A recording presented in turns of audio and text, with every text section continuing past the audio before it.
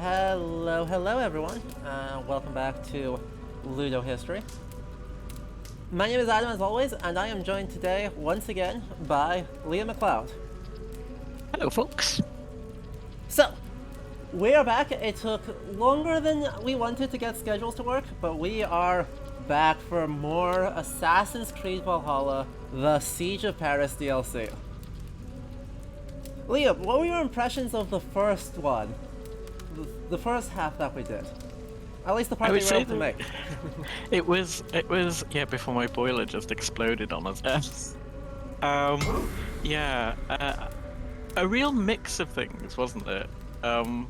Some moments where we thought that actually it wasn't too bad, and then other moments where we were just completely baffled by exactly what was going on and what they were trying to tell us as a storyline. Yep. And random characters who definitely didn't exist, but apparently are now taking front center stage in this new narrative. So I think it's a bit of a mixed bag in many ways. Yep, I agree with that wholeheartedly, and after you missed it, that only got worse, not better. So, the plan today, folks, is we're going to kind of recap some of the places we visited on the first stream, in order to show the super blasphemy that definitely happened, and inflict it upon Liam here, and then I am all down for a bit of blasphemy. oh, it's a small thing, but a very important one. What? Mm-hmm. And then, since I promised on that stream that if we hit 35 subscribers, we'd have a microtransaction store. We are currently sitting at a massive 67 thanks to some very generous gift subs, so that's definitely happening. Hello! Parjanen, I am glad we are finally doing a stream that is Euro-friendly. So, I'm glad you've been able to catch the VODs and have been enjoying them. So, welcome. You're in for a treat. Now, I haven't touched this game since the last stream, so quality gameplay is not going to be happening for the first hour here. But we did get some new gear. For all the Christians. Look at our fancy hat. Oh wow. I feel like you're low-key embracing this, a new world vibe. Unfortunately, yes. You're now translating it backwards in time. While kettle helms do exist in the Carolingians, yeah, this definitely is associated a lot more strongly with early modern. It's just got that look of conquistador about it, doesn't it? It sure does. Also, you know that Assassin's Bureau that we found and couldn't get into? Mm-hmm. This was what was in it. Right. Just casual-like. No biggie.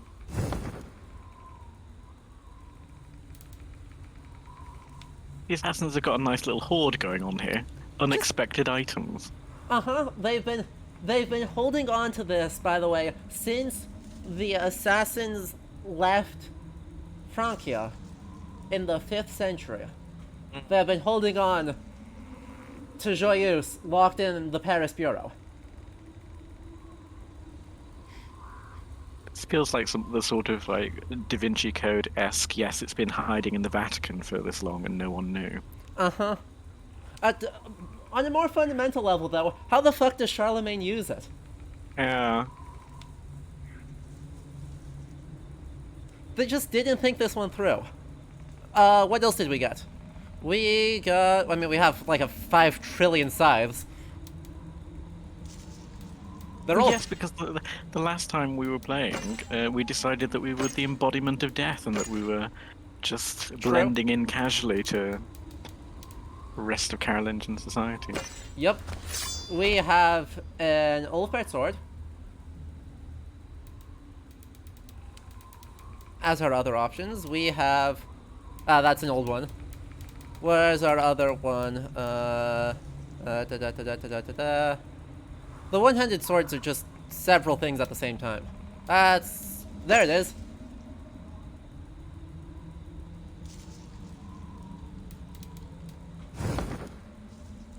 We found this in a well.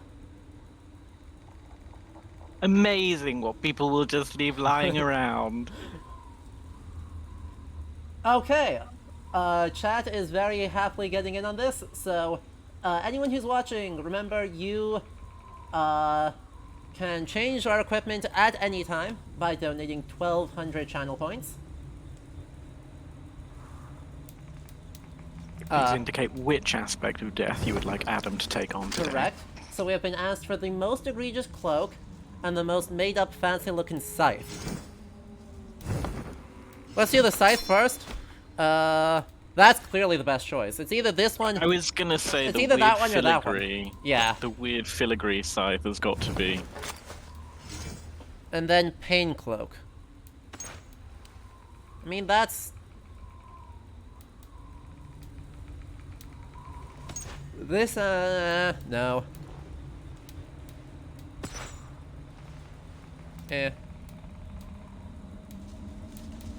Oh, obviously. It's got to be the microtransaction store set. Microtransactions. They literally allow you to break reality. Hooray! Okay, scythe, hood. Gotta get the proper helm.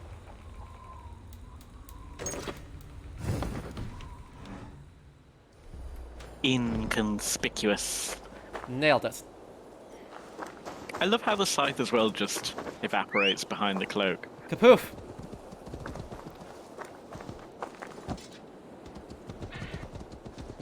Still not over the riding of the bear either.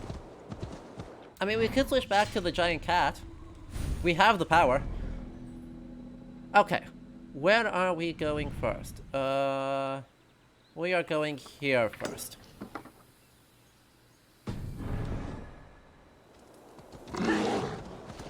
Because we're actually going to start off our account of the pain that was last session with the least painful thing of last session. I see, you're easing me in here. Very slowly. We did have a nice bear scene with Ricardus.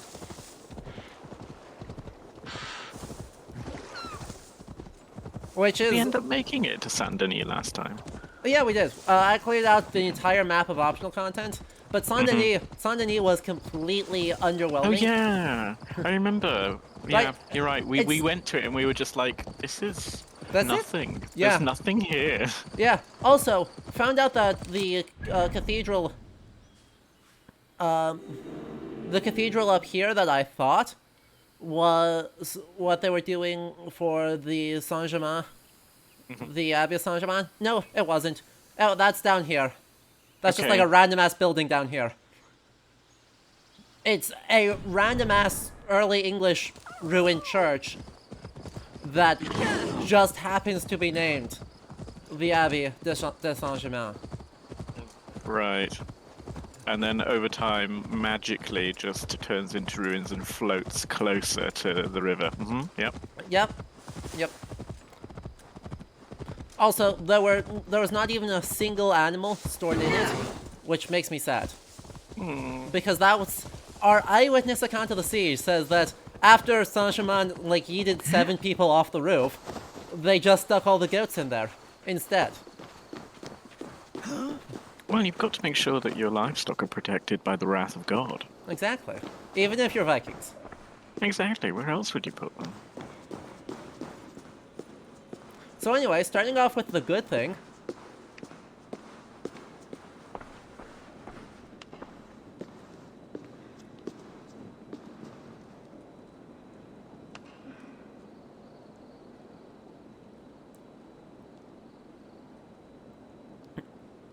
There's a lot going on here. There is a lot going on here. Like, a lot. Uh-huh. First and foremost, though, you know, an actual reliquary of actually Saint Irenaeus. Highly decorated as well. Uh-huh. So they just, like, dropped a museum piece in the middle of this church. Is it where it was? Although the gold looks really odd when the light reflects off it. It kinda does. Won't It, lie. it's almost as though like Oh, it's a pre-textured model almost. no, you know what they're doing is, I think it's that they're struggling with a global light source on an Yeah, interior space. because when you turn the camera, there are parts of it that just glow up like it's a Lego piece. Uh-huh. Yeah, because, like, they're definitely trying to say, oh yeah, there's a light source here, and there's a light source here, and there's a light source here. Yeah, But I think they have an invisible light source up in the ceiling that's throwing the probably. vibe off. Yeah, because otherwise there's no reason why the ceiling should actually be that bright. Yeah, you shouldn't be able to see anything. Yeah.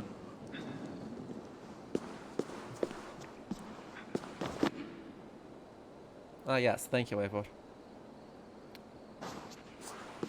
Nimbuses everywhere. The And most everyone gets one. And you, and you.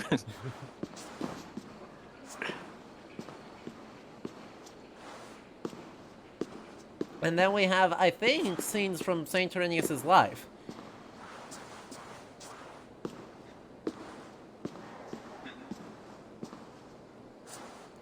That Which, middle, like, I mean, it's not really a triptych, but I suppose we'll call it a middle panel for convenience. yeah.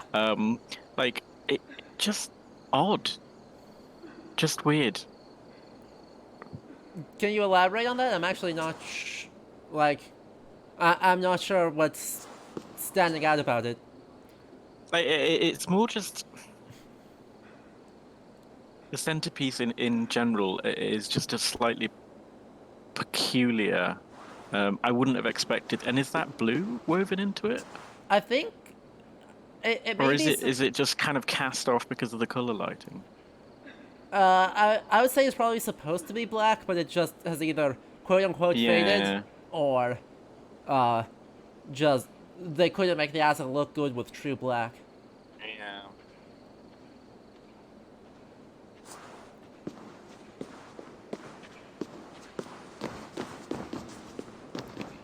Either way, a shockingly plausible account of a saint cult site in a church. Yeah. Right, for this video game, we take those. Yep, we'll take what we can get. The Roman statues obscuring the crosses is a choice. That's what I'm talking about. Wait, no, they're not obscuring the crosses. The crosses literally have been part rammed of, through yeah, they're coming them. out. What the? Hold up a minute. But it kind of looks as though they've actually just merged two models rather They than 100% have. like because they've not actually put space in that.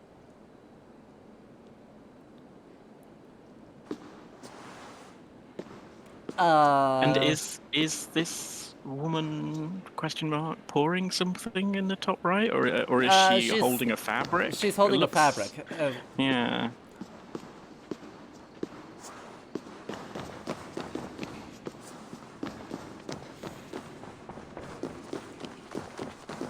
Let's see. I mean, as much as the Carolingians did readily like steal everything that looked Roman, Roman statues like this in a church is just bizarre. Oh, 100%. Right, there's plenty of borrowing, or yoinkings more accurately. And a lot of the time as well, it's kind of a cultural, intellectual yoinking rather than necessarily a material yoinking. That's a new term that I think we need to stick with. We need to canonize that.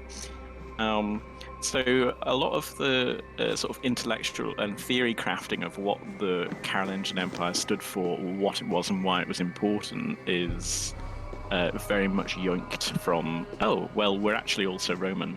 We're also an empire. But statues of that variety, particularly because they kind of look a little bit Greek too, is just bizarre.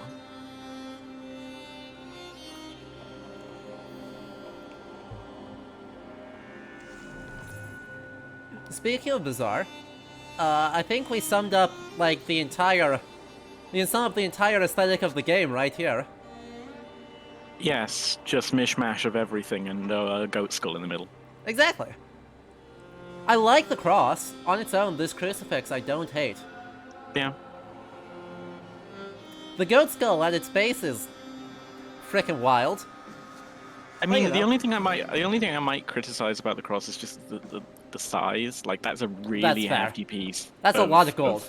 Exactly, that's what I mean. Like, that's a lot for what is essentially a church out in the middle of nowhere.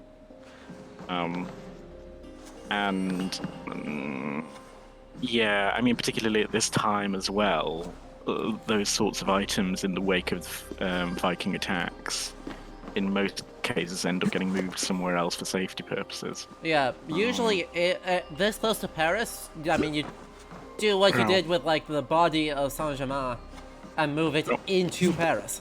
Yeah, exactly. But I mean, like, the actual design of the cross, no, I don't have a problem with it, no. But certainly the size, I'd expect it to be somewhere else, or to be at a more notable site. Reasonable. Let's see, so I'm gonna head this way, see if that's the spot we need to go to. If not, we're gonna go over here. Because I don't 100% remember which tiny town has...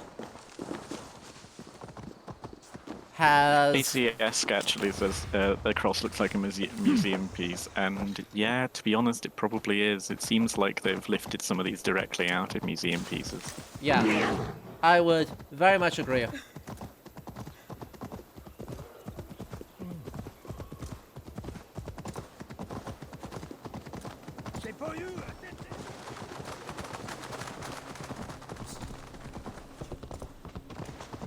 Spooky whispering.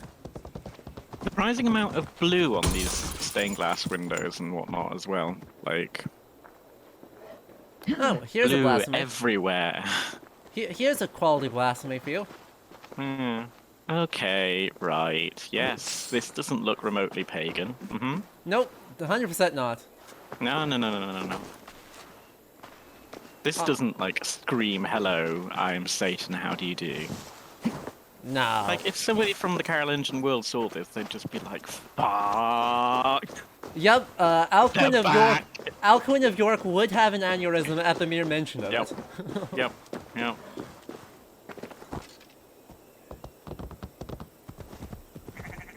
Also, okay, I guess the flanking crosses here aren't so bad. And this feels like these crosses are supposed to have people on them and be used for, you know, the Roman purpose of a cross. Yeah, rather than actually for the Christian. And also, just this kind of...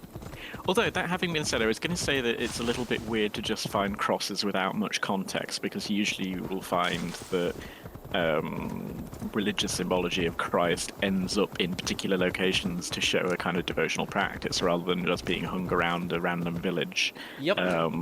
But that having been said,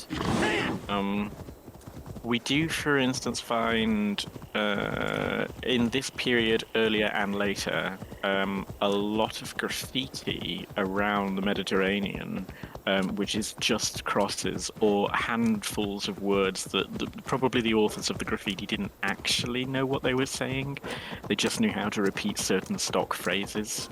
Amazing. And they turn up all over the shop. Really everywhere. So, is it necessarily out of the way to imagine that they might have also done the same thing with wooden crosses? No, it's just that I don't think there's a considerable amount of evidence to that effect. I suppose in a way it's convenient for the game designers to throw crosses up everywhere because it gives you a kind of environmental storytelling. Yeah. This is Christian, this is Christian, this is Christian. Oh, by the way, here is a huge goat skull with blood splattered all over it. But Christian, we promise.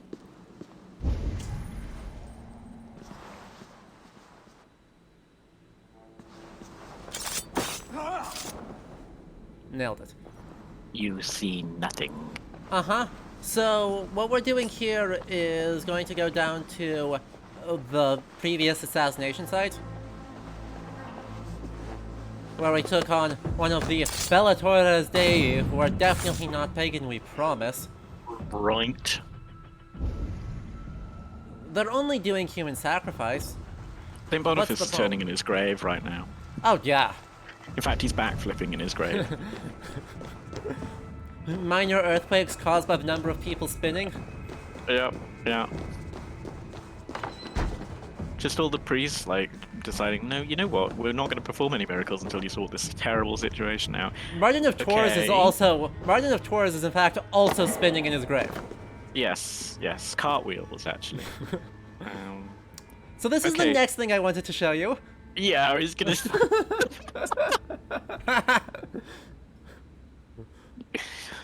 Okay, right. Yes, I see why you wanted me to see this. Okay, so which layer of chaos should we peel back on this first? Pick one and go, because we'll be here a hot second anyway we slice it. Yeah, I mean, okay, so for me, the first one is that, so in general, particularly in this period, trees in Christianity are always a little bit difficult to pin down. And that's because they're most often used in the early 8th century and prior to that by pagans in their rituals. Or at least that's what we get from letters from people like St. Boniface, who are saying everything from their animal worshipping, necromancy engaging, complete nut jobs who have wandered over and grabbed the nearest tree. Yep. And because of that, they are somewhat of a difficult symbol within Christology because you have, on the one hand, Christianity trying to convert all of these pagans and therefore trying to usher them away from the kind of symbols that they're accustomed to and get them to recognize with the cross instead. But on the other hand, you do have important trees turning up in Christian fictional literature. So it's sometimes quite difficult to pin down exactly what the meaning of a given tree is to the particular community. This, however, is balls to the wall pagan madness. Yes. The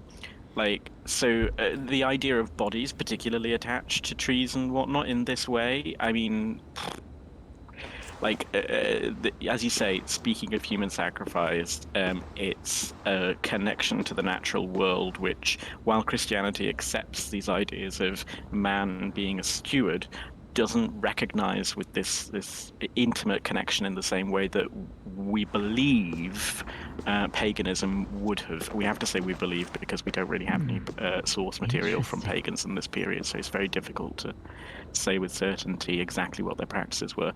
There is still a Roman statue in the middle of this, and then there is a cross on top. Yes, there is. Yeah, by the way, the same tension that you just mentioned exists in English lit too. You know, you see the tension with, realistically, the idea of any sort of nematon or related tree symbol is dead by 750, largely due to, you know, chopping down all the trees. Yep. Thank you, Martin of Tours and all of his copycats. Yep. But you have, like, the Dream of the Root, saying that it's a victory tree. Exactly. The cross. And so you kind of get this sort of weird negotiating of space and objects within this period of trying to figure out what they can say without turning something into what is functionally devil worship. Yep. Someone did not read their saints' lives very well because, is the person here effectively is a manifestation of this, I think, a rowan tree spirit. So, hello, you are now worshipping a dryad. Yeah, I mean, the strange thing. So, on the one hand, I don't think this was the intention, but it gives us a talking point anyway, so I'm going to go with it. Do it. What is interesting about this is the way that it is just kind of blending a mishmash of all different sorts of symbologies and things that we might recognize. And in some ways, particularly in early Christianity, this is what early Christianity often looked like. A mishmash between Roman pantheon and God, depending on where you were coming from. It's one of the reasons why the idea of Emperor Constantine being the first Christian emperor is so kind of disputed and debated, precisely because he just kind of takes symbols that mean something to his people at different times, and particularly symbols that he can merge into one. Yep. So yeah, there is something kind of thematically interesting about the combination of all of these different working parts from different faiths or different cults. It's not what I would have expected to see in the Carolingian world, and I suspect that anyone from the Carolingian world, upon seeing this, would have probably turned to their bishop and say, "We need to burn everything to the ground." Yes. But yeah, it's interesting from a thematic perspective because there is some, I want to inverted commas this, truth in the idea that these symbols can or were blended at some stage, but just not like this. Exactly. Solidly not like this. And by the way, very quickly, just hello to Blue from Overly Sarcastic Productions and to Eva from the Value Foundation. Hello, all of you, and everyone else who has slept in. You are all very welcome.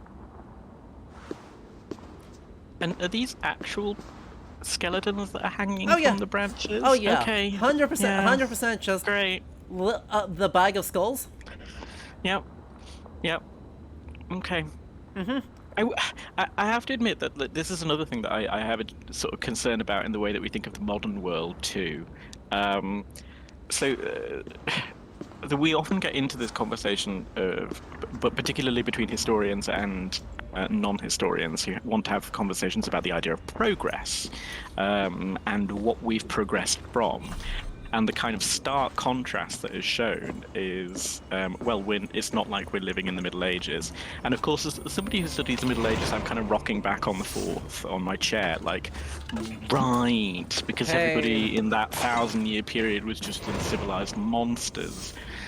But it's just, I mean, it's a tedious thing, but this kind of presentation of pre-Christian peoples as being this barbaric, or people who lived alongside Christians but who had yet to convert as this level of barbarism. I think it kind of feeds into that idea of the sort of progression myth. You know, we have like the golden age almost of the classical world, followed by these dark ages of everybody more or less human sacrificing left, right, and center. Yeah. Followed by some sort of weird Christian takeover, which brings us forward in morality. And then we have the Enlightenment, which brings us forward in natural sciences. And I don't know, it always strikes me as a bit uncomfortable because it tacitly kind of accepts Christianity as the source of morality, which continues to inform modern debates today, and modern political debates too. So I think this kind of othering of paganism here is actually very worrying and also kind of low-key disconcerting in as far as it refers to groups that don't fall under the Abrahamic religions. Agreed. Which is not to say that those groups did not practice human sacrifice, because Germanic and Celtic-speaking cultures absolutely did. But it's more complicated and on generally a much smaller scale than the. Wait, let's just count the deceased. 1, 2, 3, 4, 5, 6, 7, 8, 9, 10, 11, 12, 13, 14, 15, 16, 17, 18, 19, 20, 21, 22, 23, 24, 25, 26, 27, 28, 29, 30, 31, 32. Chat is remembering 40. Chat is remembering the 45. pains of Edward Gibbon. 46. Okay, so yeah, we're going solidly at like 4 dozen deceased skeletons, fully decomposed skeletons, in and around this tree. That's insane, right? Even Adam of Bremen, even talking about Gamla Uppsala, talking about the biggest festival of the Viking world that happened once every 7 years, doesn't describe this scale of human sacrifice. Anyway, to completely change tack, we murdered this person here because she was torturing the Queen of Francia, Ricardus, to purge the devil from her. And there's just Right. there's one thing I just want to point out about this book.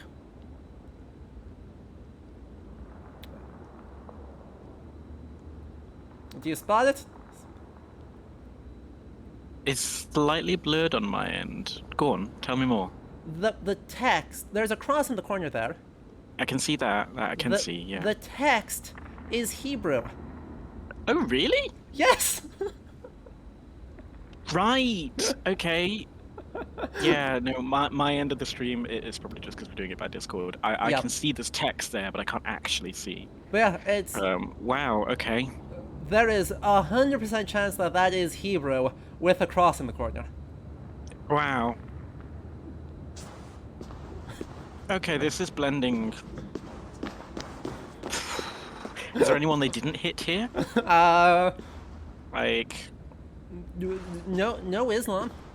yeah, I was gonna say, yet. I'm half expecting, like, you lift a branch up and we'll find something. Thank you. I know how to deal with the rats. I don't know how to deal with the rats, but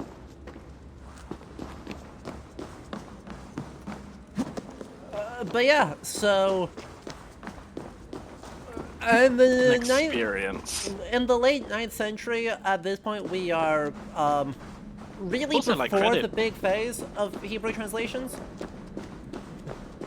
I mean, credit to them. They've managed to cultivate an entire tree underground on Yeah. the basis of these. Not a small tree either.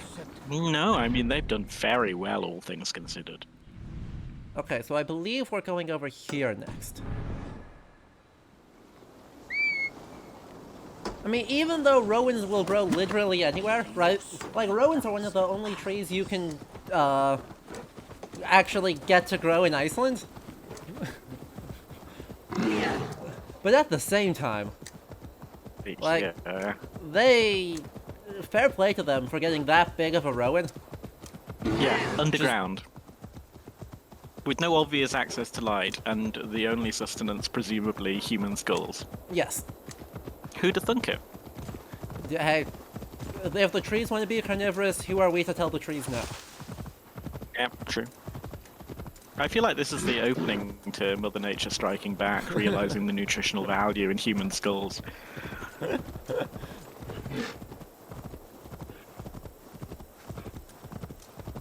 And let's see if this is the right place. This map isn't that big, so I should be. So, King Charles's illegitimate son, if I'm in the right spot, is somewhere around here. And the game is really invested in the idea that he is the heir to... that he is going to be the heir to King Charles. Spoilers, he is not the heir to King Charles. A clue was in him being illegitimate. I mean, he was actually thought about being in the succession for about 6 months. Yeah. His name is Bernard. And so there's about 6 months where it's like, is he going to be the succession? King Charles may have asked for a papal dispensation for it, and then he said never mind. I think I'm in the Don't wrong worry spot. about it. I think I'm in the wrong spot. I'm not seeing any paintings. You could, Jack, can you kind of imagine Adam just wandering through all of these places in the past and just screaming out, "Excuse me, does anybody know where the illegitimate son of Prince Charles is? Anyone? Anyone?" Oh, this is a place. This is the right place because we got some tapestries. So, which tapestry do we start with? Actually, let's go down again because there is. I think it's on this level that we've got a lot of tapestries. Let's just leave it at that. All in the style of the Bayeux Tapestry, all original creations. Yeah. Long before their time. I'm loving the horse. The horse is fabulous. It's just nuts, and I love it. It's got an oddly, like, St. George vibe to it. It super does. Also, I think Alcuin of York would be pleased by the content, if not the aesthetics of this. Yeah, yeah, I'm inclined to agree. Because clearly the devil, Yep, clearly Vikings, and you know that yep. they're Vikings because if we zoom in really far, you can almost see the horned helmets. Oh God. I mean, the devil also has horned helmets. But also, they're depicted using visual iconography that is very codified to me as being, heavy air quotes here, Saracen. Yeah, Right? yeah. I can see where you get that from. Yeah, The pitch black is just so commonly used to refer to Muslim peoples in yeah. early medieval Christian. I don't know about visual art, but in like the early Middle English Romance tradition, 100% this vibe. Then again, Yeah, to a certain extent, even later, even into the Middle Ages, yeah, like but right, like King Corn, even though it's that kind of retroactively making pitch Vikings, skin. It's often yeah, right. The, yeah. King Corn retroactively makes Vikings Saracens, but then Mm, applies pitch black skin as a marker of moral failure. yep. Bede actually has a really awkward moment where he's has a very so he does a commentary on Acts of the Apostles, where he essentially describes the incident of the sins of a Ethiopian being washed away, and in the process of that, him And losing his yes, I black remember. skin. Yep, I Um, remember that. Whew, it's a moment. which is, I mean, there's a lot of really kind of simultaneously like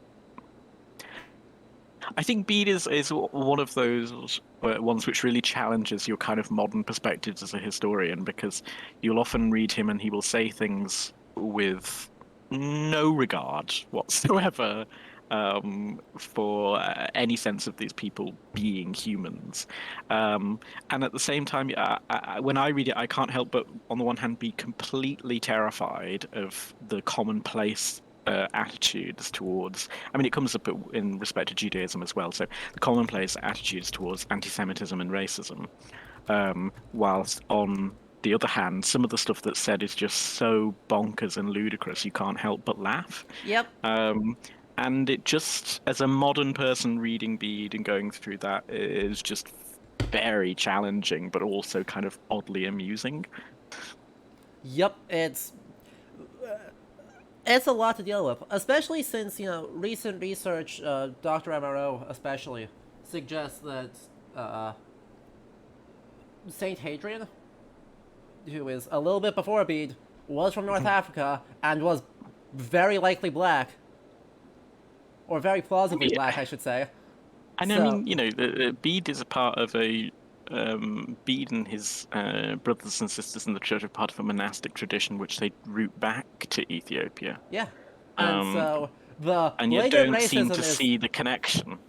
Um, the blatant racism is a lot to deal with. yeah, Anyway, Charlemagne, look how cool he is. gotta hold that orb, He's got that a earth. yup. Also, are Oh, these? they've Hey, even included his monogram. yeah, Quite cool. and some other. What is this word? I cannot read this word. It's Corolla something here. Yeah, I can't quite make it out. Oh, Yeah. got a random Aquila there too. Because why not? Yep. And they've also actually, we were just talking about how they're using uh, racist iconography against Muslims for the Vikings. I'm pretty sure they've actually got uh, some Umayyad soldiers right here. And they are notably not using that imagery. But the pointy hats is what's making me think that these guys are supposed to be quote unquote the bad guys.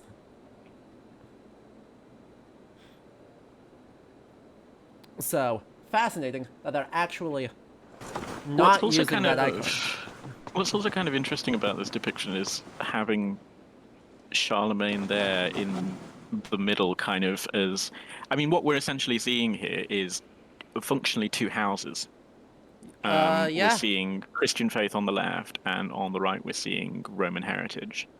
And they are then themselves further housed under Charlemagne. So it's presenting Charlemagne as the bridge, as the first Western Roman emperor Yep. following the fall of the.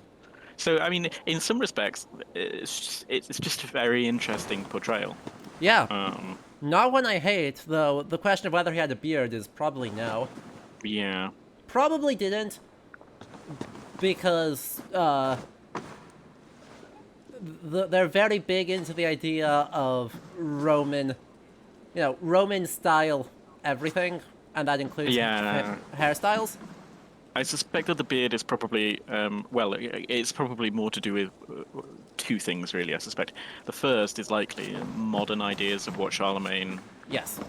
should be portrayed as, at least partially, because he's seen as a sort of wise man who took over and conquered what are essentially barbarians, and then ruled justly.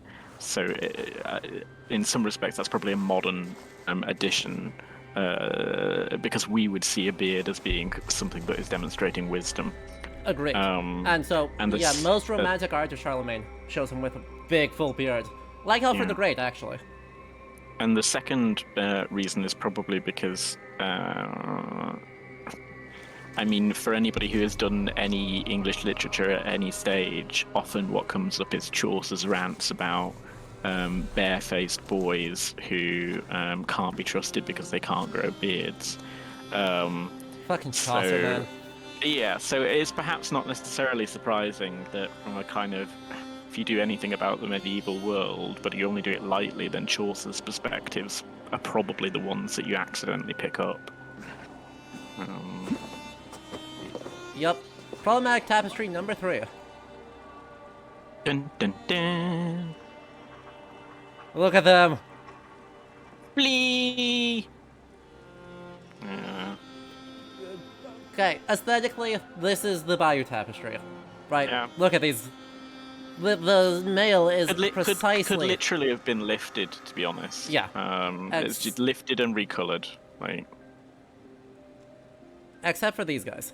Yes, except for the unexpected Vikings. Who are I'm enjoying the weird, almost comic book style lightning bolts that are coming from them to demonstrate they are surprised. And the little tiny devil tails. Yeah. And then, of course... Yep. It's back! We can't escape it! Here to stay! Uh-huh. Oh, what's the one next to it then? I think... I mean, honestly, this is the best tapestry of the lot as a medieval thing. I mean, it looks... It's like a shitty knockoff Last Supper.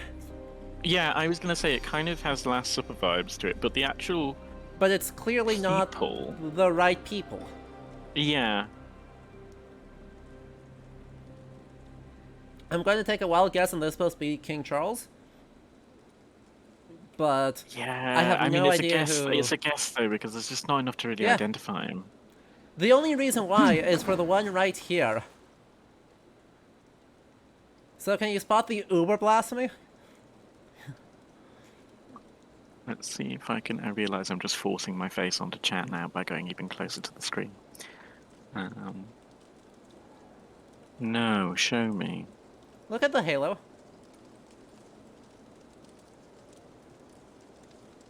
That's not a valid halo to be having for him. Yeah. Right? Right? Yeah. Yeah. Oh, dear. Ooh. He not be Christ, friends.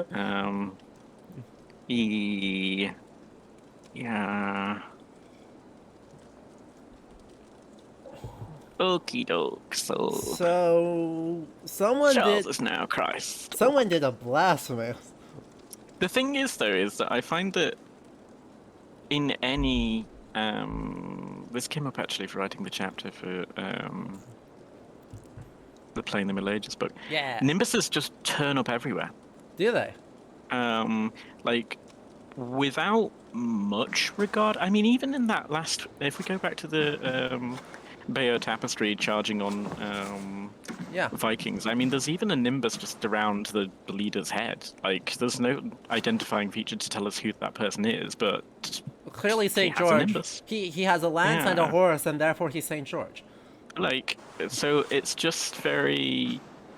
Oh, you're a vaguely important individual. We'll just ick a nimbus on your face. Uh huh. But the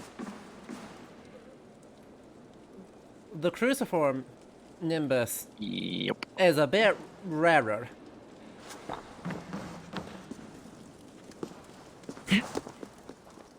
So Yeah, to be honest, I only started being able to see that cruciform behind his head as soon as you zoomed in. Yup. Eesh. Oh well. It's Congrats, not Charles. You've been made into a deity. proud of you. Not proud of you. You're kind of an asshole. This kind of feels like an Tiber Septum upgrade here, turning into Talos. It very much does. Oh, and by the way, just the same old blasphemy. You know, we're used to it at this point. No biggie.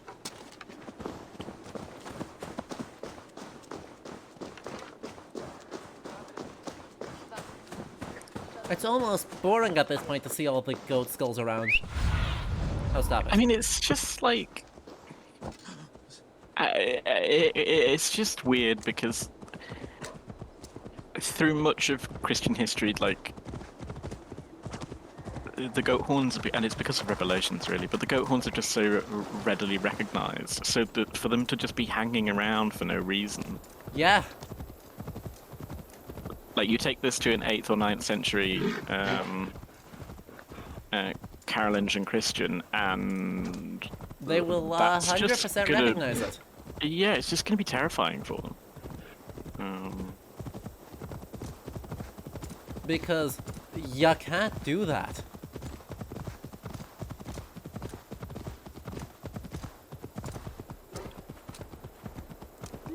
And just think, these are the guys that we are, well, it's not clear. It's not clear whether these are the Christians that we are trying to kill or the rebels that we are trying to help or what the heck's going on. Also, why are there, like, rebels that are allying themselves with the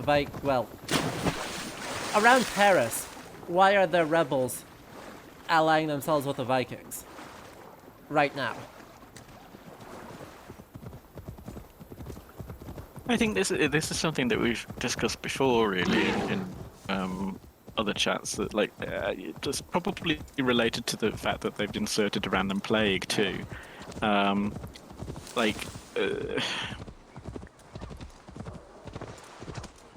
You need to have something which feels authentic to the modern reader. Yep.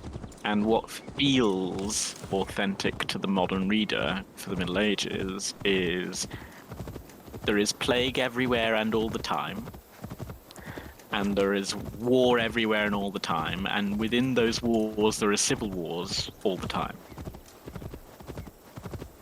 Yep. I mean, there were pretty constant negotiations of authority, so, you know, if these rebels were supposed to be Yeah. from Brittany, I totally buy it. Yeah. Brittany was always in There- revolt.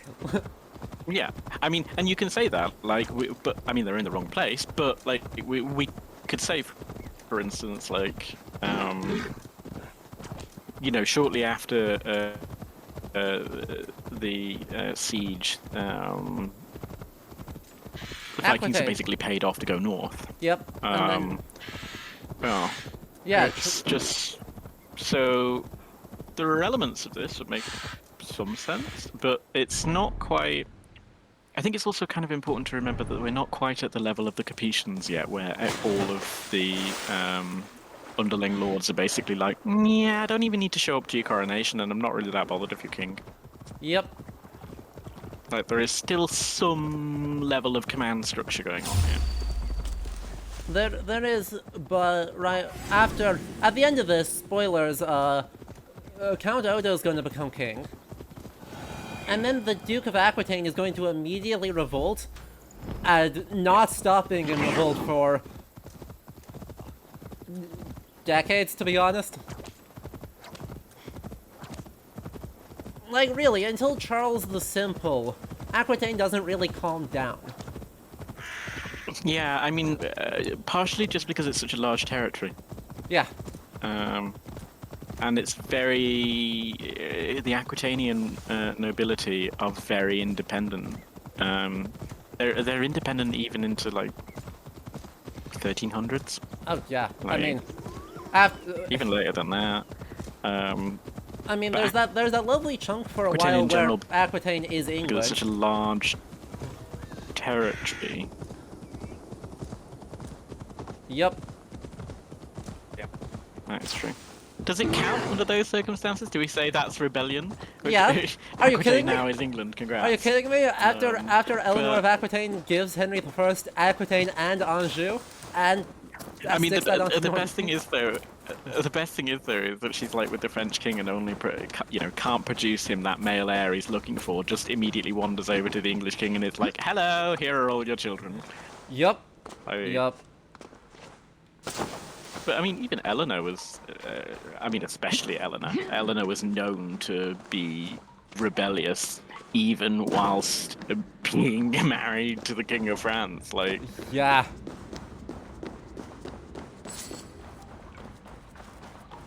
So anyway, Assassin Bureau.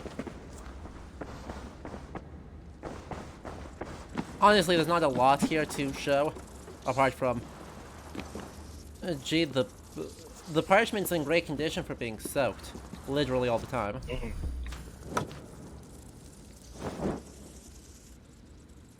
That not actually lighted up?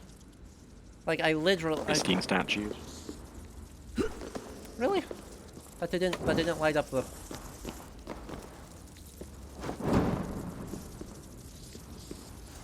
How does that not light up the oil? I mean, I'm glad that everybody took the time to make sure there was always oil ready. I know, right? It's been 400 years and the oil still burns.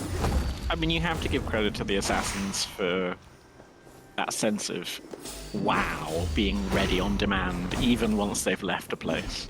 Exactly. They couldn't clear out all the snakes, though. No.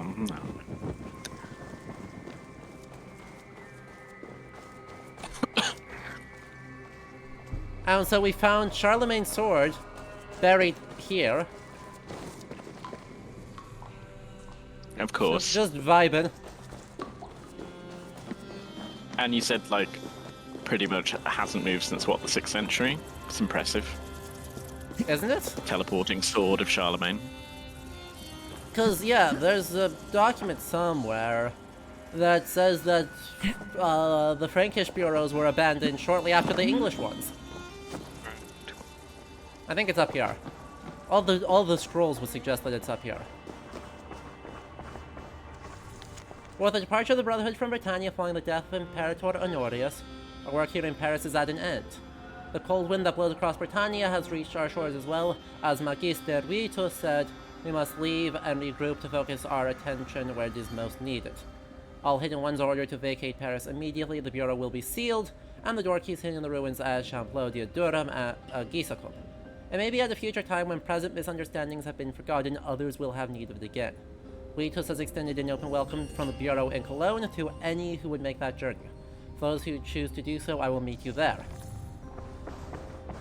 We are the first ones to unseal the place, supposedly. So what we don't know, this is the hidden truth of history, that Charlemagne's beard, which definitely existed, yeah, gave him the ability to phase through walls. Right. Yes. And then place his sword down here conveniently for a later assassin to find it. Nice. Only problem is that the game's lore suggests Charlemagne may have been a Templar. Yeah. Because there was a letter from Alcuin of York that was like, wait, shit, there are like Templars all over the place. Does Charlemagne know? Shit. That was a crazy letter to find in Winchester. Also, just an amazing thought that like Alcuin of York evolved in a Templar assassin. No, it sounded like he was unrelated but happened to find out about them. Right? That he is not an assassin, but he managed to spot the spookies. It just kind of like I'm envisioning this man who, because Alcuin of York had a considerable amount to do in his lifetime, and a considerable amount of the kind of bureaucracy of the Carolingian Church to actually establish and to work with. Never mind teaching his own students. Being still found time renowned across the empire, like, but he still found time to uncover a Templar plot. Of course. Well, he had time to complain about the nobles of Northumbria, like, having beards. So, you know. The overachiever, yeah. Never doubt what that man's level of pettiness will let him do.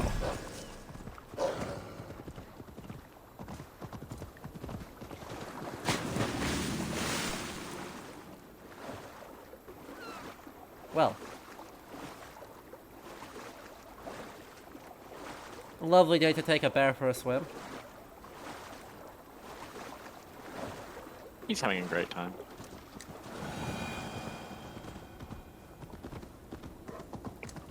And we are about... That actually sums up all of the well-done wackiness of the summation of last time. There are some doozies in that. Scale. I mean, which is more blasphemous? Charles is now Jesus, or an actual Nemeton just vibing? It's kind of difficult to decide. Exactly!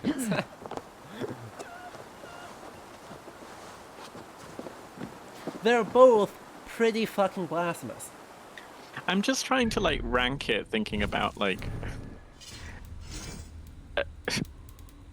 I'm trying to now inhabit the mind of Constantius II, Constantine's son, who was like, do we get rid of the pagans, or do I maybe move my father's body because he's centered it amongst 12 disciple-like pillars, which is a little bit dodge. That's kind of sus. Yeah. I'm just trying to inhabit his mind of thinking, which is worse here? Which is the worst scenario for us to deal with first? I'm gonna say that it's probably...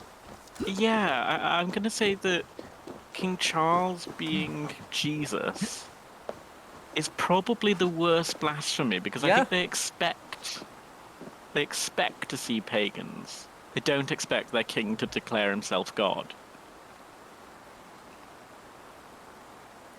That's fair. Tough call.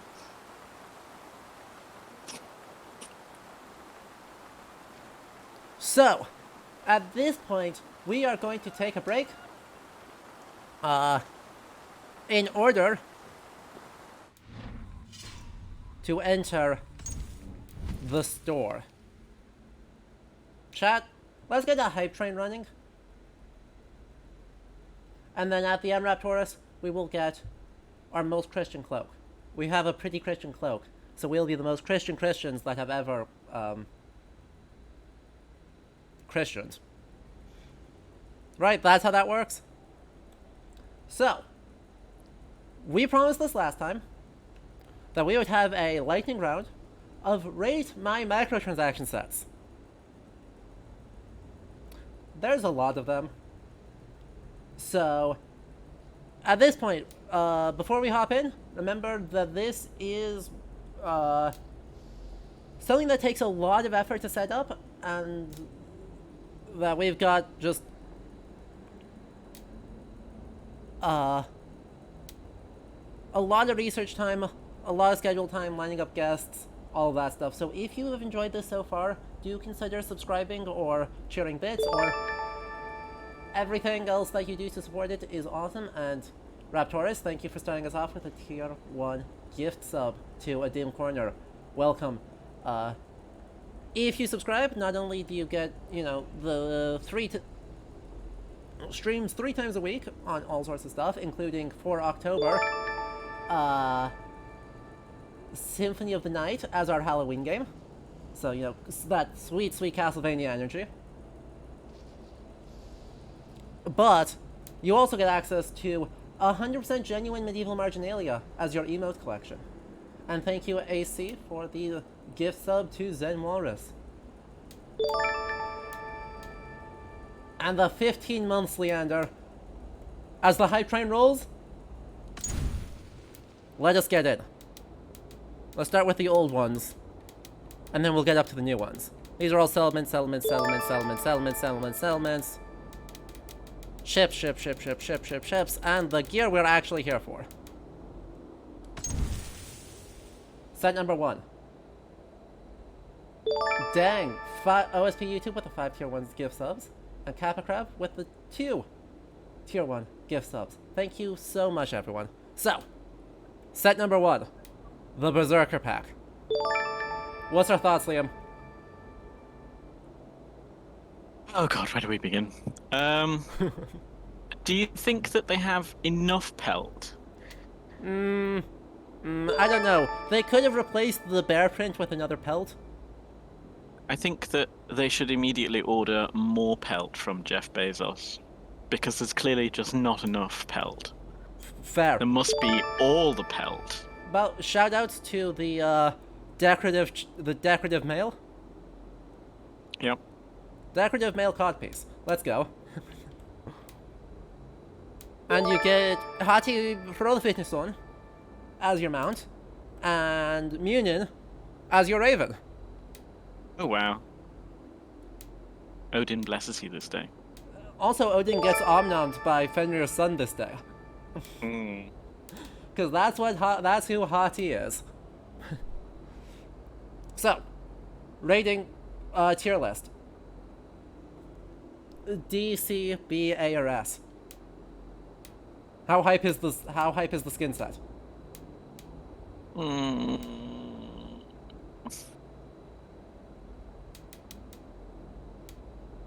must admit, I just think that fur like this is always so over the top, so I'm gonna rank it quite low, I think. Yeah, I'm thinking it's a C tier at best.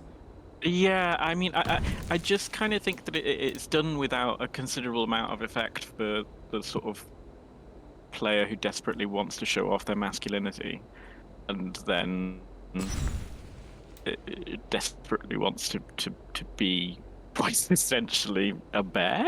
Question mark. Like. Why is hold up? Yeah, I'm gonna side with chat here. I think D tier. I might change my rating to agree with you because I just saw the cloak. I can't make out what Galdrastaver it is, but the fact that it's a Galdrastaver is immediately negative points for me, because Galdrastavir are mostly documented in text from the 15th century or later. With the ones here, this is a Vavisir, actually, I can see off the top 2 here, is attested in manuscript from the 1800s! So not Viking in the slightest. Burn them all. Valkyrie pack. I.e., your God of War. Crap. Nice. They clearly played God of War before designing Well, I this was pack. gonna say, this kind of reminds me of some of those old like movies from the 60s and 80s that like just desperately represented all of the gods in like glowing silver and gold. Yep. Yeah. Dang. LC Nielsen, thank you so much, my man, for the 10 gifted subs. Let's go. Massive hype. And now, you guys like Munin. Have Munin, but literally glowing. Yeah. Absolute hype. Munin and Munin are clearly not actually god ravens unless they glow. Correct.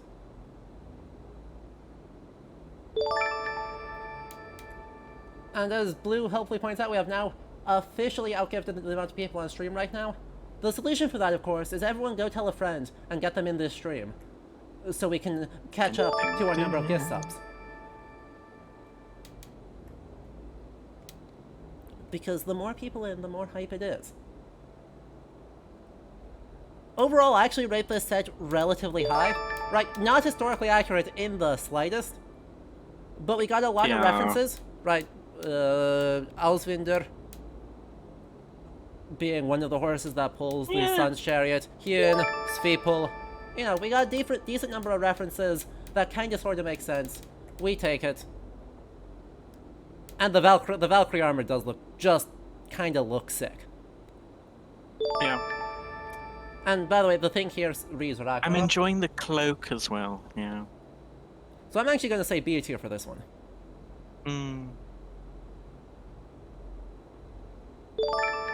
Yeah, not remotely historically accurate, but mythologically kind of cool. Yeah? Hold your folk pack. Ah, yes. You know, that helm. Okay, so Helm's well known for covering your lower face. Yep, I feel we've really firmly stepped into something that looks more like Warhammer Fantasy now. Correct. It just... Yeah. My thought was Oblivion Dark Brotherhood, but I feel like we've see wandered Warhammer in, too. and the only thing that's missing is like the... Yeah, I'm kind of looking at this and thinking to myself, this looks like Warhammer Fantasy. All we need to do is give him elf ears, and we're done. Yes. Like he could literally be a dark elf assassin at this stage. Yep. Also, you can see the dumbass smoke effect that really cements that aesthetic. Oh wow! Yeah, I didn't see it until you turned it side on. Yep. Wow. Okay. Everywhere you go with this set, you get the dumbass smoke effect. Because that makes you stealthier. In England, we banned, a few years ago, we banned smoking in indoors in public places. So does this mean that when wearing this set, you couldn't possibly go anywhere indoors? I think that's right. I think that's right. Yeah. I think that's the only possible conclusion we can take from this. Oh, the knife even. Wow, okay. The knife has the dumbass effect. It's damascened, but the actual cut of the knife is fucking weird. And an anonymous gift 1 tier sub to close us off. Thank you, whoever you were. I appreciate it.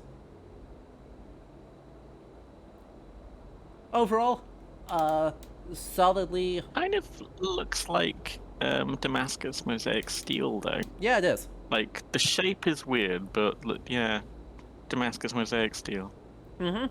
Which is, I would actually say that just for that alone kind of like bumps it up in my mind, because I really like the patterns you can get with Damascus mosaic steel. I really like pattern welded stuff.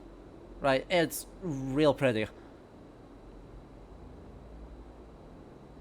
But, you know, the peculiar metal of this blade cannot catch light.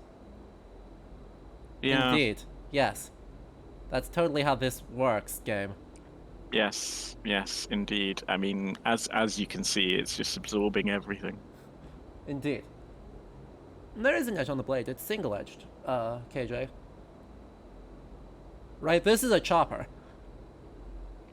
You got that thick back, and then the edge is right there.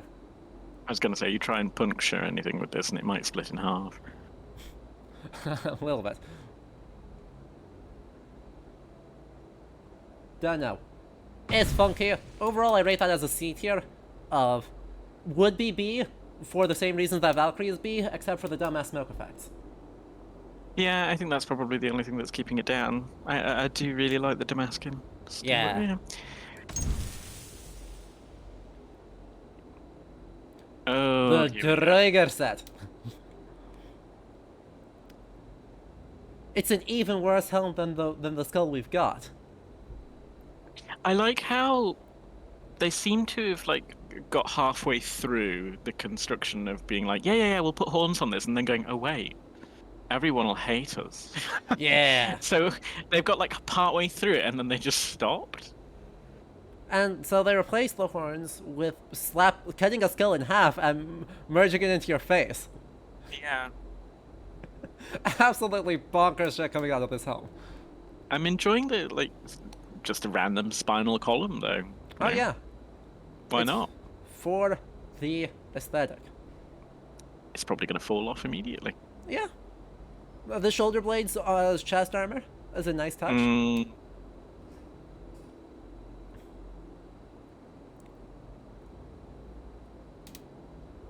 Imagine going through a normal cutscene with this on. I know. I know that we've already been the embodiment of death, but I feel like with this on as well. Uh-huh. Uh-huh. And who are you then? Ah, hello, I'm the embodiment of death. Oh, lovely to meet you. Hellhest, spooky demon skeleton horse. Hmm. Feyr, Doom. As our skeleton ravenbird. Mm-hmm. Oh, wow. Whatever this is. Yeah, what? And whatever this is. Oh, well, at least we can join in with the villagers now, because we will also have weird animal helms. Exactly. Just skulls for no reason. Yep. Literally the only thing I like about this are the gloves. Because the gloves have long nails and glowy joints. And that is a hard mood.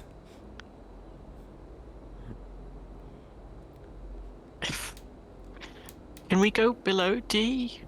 Yeah. Can we just keep going down into the alphabet? We can have F tier. Yeah. Because I feel like that falls into it. Well, I think it's solidly just too into much. Solidly into the garbage bin. Okay. Yeah. Yep. We can vibe with that. Sheep. You're right. F tier is sheep. Sheep. An inside joke. Actually, this is a worth saying inside joke. So, have you ever heard of Fate Grand Order? No. It's a gacha game that's relatively popular in Japan that features way too many mythological figures that you summon to beat each other up for plot reasons? Right. Sort of. Anyway, Attila the Hun is in that game Okay. as a teenage girl that was summoned by the moon, which might have cancer. Fate lore is weird. Yep. There's a Christmas alt skin in which teenage lolly Attila the Hun is riding a sheep.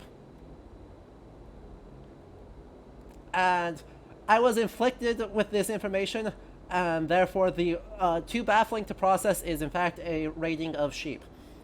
Okay, that makes sense. It was a lot of information to take in there, and me just now envisioning Attila the Hun on a sheep. Oh, you're not imagining it correctly, but what you're imagining is better than reality. Yeah. I'm sort of seeing like combat sheep in armor. Like No, perfectly round fluffy sheep. perfectly round fluffy sheep. So, sheep had a 10 for the Draeger set, and onward to the Einherjar set. It's an Aventail, I guess? Yep. I guess? I've never seen Aventail that rigid, but that's fine. Yeah.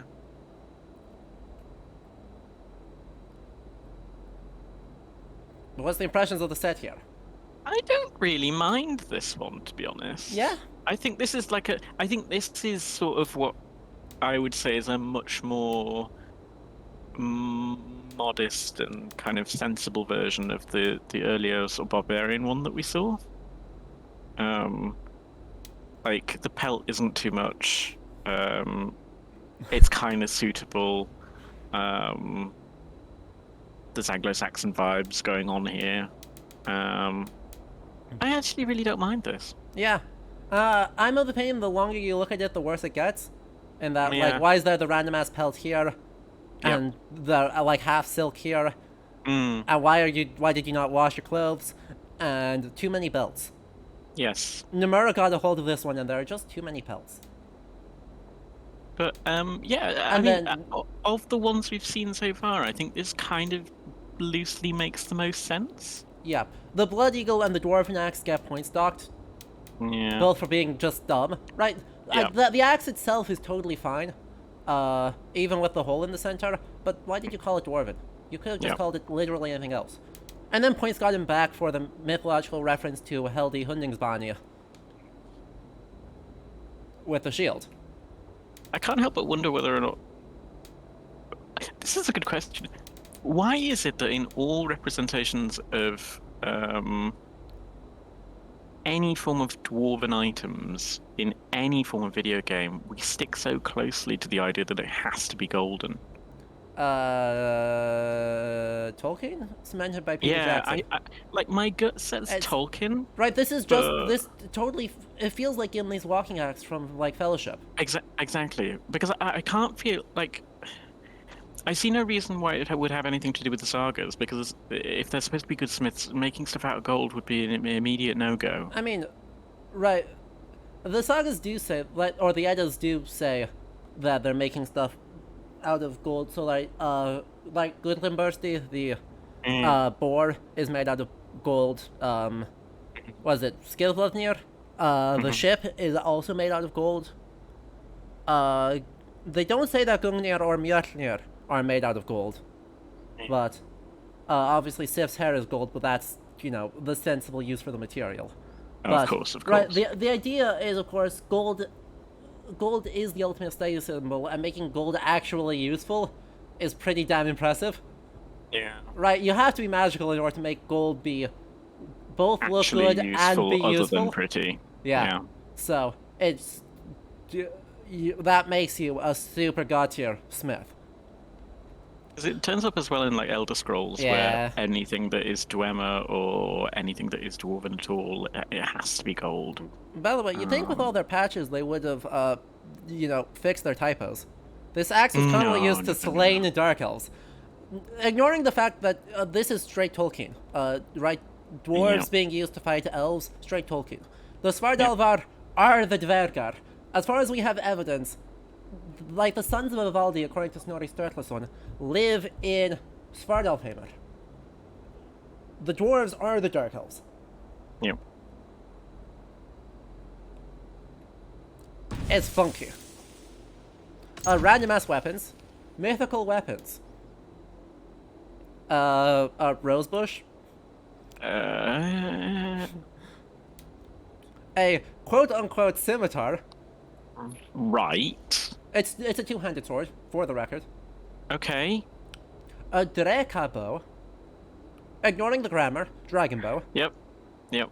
Dreki, not Dreka, but that's okay.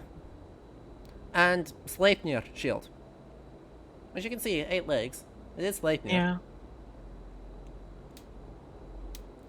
I think of all of those, the shield is probably the one that I like the most. Easily. Not even Yeah, close. because it's the one that seems less offensive. I mean, even with the Damascus steel, the Yeah, as Elsie Nielsen says, Viking Shamshir pre-Seljuk invasion makes sense. Yep. By the way, we didn't actually give a rating for this one. I'm going to say A tier for the Einherjar pack, just because we're not Yeah, going to I'll see go it. with that too. We're not going to see a whole lot better than that in this. I am No. afraid. The Niflheim pack.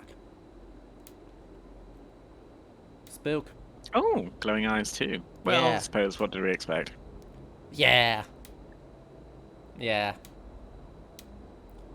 Dvalin, one of the deer that eats upon Yggdrasil. Nepia, which I think just means frost. A random ass flail, Well, why not? and the shield.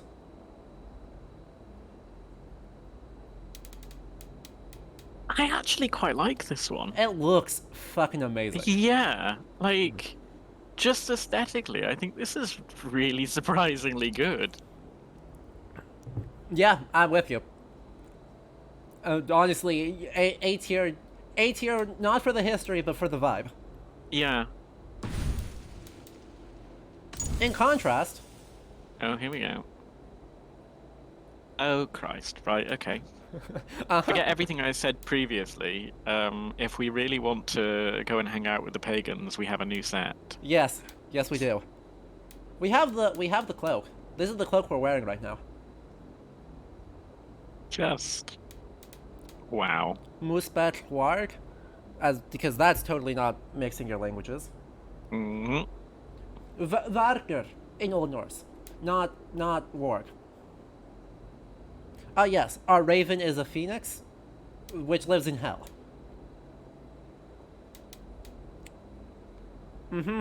It has eyes. It does. So this one's a lot. Yeah. I kind of feel like this is one of those things that is released in a fantasy game that you have to buy with real world money. Uh huh. Like it's just so over the top Uh huh. And that just think, it's released in a history game that you have to buy with real yeah, world money. yeah. I mean, so as we all agree, Assassin's Creed very historically accurate. Indeed. We've only given Alcuin of York posthumous aneurysms 30 Absolutely, times? yeah. Like, we're doing good. We're doing good. It's only. He doesn't even have the brain anymore, but he still feels those aneurysms, every single one. Like, we're not in the triple digits yet, which means we're doing better than historical reality did. Yeah. D tier if I'm being generous? Now I'm gonna say it has to go straight in the bin. Straight in the bin. Like, it's just Sheep. gotta go. Sheep. Sheep. So, we go from bad to, Sauron. Yes. This may have to go into sheep tier just on the basis that I've no idea what's going on with this one. Don't you love the little tags? Oh no. We're now veering into like Warhammer 40k. Yeah, we are. Oh.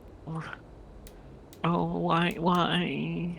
Gonglin's in good condition aside from a finger which bears the marks of a burning ring. No one knows what really happened. Except that everyone knows what really happened. Angel of Death as your raven. Interesting. A human skull for your weapon. Just bonk people with a totally not fragile human skull. Well, I mean, we could say that actually this is a philanthropic gesture because, as we all know now, skulls are highly nutritious. Indeed. And also the Abstergo logo on the badge. Yeah. So, how'd you like playing as Sauron with a ghosty wolf? 40k Sauron. I just feel like they've taken this and they were just like, this one particularly feels almost like a drunken day at the office for Ubisoft.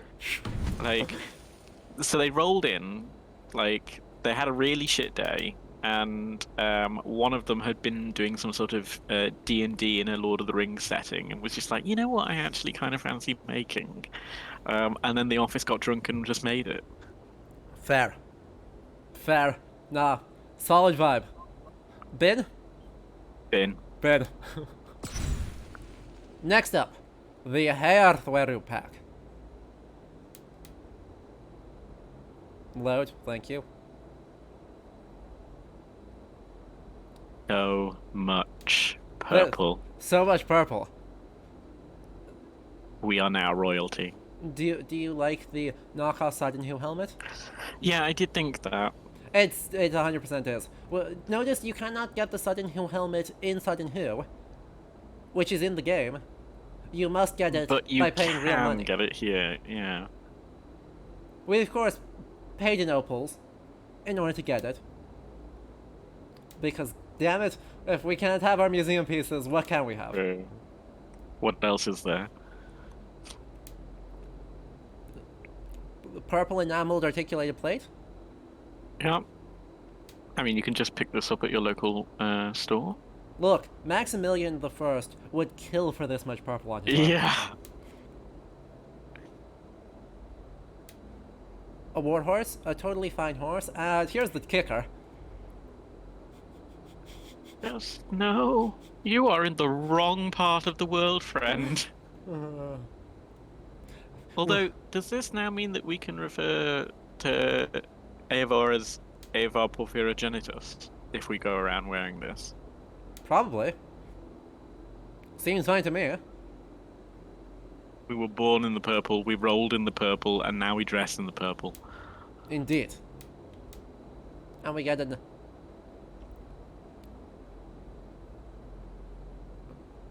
one hell of a shield. Yeah, I mean, the shield actually is kind of not bad. Not bad, but I'm trying to figure out what the hell the enameling is actually, like, something? Right, it's Yeah. repeating the same 4 symbols over and over. I just can't figure out what the hell the carvings actually are.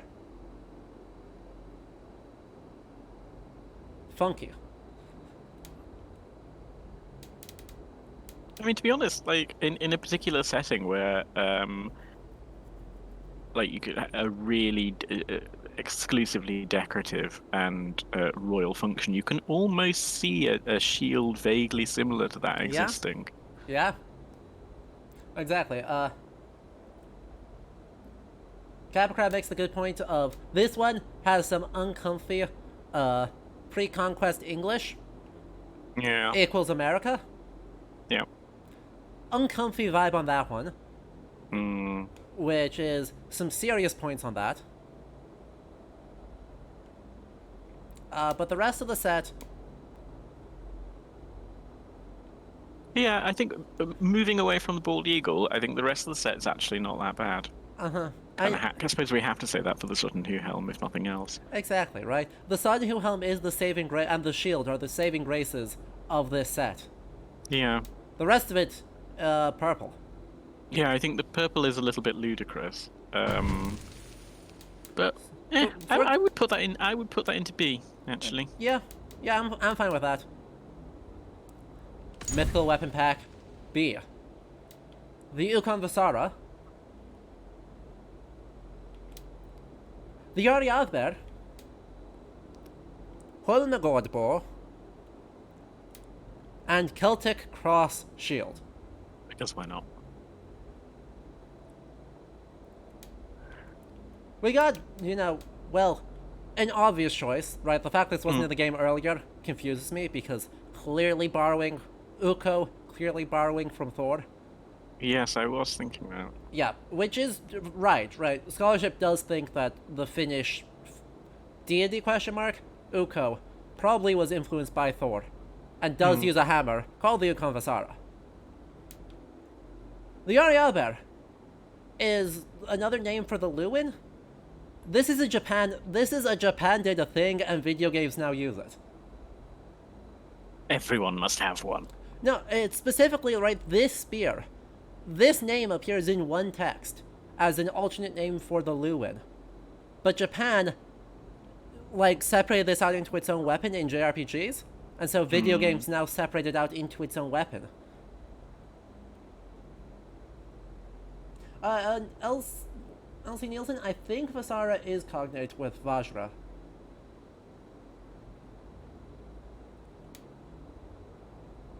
I'm not super sure on that, though. I don't know if Vasara is an actual Finno-Ugric word, or if it's an Indo-European borrowing. Yeah, this is not mythical at all. Right. To be honest, it's pretty unremarkable. It's apart from the limbs being way too thick to bend, it's utterly unremarkable. Yeah. And then the shield, which is totally mythical and definitely not just a shield. And also feels a little bit like it's been taken from the Underworld series. I see it. Yeah. Now we get into the recent ones, which are universally bonkers. Become as Burb. Life as a burb.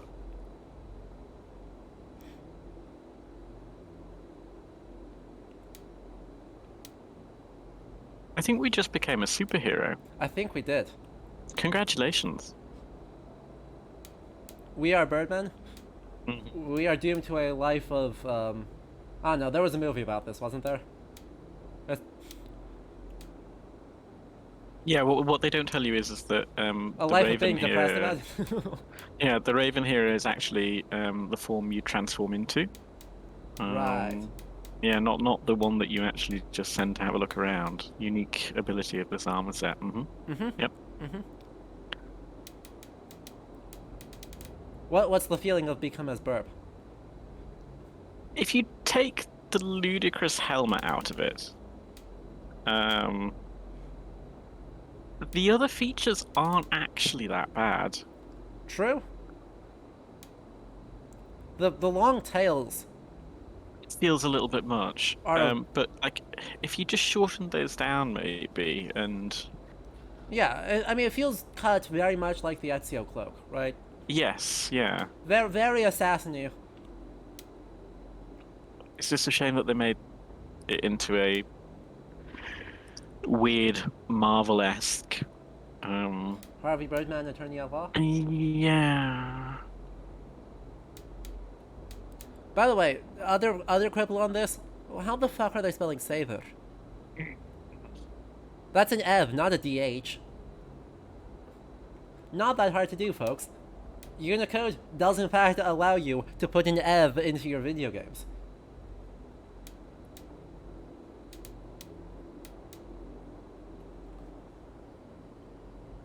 I'm Okay. personally gonna say that this is C or B.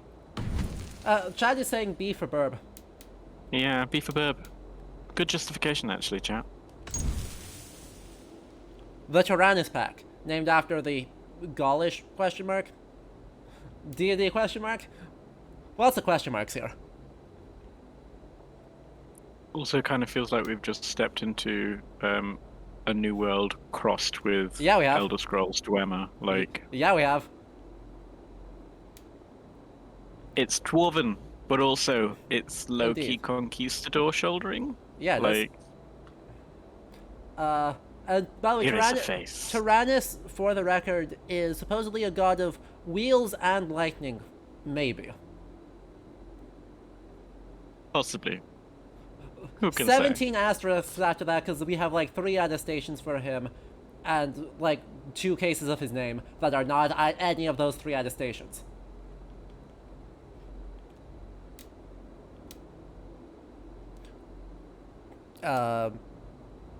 Sparky. Sparky bracers. Glows. The, This one glows more. the reindeer hurts my soul.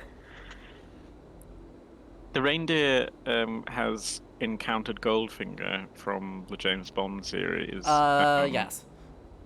Yep. Also, and it's not ended well for the reindeer. her name is a historical figure. The old woman of Vera, who is a historical figure who was an old woman who spoke prophecies. And composed poetry. Looking at the raven's gonna hurt me. Thunderbird. Hurts you more. Yeah. Hurts you more than you expected. Visually, like, you get blinded by it, but also, oh my god, that shield. That shield, though. You literally can't see the shield for the glow. If we turn it at this angle, you can see the stupid lightning effects. Yes. Hooray. Tyrannosaur.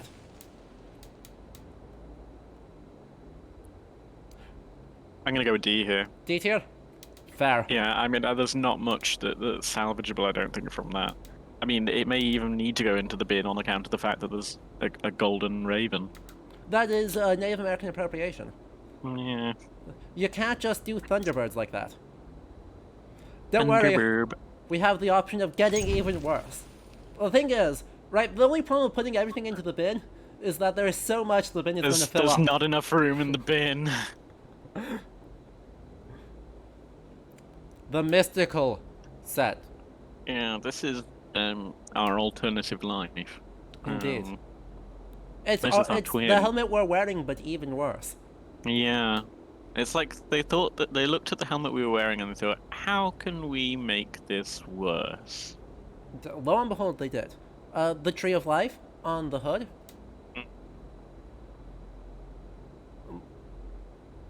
Torso has ancient druid magic.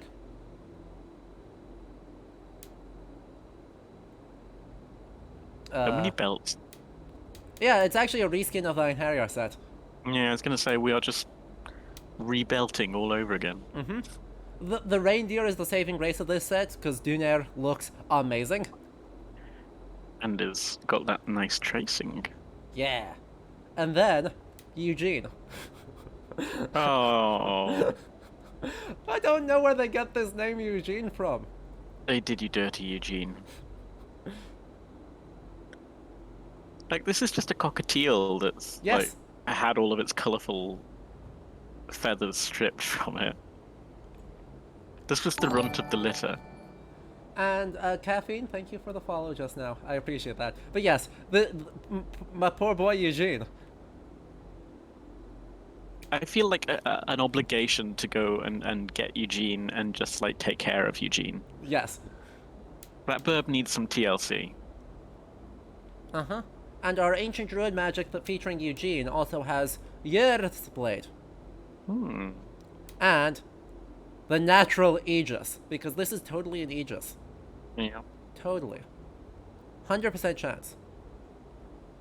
Yep.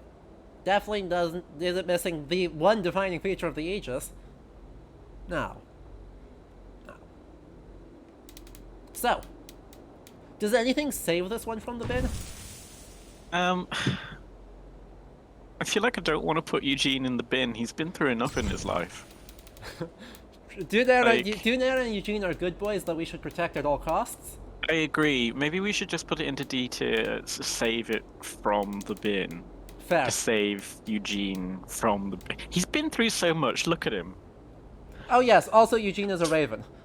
Yeah. Eugene the fine raven. Definitely not a cockatiel. We promise.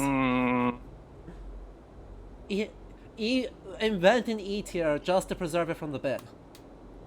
Like, you'd want to buy Eugene just so that he's not stored in the cash shop anymore. True. True. He needs to be free. Do you agree with chat here? Chat is saying E tier for Eugene. Invent the E tier just for Eugene. Yes, the E tier is for things that we need to save, but everything else is horrendous. Whew. It's chunky. Knights of the Round Table Pack next up. Oh god, here we go. Here we go. Generic ass helmet. Yeah, but also has weird Dark Souls vibes to it. Hardcore Dark Souls vibes. Like, very... I mean, it is, I'd say 15th century. Mm. Right. The lion's getting cloaked with a dragon on it. Yeah, I mean, if you just remove the lion skin, this would have fit perfectly in Dark Souls. It is little wonder that knights were near unstoppable warriors on the battlefield. Right, except all the they times died. they got stopped. Exactly. Yeah. If we ignore all the times they got stopped, they were unstoppable. What do they think happens in war? Knights are tanks and they just steamroll everyone. Yeah. Yeah, yeah. Eva? So, weirdly, I expected this lion to be a bit more nuts than it actually is. Yeah, it's just a lion. It's just a lion, but I expected that we would, like, scroll onto the lion and then it would just be huge and enormous, like the size of the bear. Honestly, it's a bit small for a lion. Yeah. And It feels like the proportions are just a little bit off here. Yeah, it feels malnourished, right? Like Yeah. Eugene, the lion feels malnourished. Like Eugene. Yeah, we may need to save the lion. A wormling? Oh, wow, okay. Yep. It's hard to say whether this will grow to be a dragon, a worm, a drake, or a wyvern, because those are totally distinct categories, we promise. Like... But, like... What?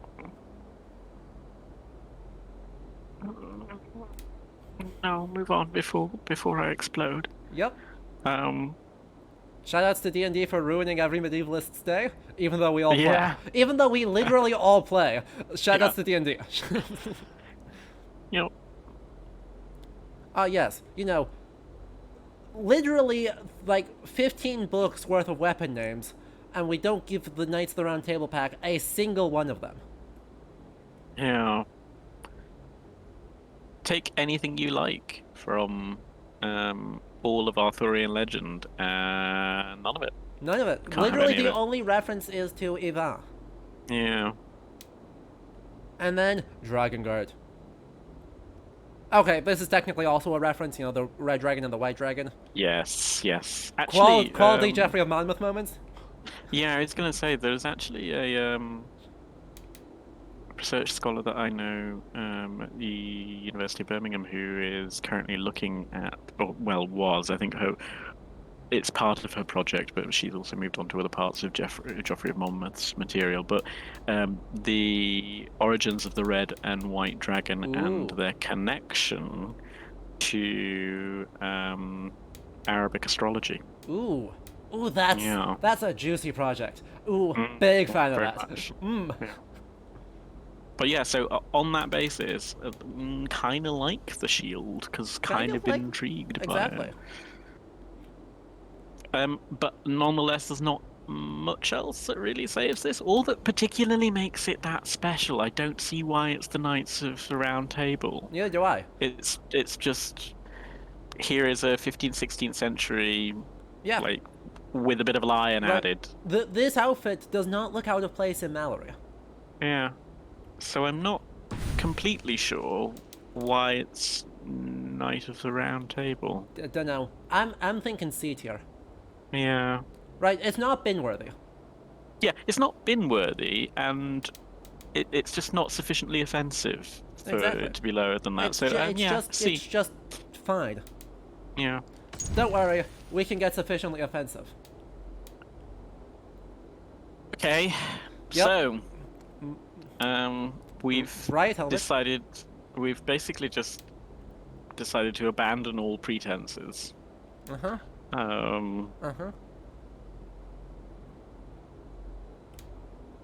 Are we living in like an alternate version of Horizon Zero Dawn in this game? I think so. Where I think that is the takeaway. where the timeline's just restarted?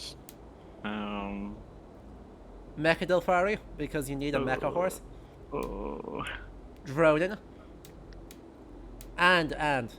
This isn't a spear, this is a sword. right. Right. Right. I am still processing that one. How? So, I'm rating this cop simulator out of 10. Yeah, I agree. Cop simulator out of 10, folks. This is.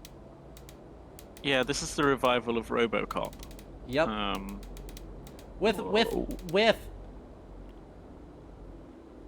yeah, I don't know, early 20th century rifle.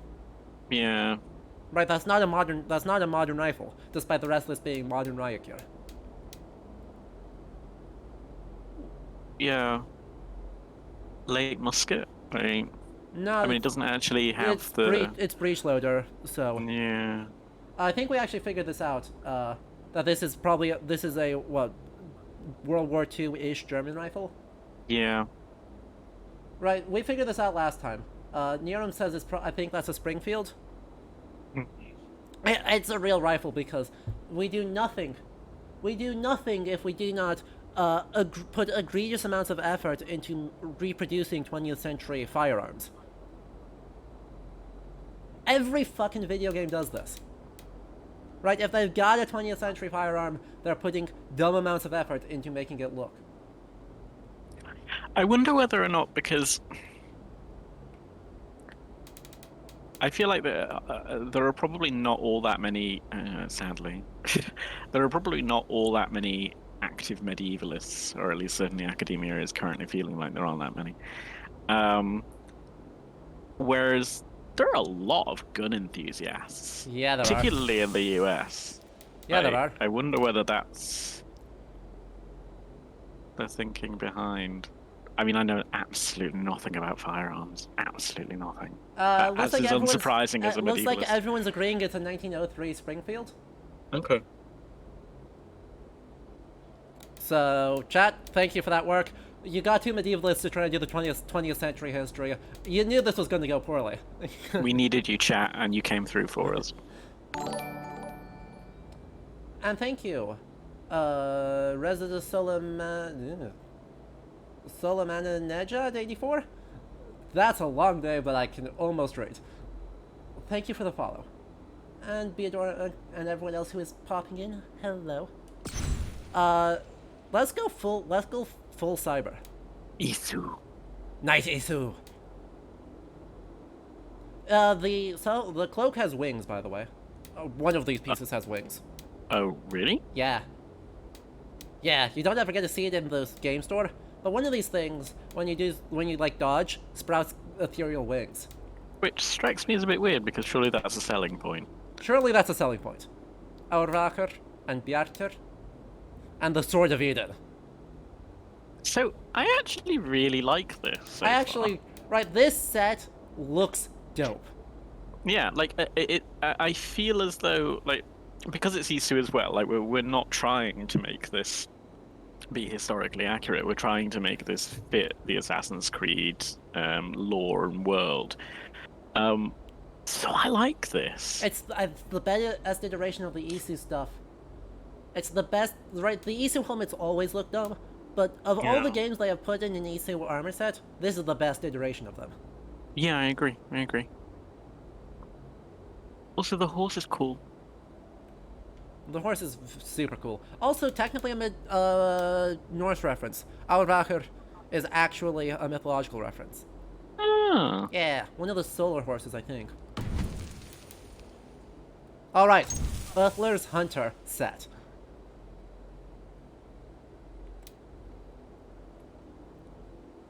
We are back to pelts everywhere. Pelts.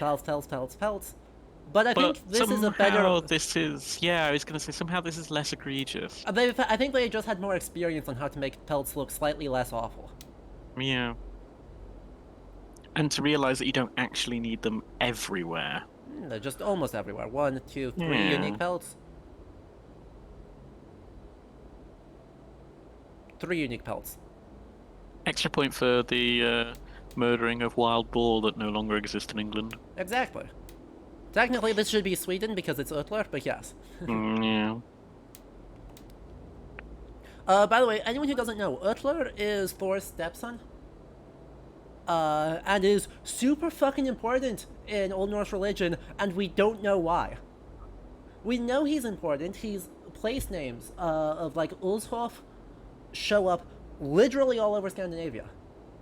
He has also in Völuspá, our main cosmological poem, it says that it mentions Uller's blessing being the first one of the gods you go for.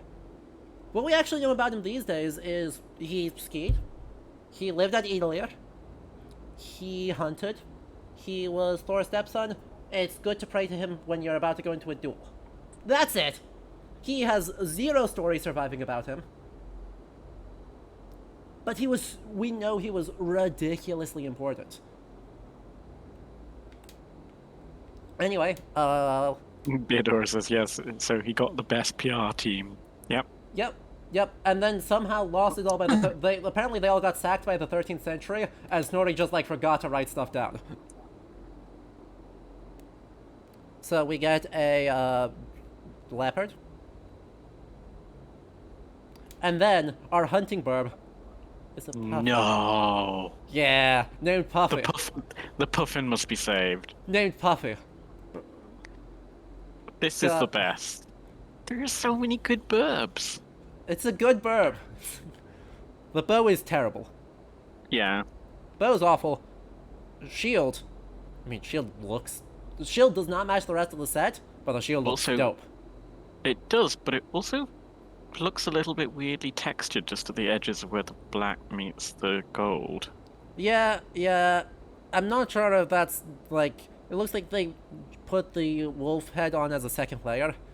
Yeah. And so it just didn't blend it. But I'm not, as I say, I'm not sure that it really, it doesn't really fit with the rest of the set, which is otherwise quite low-key by comparison of some of the... Yeah. Right. But the bow's very nope. These two things don't really fit. The rest of the set low-key slaps. Puffin. The puffin. God, it's so good. My favorite... I just like the idea of the puffin just, like, out in front of the... Puffins are the best. Puffin. Puffins are the most socially awkward birds I have ever seen in my life, and I love them. There's one story of some of the American side puffins. I think it's in Maine. They were trying to do some research, and so they set up hidden cameras that were disguised as puffins. But they only gave the puffins one leg. Right? They gave the fake puffins one leg. And so when I all think the I might have even seen this documentary. when all the puffins came back from migration, the the actual flock of puffins apparently wanted to fit in with the fake puffins, and so they just started all standing on one leg too. Oh my god.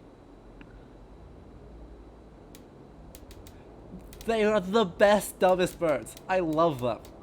No matter what else happens. I mean, I don't actually think that we need to worry about saving this one, but No, regardless, Eugene does need a friend. Eugene does need a Um, friend. But I'm gonna say that you remove the weapon sets on this, and this is could even get to B tier. yeah, I think so. Without the weapons, it's a B tier. With the weapons, it's probably C or D. Yeah. Because the weapons are quite bad. It's just I don't understand what they were thinking with the shield. I don't. Like, there's- It would fit so much better with so many other sets.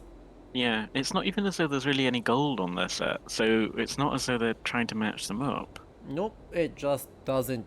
I mean, you can see how badly it fits right here. That is Yeah. the least stealthy shield on the planet. Anyway, we're in Francia. Dun, dun, dun. Even though I kind of feel like we just joined the papacy. We did, in fact, just join the papacy. Look The at that crown is. Yep, that exists. It's a crown, all right.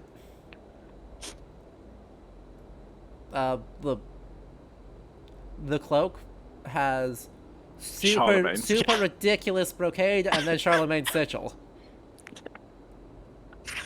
Ah! Carolus. Imagine if, like, showing this to Charlemagne. Oh god, he'd probably be jealous that you're outdressing him. Yeah. Like, you're seriously outdressing him. Also, was the fleur-de-lis used for French nobility in 800? I'm gonna say no. I'm reasonably sure that's later. I thought that was Capetian. We can, yeah, like, I don't think it's Carolingian at all.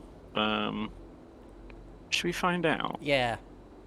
Do a quick wiki search. But I'm definitely coming down on the side of I don't think so. Yeah. The torso, the frickin' rocks. I mean, it's a reset of the Thane's armor, so it's way late. Breastplate. But look at this. Look at these tassels. And I wish I could fucking read the Latin right here.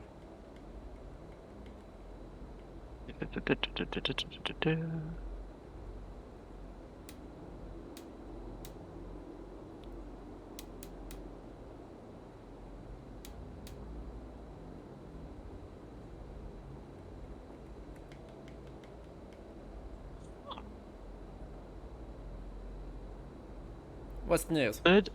Fleur-de-lis symbolic origins with French monarchs may stem from the baptismal lily used in the crowning of King Clovis I. Huh. But the graphic evolution to the fleur-de-lis used for the French monarchy is probably by late 13th century. Okay, so high Capetian. Yeah, Yeah. just reading to check. Louis VII ordered the use of the fleur-de-lis clothing in his son Philip's scepters, for example, Awesome. which puts it around end of the 12th, Yep. 1180, I think, if I recall correctly. So yeah, definitely like much later than this. Yeah. Although, to be honest, with it being a Charlemagne set, this is another opportunity to have a historical conversation. Hooray. With it being a Charlemagne set, like Charlemagne's myth is just a really complicated thing anyway, and it changes through the centuries. The person he is kind of recognized as, even in modern day France, is so far removed and has all of these like additional things, like even things like the Song of Roland. Like the personhood of Charlemagne gets built up so much that he kind of becomes a walking personification of Christianity, but specifically like French Christianity.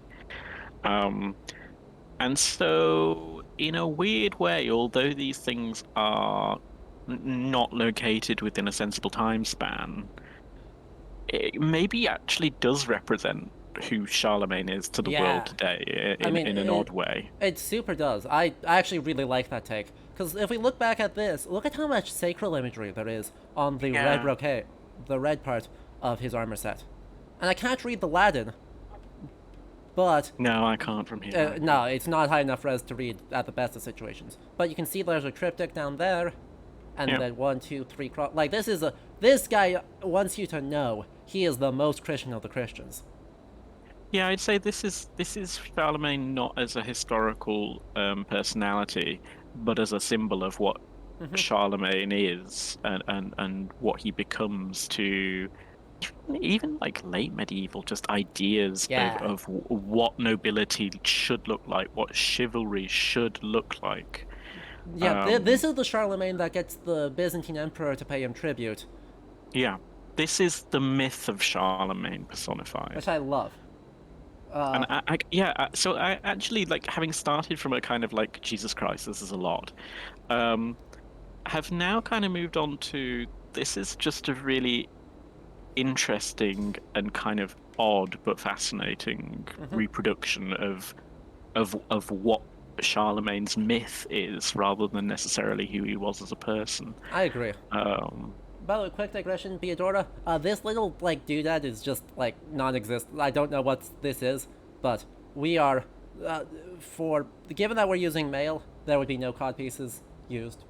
You're think the ginormous ostentatious ones are early modern primarily. Luckily. I see Nielsen. Yeah, basically, of the accounts and biographies that we have of Charlemagne's life, I think it's difficult to kind of get to him necessarily as a person at times because certainly the later ones do distort who he is, and even the ones who existed in his time. I mean, He Einhard lies through his teeth. exactly like Einhard's a good example of that. Like the situation is that he did things in his time that were difficult to achieve in many ways, and so even in his time he created this sense of nostalgia about who he was. So it's difficult to really pin down the identity and the personhood behind the myth. Yeah. But a very good book on this is Matt Gabriel's what's it called? Matt Gabriel. An Empire of Memory. Yeah. The legend of Charlemagne the Franks and Jerusalem before the First Crusade. Most everything Matt Gabriel does is Oh, awesome. he's just amazing. He's Like, the coolest person. he really is. I am so excited for him and Dave Perry's Bright Ages, which should be out in a couple Yes. months. Should be out in a Yeah. couple months. I'm so hyped for it. It's just, I mean, and it's also quite, it's a small and easily readable book, and to be honest, he writes well. I think the only critique I have of that book is that as somebody who works with Jerusalem in the early Middle Ages, I'm not necessarily 100% sold on some of the assessments towards the end of the book, but otherwise, it's fantastic, especially considering that he covers so much in such a small amount of time. It's just really well done. Highly Yeah. recommend the book. Yeah. Anyway, another set here. We have a polar bear, Oh, which Back does on bear make us town. bear cavalry. We have Gallus because just apparently you name your rooster the Latin word for rooster. and then it becomes a flying rooster. Exactly. We have not the Joyeuse because they need to save that for the Siege of Paris. We have course. just this random ass like black steel greatsword. Yep. And we have the Imperial Shield. Actually, you know what's kind of interesting is it looks like some fictional, the Onyx Sword. It looks like some fictional representations of the lance that pierced Christ's side. Oh. Huh. Funky. There are some re-envisionings basically in video games and films which actually remodel the lance into a sword that actually looks quite like that. Yeah. That probably explains why they made the St. George's sword, Mm, uh, sword instead of the lance. yeah. Anyway, my only quibble with this shield, I mean, it looks dope, but if we read it, it says Carolus Magnus Roman Imperial Semp Augu. So this should be Carolus Magnus De Gratia Imperator Romanorum Semper Augustus. Right. Yep. Charlemagne, by the grace of God, the Emperor, the eternally August. The Emperor forever, Yeah. basically. Emperor of the Romans. But Yeah. they botched the Latin. Imperator, not imperial. Yeah. And this isn't how you abbreviate Romanorum. Nope. So they just botched This it. is a word. We're going to throw Roman in. There we go. Yes. They botched the Latin, which is honestly not that hard to get right. No, and to be honest, like these sorts of inscriptions are the sort of inscriptions that you could have lifted directly because they're so regularly used. All the time. We have that so it many wouldn't- chargers from Charlemagne that all It say it. wouldn't exactly. It would not have been difficult for them to just literally lift it verbatim. Yep. Anyway, what's our overall rating here? I'm actually leaning towards 8 here. Yeah, I am too. I think after I stopped looking at it as though I was expecting to See the regalia of a 9th take century king? issue with the historical. Yeah. Exactly. After I started thinking of it more as what does the character of Charlemagne actually mean, and how do you place that artistically, I actually think it is A tier. I'm quite impressed. Yeah. Yeah. The Jörmungandr pack. Jörmungandr being Midgardsormr, the Midgard serpent that will kill Thor. Yep. And also as an Ouroboros. Yep. Also, Thor killed it. Yes, And all three of those also- things are completely contradictory. No, it doesn't matter. And yes, apparently also now steaming too. Yes, of course. You know, it's venomous. That's how you say venom by Oh, smoke. of course. Yeah. Yeah. Yep. Oh, Peter actually asked if there was any logic behind the polar bear and the chicken in the Charlemagne pack. Weirdly enough, my gut says there is something about Yeah. the rooster, but it's like on the tip of my tongue. But I I don't see what the polar bear reference is. But the polar bear is, rooster. I think, one of his coronation gifts is a polar bear. Ah. He gets like the craziest coronation gifts. Like Harun It's always really difficult to. fucking rhino horn and a Yeah, clock. here are some elephants. There you go.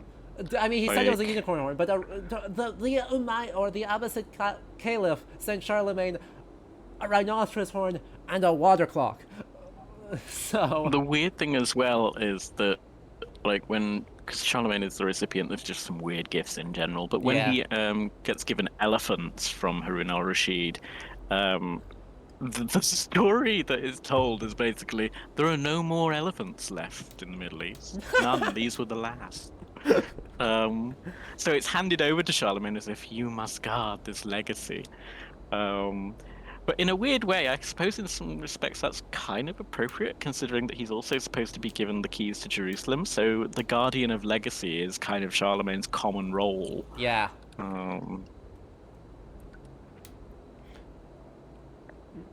Meanwhile, Snick. I'm just Honestly, having that's a look that's at like all whether or I've not got. there is an obvious link, but I feel like on the tip of my tongue there's a rooster. There is, and that's how I know it. Yep, okay. So, there is in fact a rooster on the ceiling of Charlemagne's chapel at Aachen. Oh, amazing. And it's inspired. No, I now remember this. It's inspired by the original model at San Vitale at Ravenna. Oh, So that's probably where it's from. nice. And that's probably why it's included. Nice. Aachen is just a crazy gorgeous cathedral. Nuts, nuts. It's just so good. But also, like, highly recommend looking at San Vitale and Ravenna because Hmm. it uses a lot of the same sorts of stylistic choices. In fact, actually, this is another debate I ended up chit-chatting about in my chapter for the Playing the Middle Ages. It's sometimes difficult actually to distinguish when games use the Chapel at Aachen from the church San Vitale in Ravenna Also, Saint-Chapelle, because right? Saint-Chapelle is also in that yes, tradition, right? yeah, and it's sometimes difficult to distinguish which of them is being used as the model because they all bear particular similarities and it's the distinguishing features. So yes, but all closely related to imperial figures Yeah. in one way or another. So Rad. oh yes, and now we have Demon Jormungandr. I forgot about Correct. this. Correct. You got so excited by the good stuff. You actually, Yep. actually, this is the best chain, or this is the best ring mail that we've ever seen, in a microtransaction set. In that there is a complete ring mail hauberk that then has random crap slapped on it. Also, I'm annoyed here. There's a Veyvisor with, yeah, literally just the alphabet around it. I'm like 80% sure that these are not real words and in fact just the alphabet spelled That's the out. alphabet. Yeah. And then this one here is, I believe, a 16th century Ayeshelmer. I'm not super sure on that. For the most part, these like little magical stave things are dumb. Meh. It just says meh right here, in a way that you could not actually make a bind rune. Right, you couldn't actually do this particular bind rune. That's bad runes. But it reads ME. Bad runes. Very bad. Our horse is named Spot. He has more than one, bless. And our raven is just named Snake. Also dragon, the same word. Also worm. Serpent? Yeah, Ormer means, I mean, literally worm, but is used for snakes and dragons all across the corpus. I was going to say, I mean, in a lot of languages from this period as well, they're all interchangeable anyway. It's often very difficult to distinguish Exactly. exactly what they're trying to So, say. yeah, I mean, even Jörmungandr, which literally just means like giant monster, Yeah. the more common name given is Midgard's Ormer, the Midgard serpent. Hmm. Anyway, Beadora, you asked how the sword works? It doesn't. You didn't need an edge on your sword. Maybe you can stab someone with it, but that's about it. Although, to be honest, even that, Mirok the sword. point at the end, not convinced. Yeah. We're pretty sure that this is actually a Skyrim Easter egg for Mirok. Yep. And then this shield. Jörmungandr is an Ouroboros, according to Snorri. Yeah, I mean, I would say this makes sense. Except there is only one snake who is consistently depicted as being stabbed. There's one. That's really super well attested across runestone images across Scandinavia, who is always getting stabbed by a dude. It's Fafnir. Sigurdur killing Fafnir by stabbing him with a sword is ludicrously well attested. So this isn't Jörmungandr.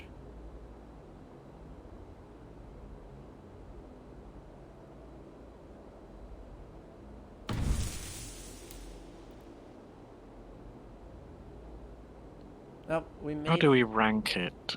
Exactly. How do we rank this? My opinion is not highly. Yeah. I don't know that it's been levels bad, but I wouldn't give it above a D. Yeah, should we keep it firmly on the D and then... I think D tier. The Spot is not cute enough to be saved. He's okay, but he's not Eugene levels. Agreed. Spot hasn't been through enough yet. Exactly. Hey, the werewolf pack, which features notably no wolves. Yay, yay, yay, yay, yay. Just the crescent moon. Indeed. Wait, hold up. they stuck a Bronze Age or a Roman helm underneath this. Look at those cheek. Apparently Look at so. those cheek guards. I mean, that says Roman to me. But also, it does have the little like hint of a Yeah, oh nose yeah, piece. you can just about Hint see of a it. nose piece, so maybe Gothic. There are people who probably wore wolf pelts, like the Ulfhednar, Roderick Dale thinks probably were a actual elite military group who may have been distinguished by wearing wolf pelts, but they weren't thought to be werewolves. That's a later development. Hmm. Adelheidr Guðmundsdóttir has a really good article on the werewolf in medieval Iceland. There's also some good literature on lycanthropy in early medieval Byzantium. Ooh, fun. Yeah, recognized as an actual sickness associated with the moon very early. Absolutely rad. But there's also I'm just trying to think who it is. There's a classical Roman writer who describes an actual transformation from man to wolf. Is it Pliny? It could be Pliny, but I don't think it is. No. I don't know. I was at a conference in the University of Liverpool where this came up a couple of years back, and it was just like, oh, okay. Huh? Caffeine, this entire piece screams Bronze Age to me, but also, like, how way later than Bronze Age. Right? Look at the segmented. I mean, almost.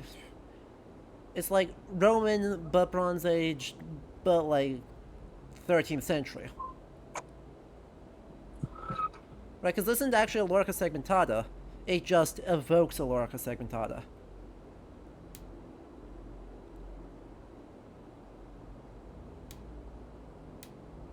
Ah, yes, you can't even, like, give the bear a name. It's just called Runic Bear. Wild bear. Just, I mean, surely the wolf would have been the sensible thing to. you'd think. Okay. You'd think. Fylgja, an Icelandic word for a sort of spirit that usually shows up when the person who sees the Fylgja is about to die, but relatively well attested for as a. I don't like the word totemic spirit, but it's actually not the worst description possible. Here comes the scythe. But you say that L.C. Nielsen, they already had a bear model they could reskin, but they also already have a wolf model they could reskin. We get a scythe that is the moon's cut, that is smoking all the time. It looks straight out of World of Warcraft. Yeah, it does. And then the shield. Evocative of the moon being chased by Hati Hrolvituson, but meh. Honestly, my overall vibe is this set is just boring. Yep. There's not much that particularly interesting here. Yeah. And I feel like even the things that look like they could be interesting feel generic somehow. Like even the scythe, like I say, it looks like it's been literally ripped straight out of World of Warcraft, possibly the Scythe of Elune. Yeah. Like it doesn't look particularly unique. It looks like something that was fairly easy to put together quickly. Yeah, and there's very little to reference either Scandinavian werewolf lore, such as when Sigmundur and Sinfjotli turned into wolves for a while, or to refer to continental ones like Beastklavre. Yeah. So, who's ready for some dumbass? Look at this one. Oh fuck! Look at this one. I mean, it's high effort. Yes, that's fair. I'm not going to be ready for when we, in fact, epilepsy warning if when we get round to the horse. Potentially, yes. The magnificent armor was created by Atri. Wait, what? They're using Atri instead of Sindri. That's interesting. It is attested, but Sindri is the more common variant. Huh. Also, they're brothers, and Broker has no skill at smithing, so what the fuck is this description?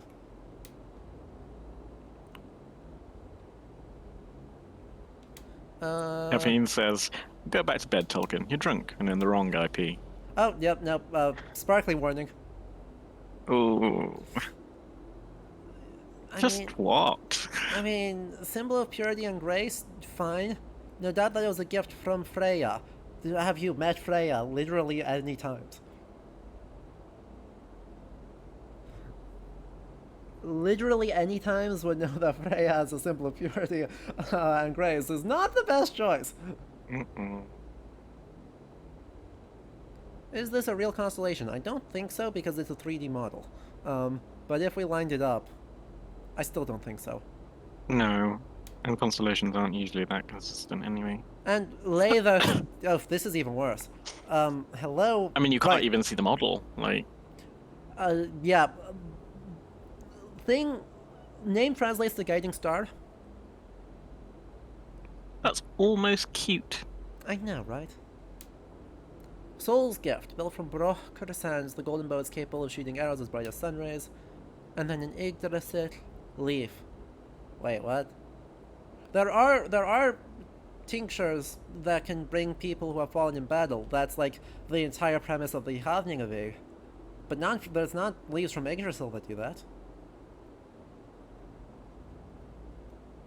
Bonkers.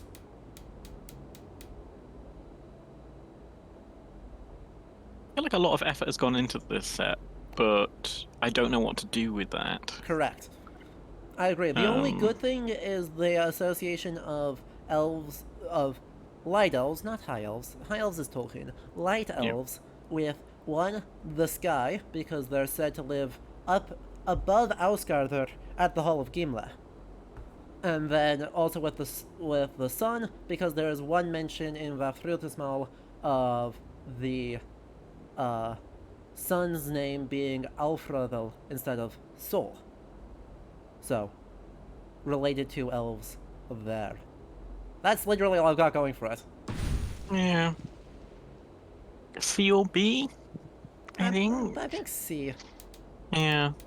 I think C. And last, and well, not least, but not doing well either. Dark Souls 2.0. I also kind of want to look at the tattoo for this one as well, because it looks like there might be a gothic window on the back. Yes, there is. Okay, so yes, exactly. It's Dark Souls 2. 2.0. It's literally Dark Souls 2 helm. Yeah, we just move the shield down, yeah. As far as the actual armor design, though, I mean, it's, what, 15th century plate. Cool. Neat. Yeah, have no real problems. It's fine. It looks... Honestly, it's better than the purple... the black enameling is at least attested. The leopard is named Svarter, which just means black. And the dragon is called Scales.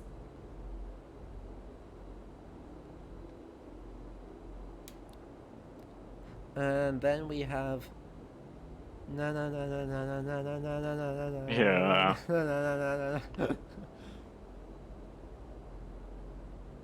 Yeah, I was trying to decide whether or not I actually thought whether that wing was cool, and then you pulled out the Batman, and I was like, "Yep, okay, fair. You've decided it for me." It's 100%. You can't name something Dark Knight and then not have a Batman reference somewhere. True. The Bat Act. And then... This kind of looks... Shield's dumb. Is that supposed to be a stylized face? Those look like eyes. There's a head here, but right, it says elaborate ox head or horned demon skull. Thank you. Right. For giving us so much guidance on how to interpret this. Because we do need the guidance. We sure do. Shield's bad. Yeah. Any attempt... The thing is, right, there is a video game trope of you determine someone is heavy by giving them super heavy armor and then giving them a tower shield. Why? Totally redundant. Yeah, I'm gonna say that this is C. C tier? I just don't have particularly strong feelings about it. Reasonable. Then there were tattoo stuff somewhere. And thank you, Pipe99 just now for the follow. I appreciate that. Settlement packs, navels. Where are tattoos? Nope, those are all. It says there's only the one tattoo pack. Really? Yeah, there's just the one. Okay. Oh, there's the Dark Knight tattoo set. That's the ship. There it is. Yeah. There's your window. Yeah. Gothic folio window at top. Two lancets actually, it looks like, either side below the folio window. Yeah. But it's difficult to tell because the cloth obscures it a little bit, but it looks like 2 to 4 lancet windows at the Looks bottom. like 4. I see. Yeah, there seems to be separation there. Mm-hmm. And then just quadrifoil window at the top. Yep. And a trifoil window above that on the head. Yeah. Fascinating. The tattoos are all bad. Tattoos are not a thing, so... in early medieval anywhere. So they unilaterally look bad because they're all drawing on nothing. Yep. Yep. Anyway, we have been going for 2.5 hours, so with that, I appreciate everyone's hype train and all those gifts. I super duper appreciate it. We're going to take a quick break so I can go to the bathroom and get more water.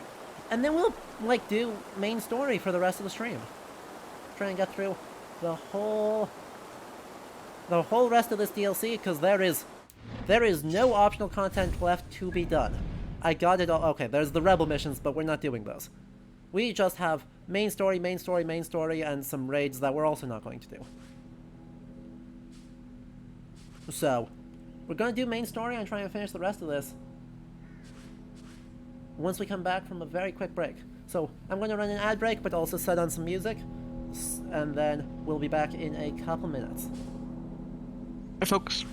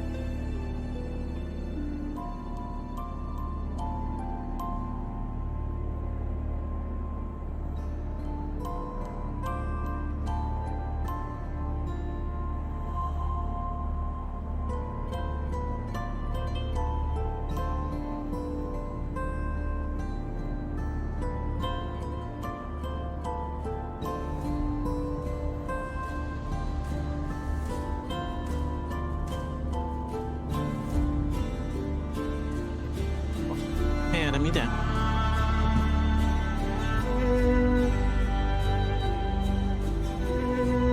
I am indeed. Sorry, I just ran and got a sandwich because starving.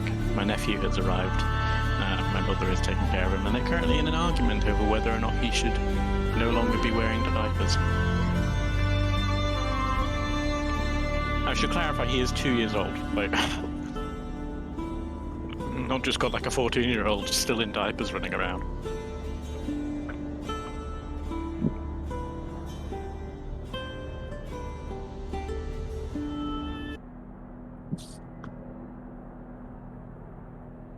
Welcome back, everyone. Hello again.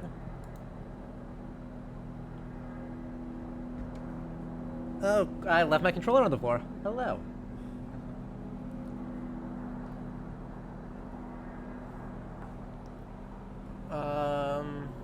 Lag, maybe. And game.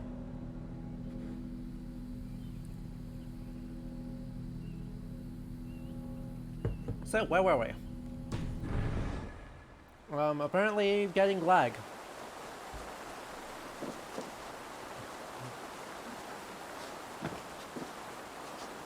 Double shield, helmet, cloak. Oh wait, we had a request. I remember, Raptorus, you requested our most Christian cloak to prove that we are Christians who do good Christian things. Carolingian. The Carolingian one is pretty Christian. I hope it says Rex Christianissimos all over it. No, that is not that. No.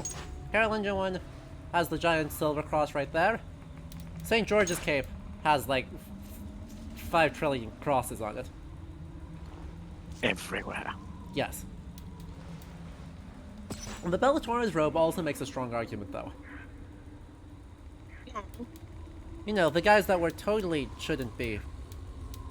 Totally aren't trying to stab. It's fine. Or we could be Byzantine. We could be cooler than everyone here and put on the Byzantine cloak. I must admit, I feel I would be remiss in my duties as a former Byzantinist in a past life to not insist upon a Byzantine cloak. There we go. Now we are most Byzantine.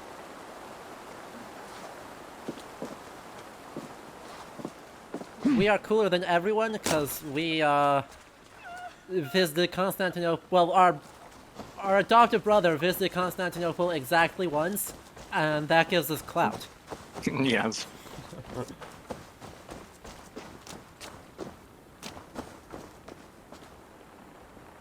Elsie Nielsen, if you look, the fact that they say that it's a Greek cloak and not a Roman cloak is small fry compared to the Iberian helmet. Totally 100% Iberian. Not Kumans. No, not Kipchak. Iberian.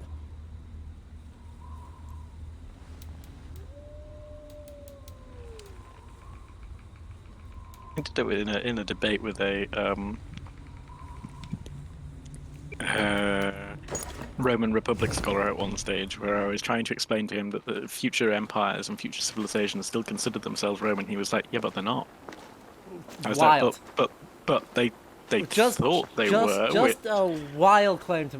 Which is the important bit. And he was like, "No, even after the Republic, the empire isn't Roman anymore." I was like, "What are you on?" Who says I cannot enter? Lord Odo says so. It is because of the coming siege, no? What? We cannot fill the castle with hungry mouths. Yes, the return of that accent. The return of French. Mm. By a technicality, a French accent. Wait, Stretch your wings. what castle are they saying that they can't fill with hungry mouths?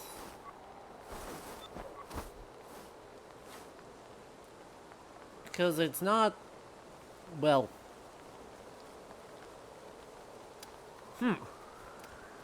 This is spooky. So, Anyone else see that banner, the red banner there, and think, the Mythic Dawn have invaded 9th century France? 100%. So, remember when I said we had an eyewitness account? Chat, like, because we do. Abu of Carnuus's Bella Parisakai, or, yeah. Bella Parisakai Urbis. Which if you type !Abo in chat, you can get a link to a translation of it on JSTOR. !ABBO. Yes. Thing is, he describes pretty clearly that on the end of the bridge, on each side, north and south, there is a tower.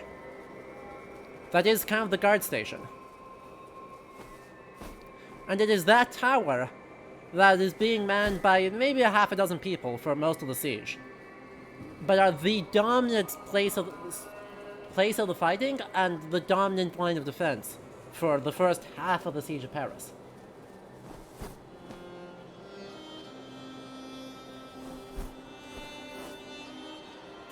Would someone kindly point out to me where the hell this tower is?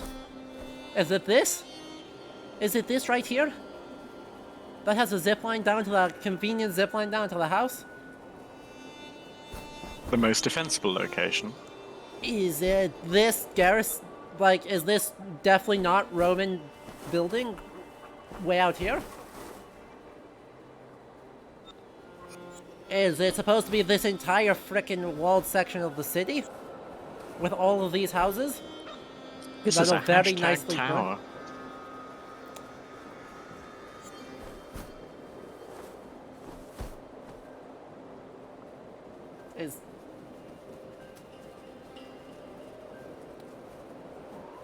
Is it the tower right here next to the ruin bridge that totally exists? What are they doing? AC asked, it's a postmodern tower. You love it. That was good. That was good. Enjoyed that. Why are these crispy A-frame tents? Wait, why are there crispy... What happened here that there are crispy people outside of the walls? There's still weird fog/smoke clearing around it as well. Yeah.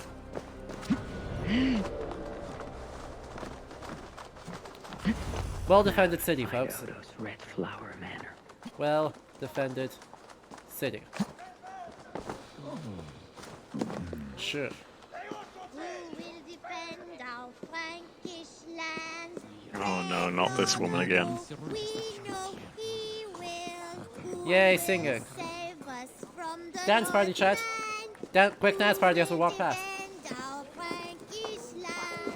Lord understands at the king's right hand. Every Northman he built. Show me what lies ahead. It just occurred to me that Avon may now actually be sponsored by Dolce & Gabbana because they did at one point create a Byzantine line of clothing. Amazing. So, Absolutely incredible. that's where we're at. Red flowers in front of a country manor. This must be Odo's place. Ah, yes. This is totally a Villa Rustica, right? Our Asked about grand this land, Roman my Villa friend. Rustica used in the 9th century. That backs up into a wall. I should wear a disguise in this place. What disguise do you think I should use? I have more clout than everyone here. Honestly. I'm just confused that she doesn't legitimately see walking in as a Byzantine Dolce & Gabbana sponsored princess Exactly. as a disguise. Yeah, it would work. There is a 100% chance that it would work.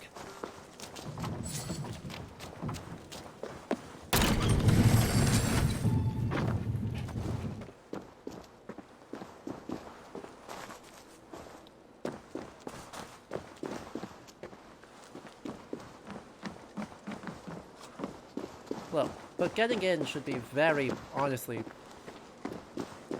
very, very easy. Look at that, they very kindly... Shush, you all saw nothing. Second story open balconies. Is it locked? They put a thin wooden door in my way. How dare they?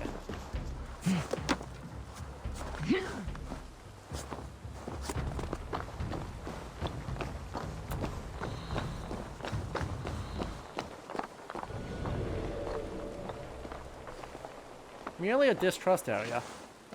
Wild. Another thin, non-early medieval door.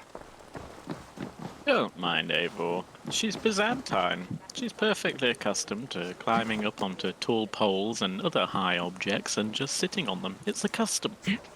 Exactly. Hey, someone give me a hand over here breaking down this door. The Byzantines easily knock down doors. Don't worry about it. The Northmen broke my house and killed Hold, stranger. Who goes there? my wife. Why does God torment me? What? Why? Easy, me You not see we are a Byzantine ambassador. Exactly. Pardon me, my lady, but I seek an audience with Count Odo. I see.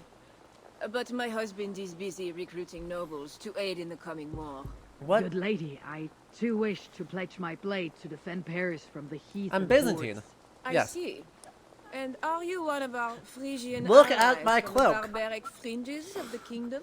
Yes, I have journeyed a great many days along the coast and down the I river. And do I'm you agreeing have with a chat here. signed I and really sealed writ want of to see audience? Without the a camera proper pan writ, to I reveal simply this skull cannot face allow you for a inside. civil Yes. conversation they're We must otherwise be having. wary of Don't worry. assassins, I got know. you covered. Everything is fine. I left it in my saddlebags. I shall fetch it. I need one of those noble writs to meet with Odo. One of the guests might have one. Our newest guest has gone mad. He's hiding in a wine cellar. I won't believe it. One of our nobles cowering like a stable hen. Jamarotsu sang pesteleth. Greetings, friends. What is the trouble? One of Odo's guests has got filthy drunk and locked himself in the wine cellar. Shameful. Was he invited here to help defend Paris? Perhaps, but what sort of help can such a lout provide? I am dubious, I tell you. Do not as That dubious as jungle me. noble might have one of those writs Look at that how he dubious I could am. meet with Odo. I love how all Eivor has to do in order to not be recognized as the interloper that she is to just speak under her breath in her skull mask and no one will know. Lord Clovis outside Correct. while I clean up this mess. Nothing to fear. I will carry Lord Clovis outside Can for I some fresh air. pickpocket him in the meantime? I'm enjoying that his name is Clovis as well, to be honest. It's a good choice. This trunk has a paper in his pocket. Nailed it. Looks like the writ I need to meet with Count Odo. No one will know. Signor, the rats swarmed through the tunnels connecting the farmhouse and the manor. They devoured our grain stores and are buying the field hands. Blah blah blah blah blah blah blah. Blah blah. Rats. Because of course rats. Does any of this make sense? No. But we have rats. I have returned with the writ, permitting me to speak to Count Odo. Excellent. You may enter. And we do By the way, I appreciate want to your look up- efforts on our behalf. Do any of the sources name King Odo's wife? It's a good question. I will look at it while you play. That seems like possibly yes, but I need to find It's the sort of thing Count that Odo. one imagines would be attested. yeah, but it's like a 50-50 shot, right? English sources are notoriously bad about mentioning, you know, elite women. Just in general. The Odo Troy was the wife of Odo. Fabulous. 868-903 apparently. Queen Consort of Western Francia from 888 to 898. Perfect. Public news. Count Odo study Placitum Generalis. Ooh, but evidence of their children comes from non-contemporary or historically inauthentic sources apparently. Funky. See, this is what I'm talking about. There's a random chance that important people will just not be mentioned in like records, and so whether that's they don't exist or they existed but no one bothered to write them down and had to be reinvented later, or something else entirely. Yeah, Adamant de Chabon, Not getting in apparently. this way. One of the sources for it. It's cool. Not worked with him for a while. You see, dear Lothar, Odo has trusted me and me alone with the key to his study. How did such an outrage come to be? Because, dear Lothar, I gift him with rare Oh, vintages, perfect. I'm Greek. Let me try casks this. from as far away as Greece. Ah, servant, bring more wine. I shall see to our wine, dear Lothar. Farewell. Also, is his name Lord Crow? Yes. You saw nothing. Don't mind the skull face. Nailed it. The skull face is harmless. My precious key to Odo's study. Stolen. Flawless. No one will suspect a thing. I am very stealthy. I can just... I want the chat to put this in their head at the moment of envisioning you wandering through this 9th century context, having pickpocketed someone, and you just immediately stand still and go, nailed it! Exactly. I would 100%... No. Cat, stand up, I wish to peck you. Cat. Cat. Stand up, I wish to peck you.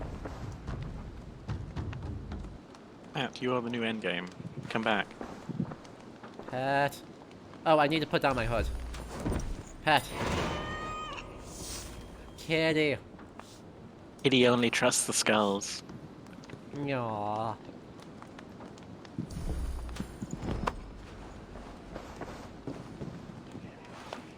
Oh good, more insular manuscripts for letters. Father Tybalt, my old friend, I seek your guidance on a pressing matter of spiritual concern. Normally I would bring these matters... apologies, into the sacrament... I would bring these manners with my father confessor, but this war makes such conveniences difficult. The siege has driven our family priest, Voltaire de Saint, over the edge, and he is no longer stable enough to hear any confession. I fear for the safety of my family, and particularly Lady Theodata. Sometimes the urge to flee overwhelms me. You could escape so easily through a smuggler's tunnel, but I can't abandon my post. Yet late at night, doubts attack me, nightmares of fire and blood stalk my dreams until I sit bolt upright in bed trembling with fear. The meaning is clear. My stubborn defense of Paris may bring down a terrible slaughter upon us all. Once again, I ask you to share your wisdom. What should I do? Count Odo.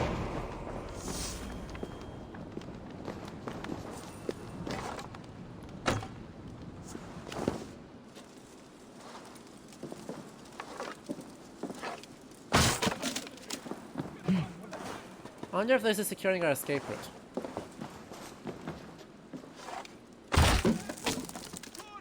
Nothing to see here. No one saw anything. Okay. Does this lead down to smuggler's tunnels by any chance?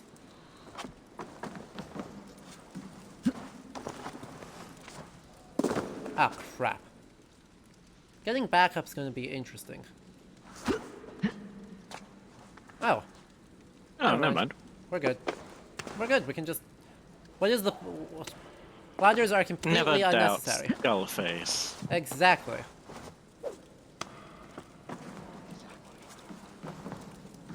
Okay, well. Escape route is secured.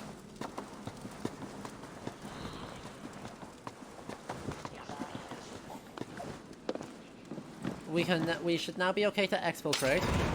because those are our...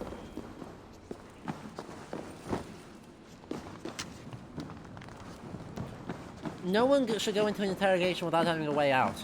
And we are about to go into an interrogation. And with Count Odo leading us, we shall drive these heathen devils back into the abyssal sea. Right. As you say, my lord, but these Northmen are mortal, not demons. They want land and plunder. True. The Northmen are fierce, and the king is slow to defend us. Yet every one of you swore an oath, before God, to defend this realm. We will overcome this evil, as we always have. I cannot compel you to do your duty. Your hearts must guide you. Goslan, kindly show our guests out.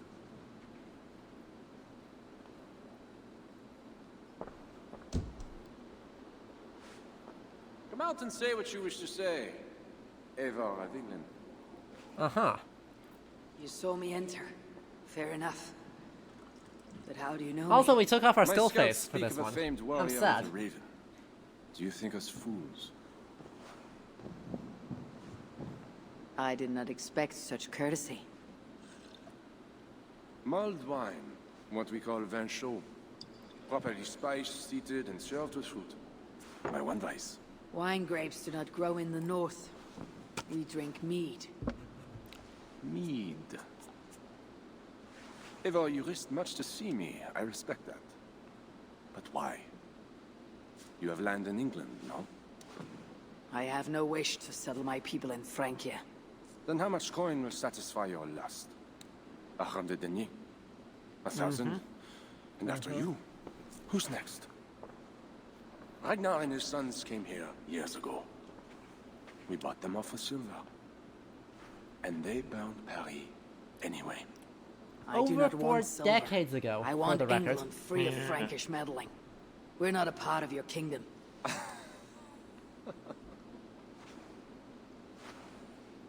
And I would like our kingdom free of Norse meddling, as you call it. But, for argument's sake, what are your terms? As I said, Charles leaves England alone. Second, he embraces Siegfried as an ally. And finally, he lets Siegfried's thanes keep their lands in the north. Rouen and Amiens were my father's lands! You shall never claim my birthright! Your army will never take Paris. And you will never have peace. Not here, and not in England. My men will escort you out. When next we meet, it shall be on the field of battle. Right. Farewell.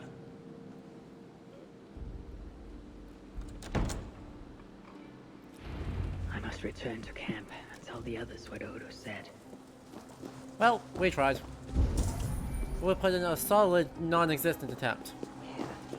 Odo seems to have a very weird split personality going on. Doesn't he?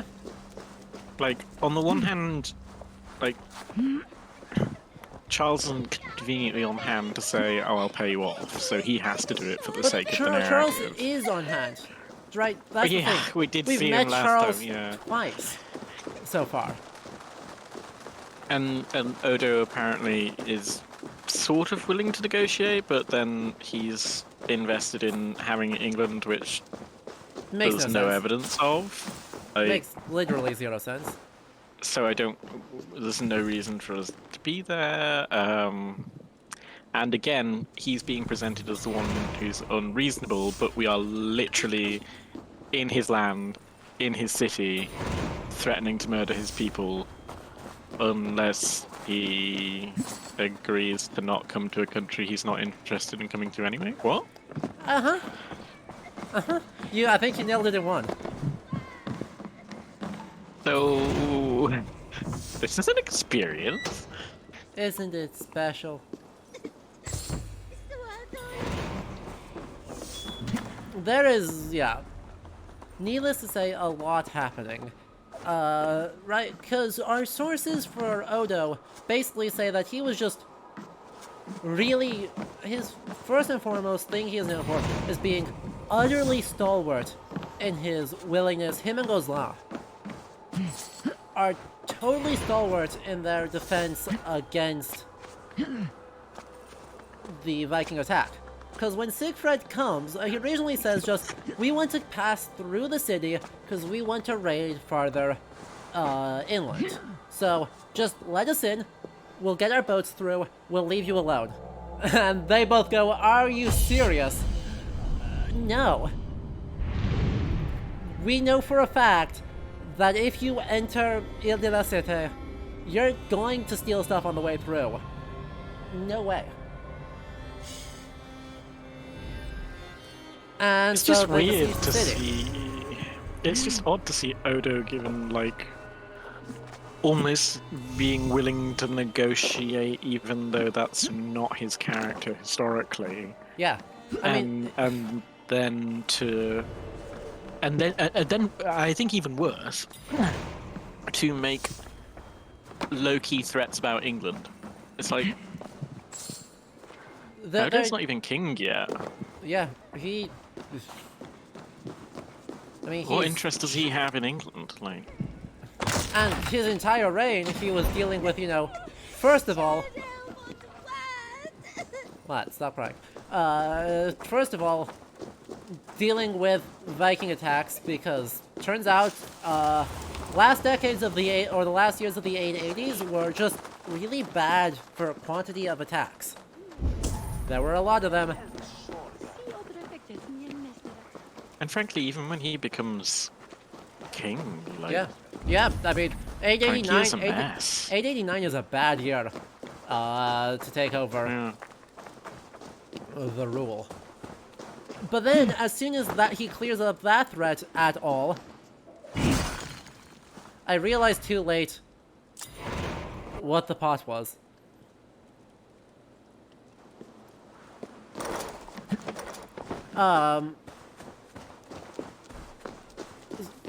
As soon as the threat of Norse invasion starts going down, Aquitaine revolts, with a Carolingian claimant to the throne. He's And just so he simply spends the rest of his too reign. busy. He spends the rest of his reign dealing with that.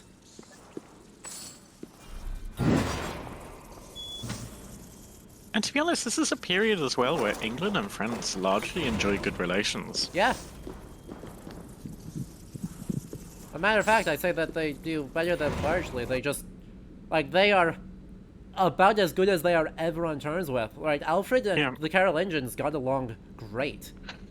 Yep. I mean, Alfred was even educated in Francia.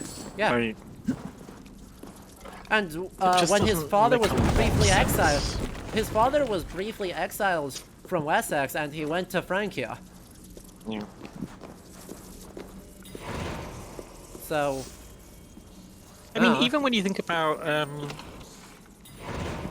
you know, let's skip forward 2 centuries, and look at the Norman conquest as well.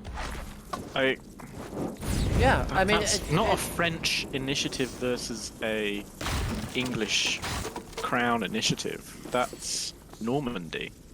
Yeah. At a time when the Capetians didn't really have a considerable amount of control over their underlings. Correct, and also, you know, relations were still good enough through that you could have the whole reason why this was a thing in the first place. Namely, that Harold Godwinson probably swore allegiance to Harold, or to William. That should make the area safer for a time. Right? Like, almost certainly, William's... Well, the question of who Edward the Confessor said his heir would be is an open one. The question of, did Harold Godwinson almost die in a shipwreck on the coast of Francia? And did William force him to swear a fealty? Yes. Yes, he did. And if that's not, you know, good enough terms, then what is? I mean, it helps as well that like most of the Carolingian Church at this stage, actually, to be honest, just in general, the Carolingian Church is mostly informed and taught by English clerics on mission who become reformers for the structures of the Carolingian Church. So, I mean, Alcuin, for instance, we've already discussed today. Alcuin's English. Yeah, he's from York. Like, so it doesn't. Yeah, it just. It's a bit bizarre to even kind of frame, oh, you won't know any safety even in England, from someone who isn't even the Capetian monarch yet. And yeah, it's strange. Yeah. It would almost be the equivalent, I suppose, would almost be if like Biden's transport secretary wandered over to England and started making threats to the English crown. That would be very funny, but also be. But also just odd. Yeah. Like it would be a diplomatic incident, but also it wouldn't be a diplomatic incident because it's just too weird. Yeah.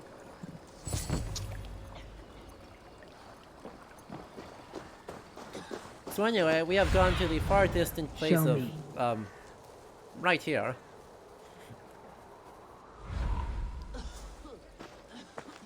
To turn in and get this darn siege rolling.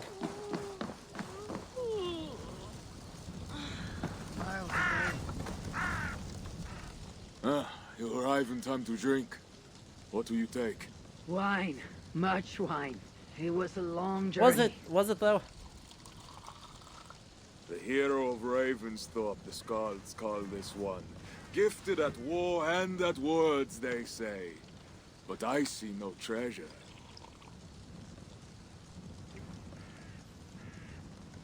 Chat, I see we're getting some frame drops. How bad is it? Have you kept it all for yourself? It went as you said. The man is no reed. He would not bend, would not yield. Franks love to talk, but their words are as empty as the wind. Bad? Hopefully the cutscene fixes this. Or getting out of the cutscene fixes this.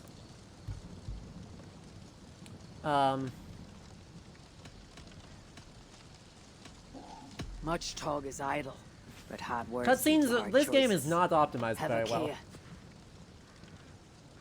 Now, two things we must do to carry this siege.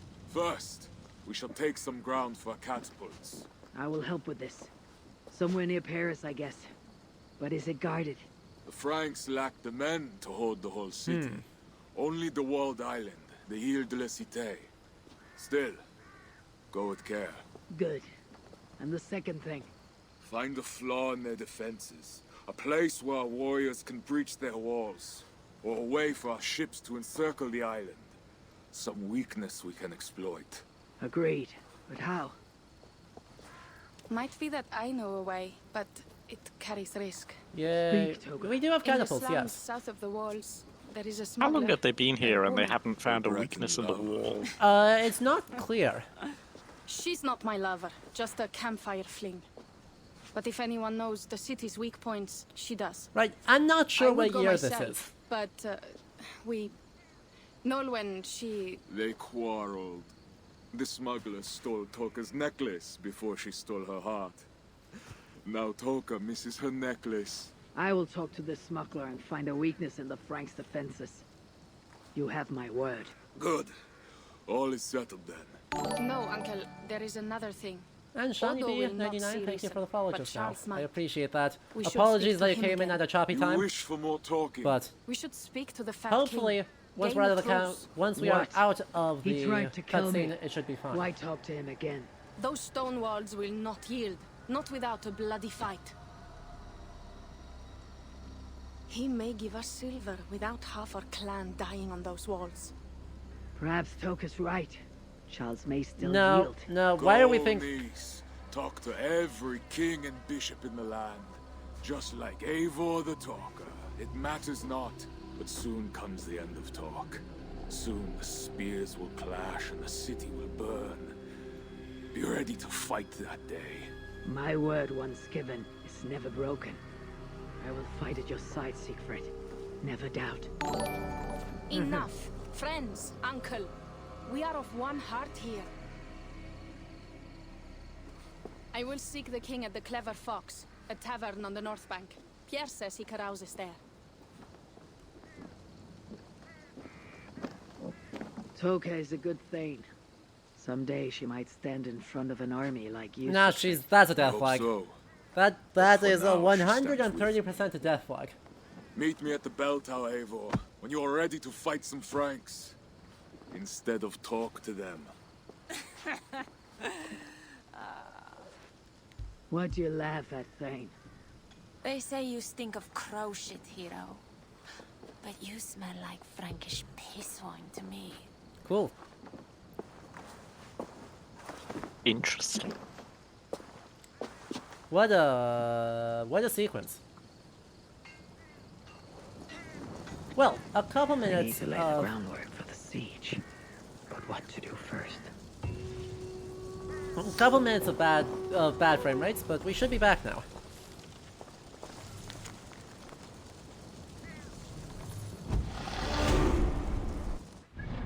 Quest menu.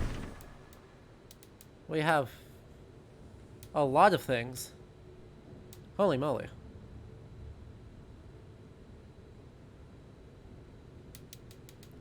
Okay, so we got...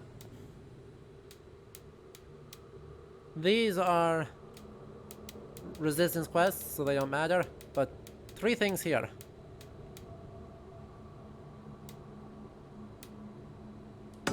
Let's start with catapults.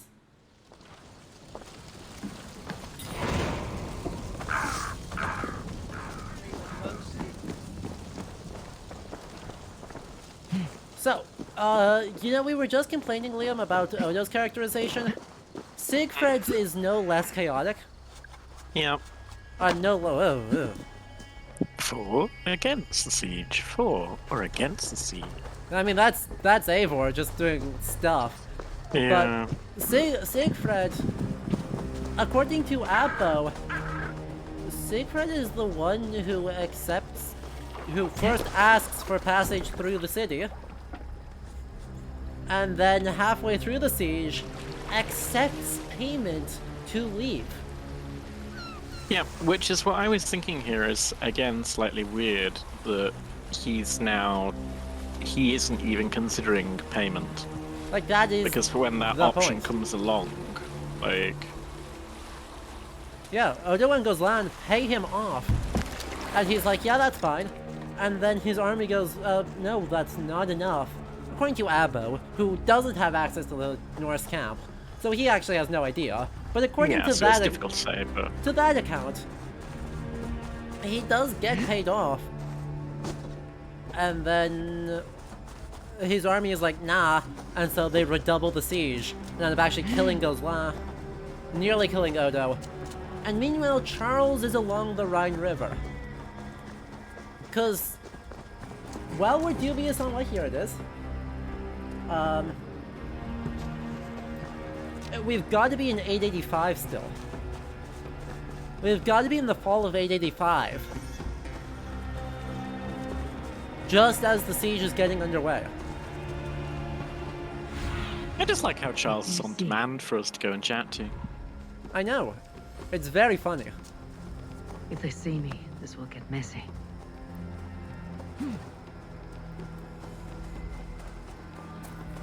So... things are gonna get, funky for a bit, because we are about to have the first phase of the siege, i.e. the assault on the towers, which fails, even when they light the towers on fire, thanks to what Abbo attributes to several miracles by Saint-Germain. Just like, repeated miracles. Wait. What, are we going inside? Are we going inside the walls? Yeah, we are. See you, old friend.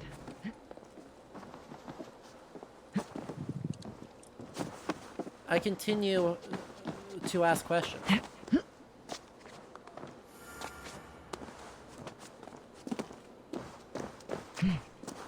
I should join Siegfried at the bell tower. We need to scout some ground for his catapults. A trail of blood. Siegfried passed this way. Huh? None offer they shall. It's we talk cliche. Good thing that Siegfried can just go wherever he likes. Ming Mordis onrikt wis today. It's das ye no day. Is that trying to do Germanic Frankish? I can't. Yeah. I can't hear. Nu ne fedet mi mon oven mitje. On hungry Jaswa. Old High German, perhaps? Maybe. I certainly don't really recognize it that much. Yeah. Hard to parse through the accent. Ah, damn it, that's reinforced. Fine, we'll have to go up this way. Nu ne fedet mi mon oven mitje. On hungry Jaswa. Siegfried cut a bloody path through this tower. Because apparently that's just a thing you can do? And the whole city clueless to it. What went on here? I mean, did say cut a bloody path.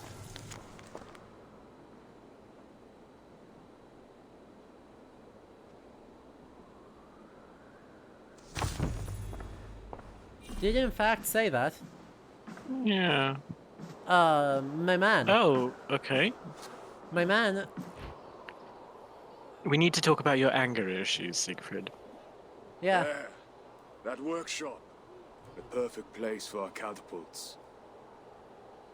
An army of wooden giants to bring down the walls. No? Those Franks. What are they doing? Probably something horrible. They slay another of their own today. For what? Who can say? If a man prays to the wrong god, sleeps with the wrong woman, follows the wrong yes, king, the Franks are by Frank's unreasonable. law, that man dies. Because that Among the totally, Saxons, right, it is much capital the punishment same. totally wasn't a fine thing in the Norse Saxons law are few. for They are slandering divided, someone, and they fight supporting the both wrong us and king, the Celts. Yeah. These Franks, sleeping with someone you really shouldn't have, united under a great king. irritating someone, It would be like Stealing their unleashing cows. Fenrir the wolf upon the world. beating up their We slaves, are God's beating up their priests, cousins, and we are beating up their good. cousin slaves, But if thou do that which is random evil, reasons. fear, for we beareth not the sword in vain. Who are those two? I've seen that warrior priest with Count Odo before. Gosselin and Ebels, warriors and brothers. One leads Wait, the are they making priests them of literally Paris, brothers? The other the Frankish armies. For we Wait, are they God's actually making them priests, literal brothers? avengers to execute There's wrath upon probably him that also doeth a evil. long conversation to be had Wherefore about ye must being called a warrior priest. Come on. I mean, Let us go in take those up last workshop case, now. it's actually totally legitimate. But, because he like, led several sorties throughout the siege. Quite a show they put on. We'll have to fight those Franks. But, True, but today is not that day. Ebels My men is are his ready. successor. Come, let's take some ground for the catapults. I would never give my warriors I think. a shameful death like that. Nor would I. But I have met rotten rulers of many lands. You speak true, Siegfried. The Franks have no monopoly on wickedness. Almost there.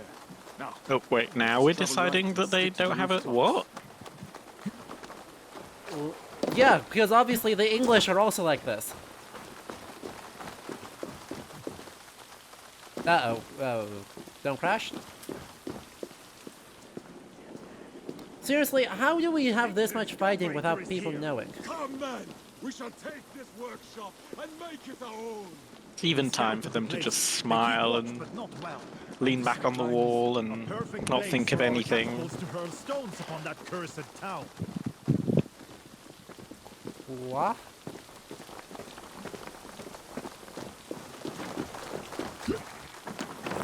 I am... I never took you for a rooftop runner, Siegfried. I am no goat-footed climber like you, but I hold my own on cliffs and walls. You wouldn't need to. Paris What? isn't big enough for the... Cat, please stand up. I need you right now. Cat. Cat. And so it was. The siege of Paris was undone by a single cat. I need you.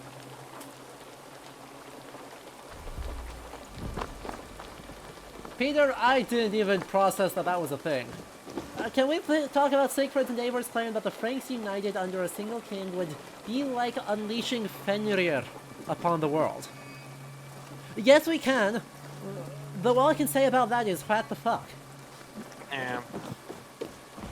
Attack! Vengeance or death! Also, you love all these Our new Roman catapults hurry these those Roman to tiles. Crack of wood and stone is the sound of victory. And vengeance. Like, this is the most Roman I think Paris has looked since the 4th century. Siegfried's gone bonkers. Oh yeah. There's a lot happening right now. What? That just saw...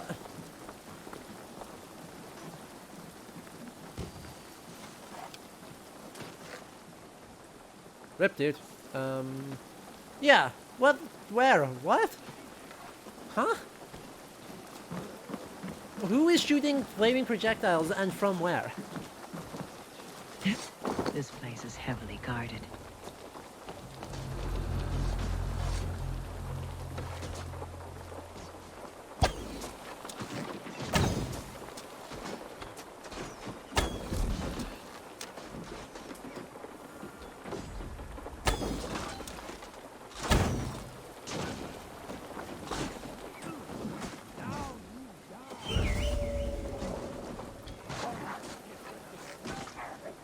Daga gonna do help. That wasn't what I wanted to use, but that's what we were gonna do anyway.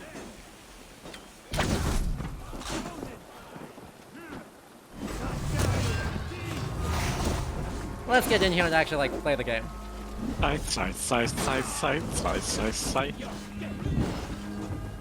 Exactly. What a horrible weapon. What a horrible weapon for an enemy.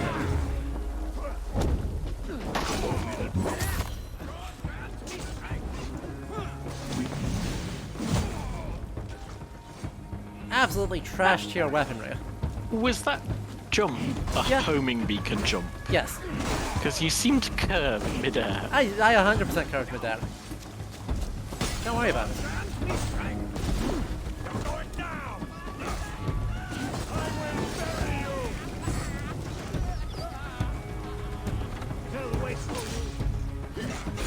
And everyone's on fire. And everyone... Oh, shit. Ow. Whoa, did they upgrade how bad fire is? Holy shit. That fire did a lot of damage. Did they just make fire way more dangerous in this? Oh shit. They have made fire way more dangerous. Fair enough, it was a complete non-entity earlier, but...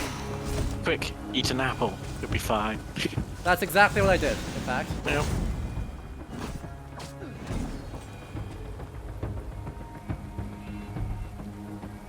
If we aren't being bombarded with gratuitous flaming arrows, is it even a real pre-modern siege? You know?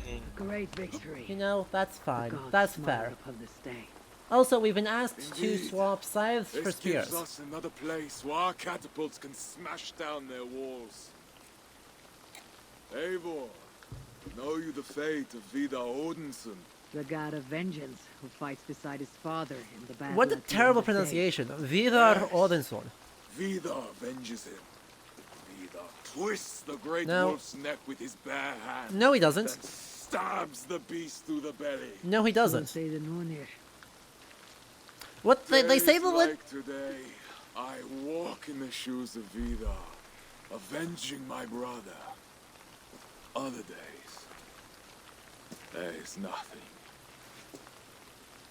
We will bring those walls down on Odo's head, and I will So- avenge my brother. Vidar kills Fenrir in a very That's good. specific way.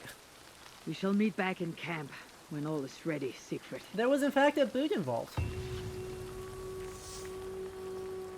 So Vidar kills Fenrir after Fenrir devours Odin by grabbing his top jaw and putting his boot on Fenrir's lower jaw, and his boot is made from every scrap of shoe that every cobbler has ever discarded in the history of humankind, and then rips the wolf in half.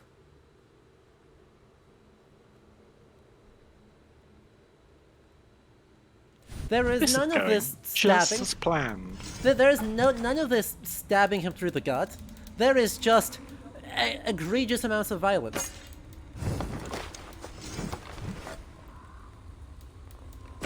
Alright, we have swapped the gear change from dual scythes to dual spears, with continuing pretending that we are Roman, with the Byzantine spear, which is not, and then the gay bolt, because we can. Thor lends me strength. Oh wait, is King Charles... King Charles is the next building over. Toka said Doubtless King with his Charles sexy carouses nuns at on his hand. tavern. Strange to drink and make merry on the eve of war. Wait, what? Wait, he's literally... Right. Drink, dance, and sing to the madness of the king. Let's get that cloak back up. Today marks the end of an age. So drink, friends. Let us toast to the end of the world. I will drink to that. Life is too short for abstinence. So, Charles is here? The Fat King. What other king could I mean? They say he sleeps here. He slept here, he ate here, he drank here. Okay, and he left happened to here. leave here the Where previous he went day. after that? Who am I to say? Okay, so he's not here right this second, which would have been very funny. No luck. Finding such a large, famous man should be easy, but not for me. Come, let us drink. Don't worry. Eivor will simply put on her skull helmet and it'll be easy to convince the locals after that. Exactly. Fools with no shame and no honor. Players who No, wait, perform for that's... the king. That's late Harlequinette. Whoa. Greater fool, the king. Don't bother. It's like talking to drunks or goats. No, or drunken goats. I'm not an expert in the history of popular thank you. entertainment, but... For what? For backing me against Siegfried. Those... He will not talk to the Franks, but we should They look still like they were try, Commedia yes? performers. Yes. And you can do this thing, with or without him. But I failed. Nobody here will tell me where to find the king. What should I do? A wise shield warrior must know both swords and words. Watch and learn. Right? No, stop it. Oh, good lord. How much blasphemy can we put into one room? Well now. A 1. A 2. A 3. But... I saw one of these guys I thought had, like, makeup on. None of them do now, which is funky. But these are Commedia performers, aren't they?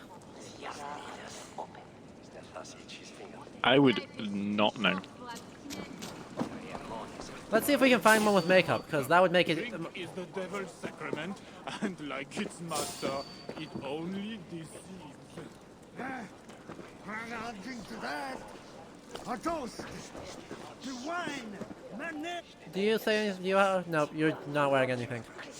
But my guess here, based off the very bright checkered pattern and the listing of them as a Harlequin, is that this is referring to the Commedia character, which is a form... The Commedia dell'arte is a form of popular entertainment that emerges in, I believe, 15th century Italy, but is predominantly early modern. And so, it becomes strongly associated with the role of the King's Jester or the King's Fool, but is a parody of that I would offer by my sword to a your king. long time. Where may I find him?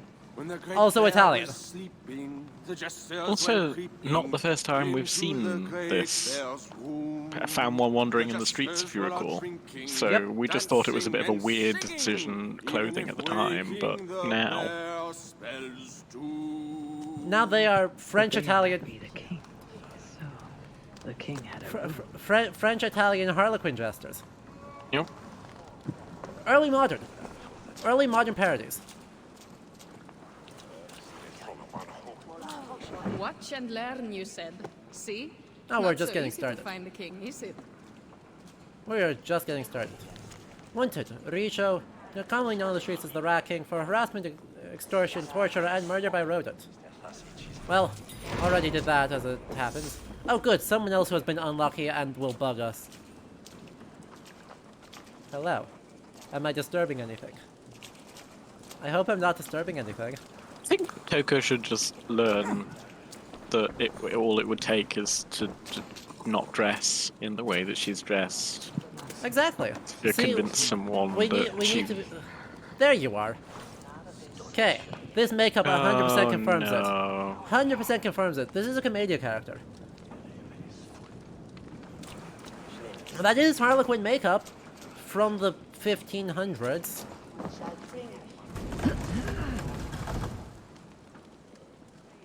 Anyway, sir. You there, acting strange. Where is your king? As mute as the dead. No matter. Quite. Oh, yep, someone else is being deeply unlucky here.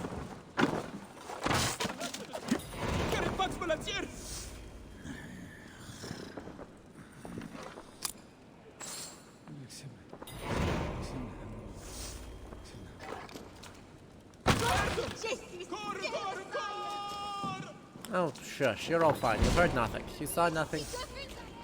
You heard nothing. You saw nothing. Thank you. It's finally some goddamn appreciation around here. And it had to be from a mute.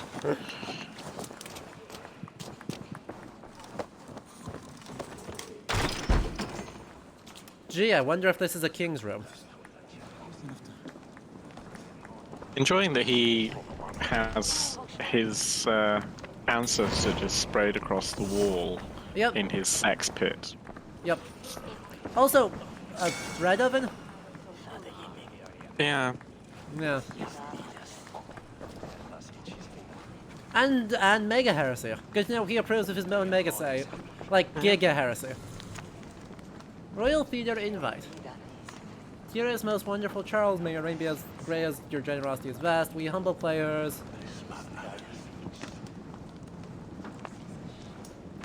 What century is this? Where are we? Let me go home.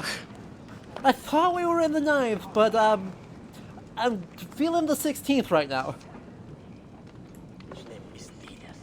We humble players invite you, our beloved patron, to attend a new performance upon the Amia stage. We shall debut a scintillating new play called The Measure of a King.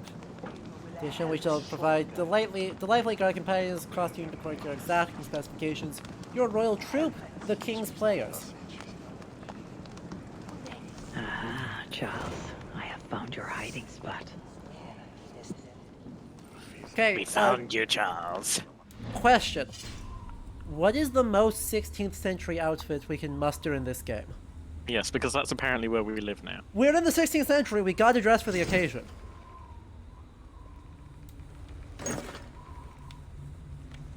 St. George's armor? Meh. The Brigandine armor?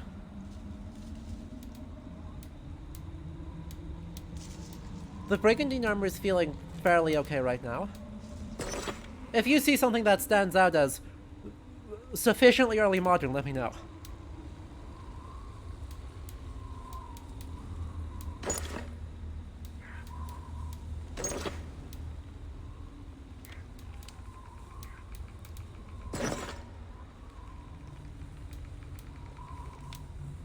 We need something with unexpected pieces of plate in locations you wouldn't anticipate. No, hang on. I've got an idea. It's just I don't know if it'll let me do this.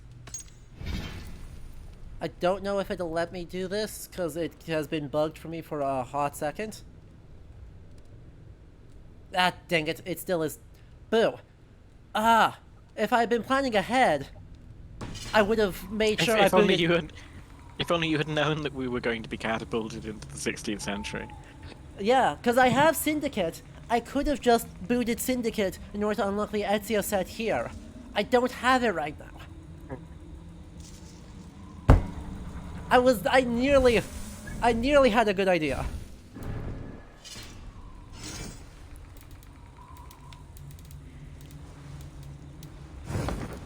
Boo.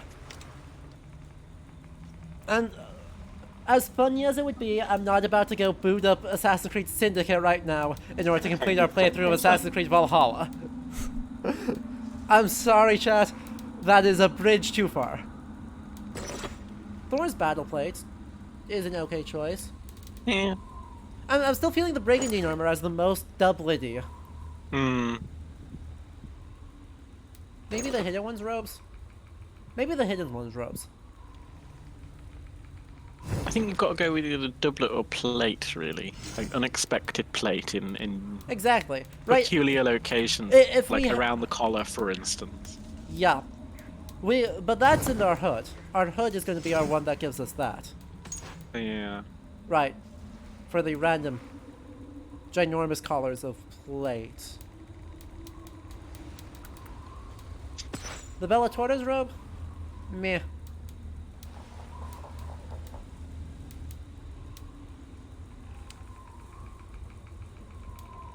It is a absolutely massive gorget. Yes, you are right. Huntsman, no, that's just bad. That's the wrong direction.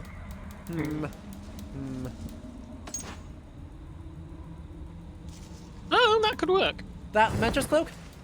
Yeah. I'm here for it. I'm here for it. We were asked for a Sorium board, so the Durandal is the latest period single-headed sword, so we'll do that. And for our board, we shall...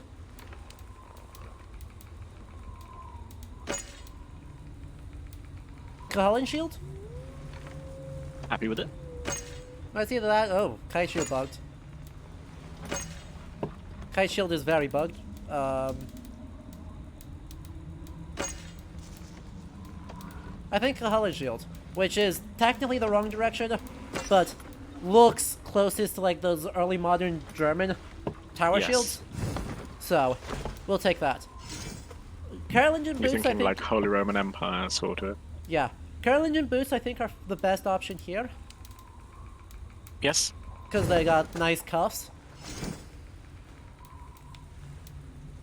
Hidden One's gloves? Yes, already, immediately, yeah. And gotta go for our Conquistadora. Yep. No. Okay, this is as early modern as we can get. We will now blend in. What happens when you take your hood down? Does the Conquistador helm just... Yeah, Yep. There we go. Yep, just pops into existence. Perfect. We are now sort of early modern. I found what I need. Charles enjoys the theater in Amiens. Good. Let us go. No, he may lash out if he meets one of Siegfried's clan. Oh yes, Best because I he go totally alone. hasn't lashed As you out the wish. other But times meet me we've here met when him. you are done and tell me what he said. In fact, you might even say he is a very calm and considered sort.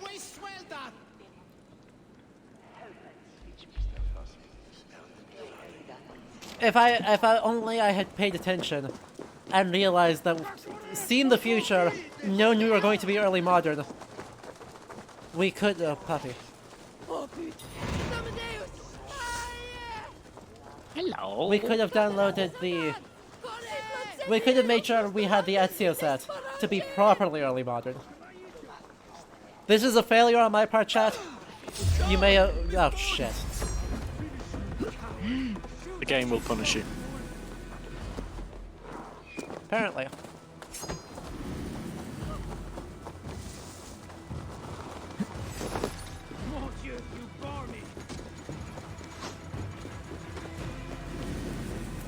Run! Run away! And bravely brave Sir Robin, he bravely ran away. You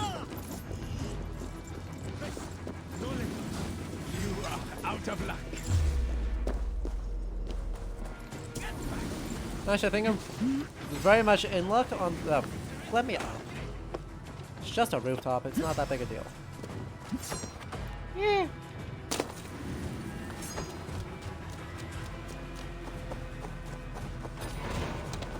You can't catch me, my shield's too big. Exactly. Fair.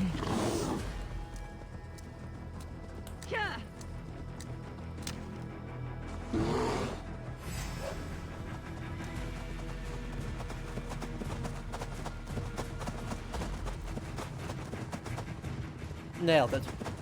We are the Love how the greatest... wolf turns, sees the bear, and goes, ah, I'll take him on. Oh yeah, totally. Also, shoutouts to the audio bug that has made our...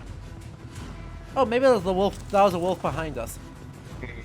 Because I was like, wow, this bear's horse footprint falls are very loud right now. But no, I think it is just...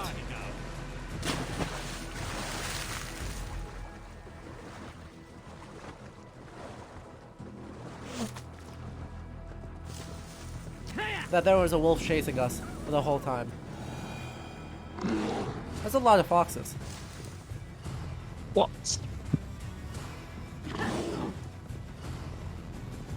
Anyway, right, the reason I said this is early modern is not just, oh, there are harlequins, but the idea of royal, like, patron troops of actors is 170% Elizabethan.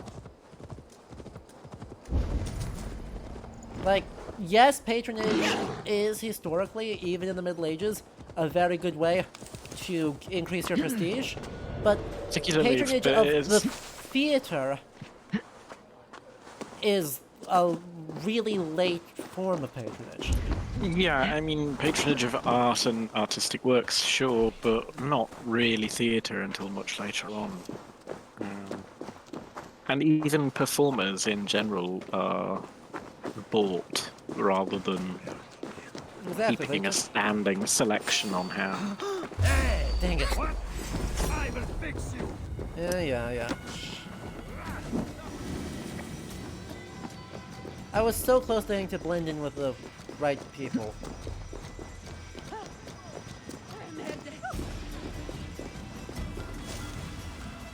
Hello, statues. Oh yes, giant Roman statues, don't worry about it. You don't even come up to their ankles. Just about, yeah.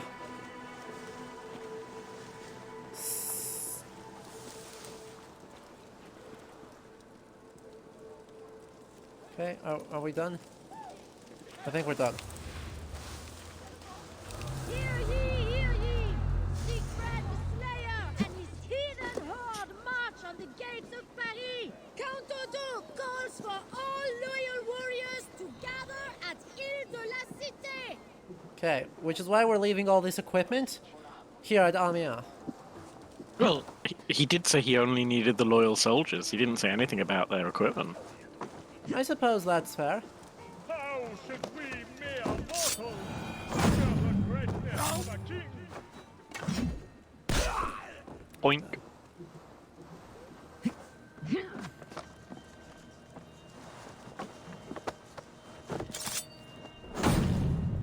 All of these men are very helpfully quiet as you take them down. Aren't they? Hear ye! Siegfried the Slayer and his heathen horde march! What? Like, you didn't see anything, you didn't see anything.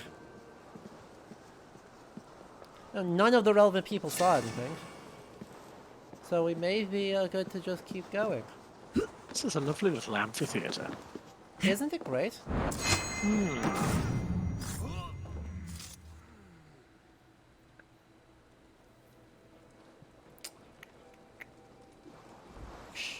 Crap. If that guy turns around, he is 100% gonna see me. So,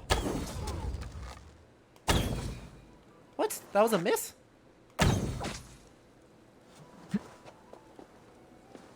Okay.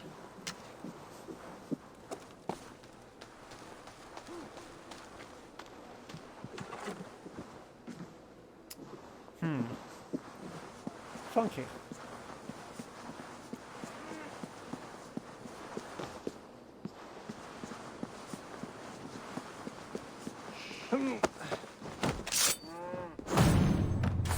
No one saw anything.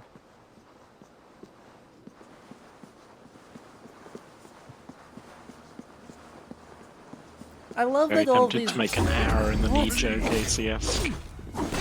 That was 100% an assassination. What is this? What is this? Luckily, everyone else is deaf, so it's not a problem. Ow. Avar just stubs her toe.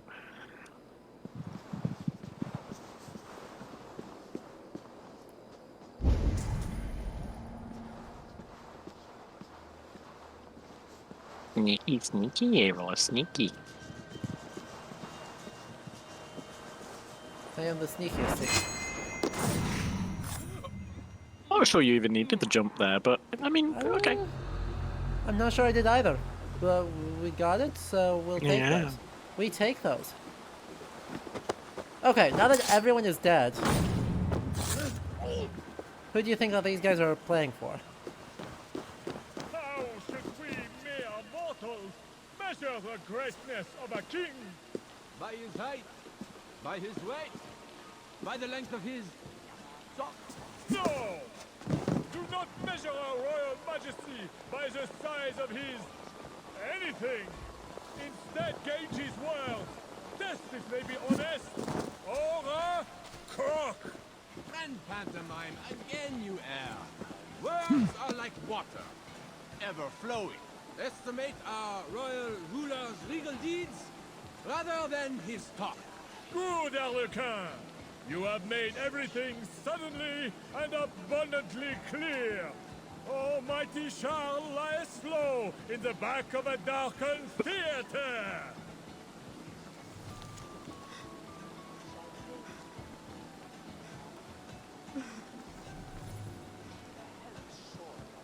There is... Look, there are several things going on right now, and I do not know what How do any we of them begin to are. quantify these? Thing one, the performing in a Roman amphitheater, that's not even actually in... I'm not sure what ampha is in this theater. I suppose it used to go all the way around. But like, Like it might do. there's not even foundation rubble. Yeah. It's been totally cleared. Secondly,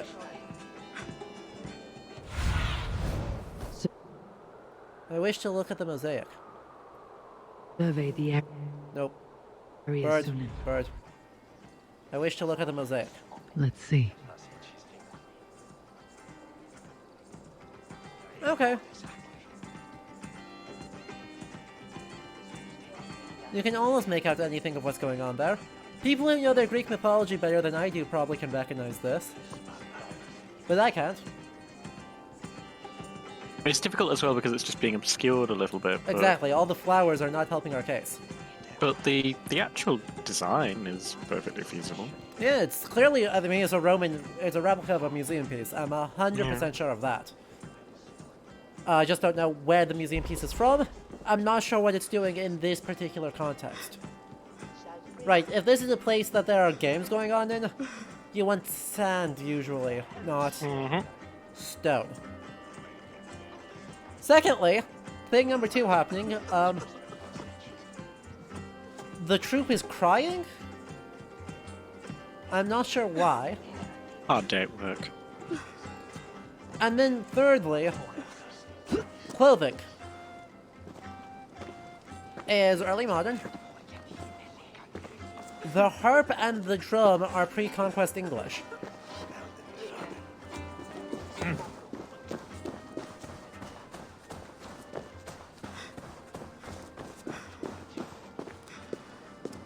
So, Maybe Charles what left century there. are the confusion of what century we are in continues apace. Daughter of Babylon, who ought to be destroyed. Happy shall he be that takes the little ones. Yes, demon. What? What does it do to the little ones? It dashes them against the stones. No, no, no, no.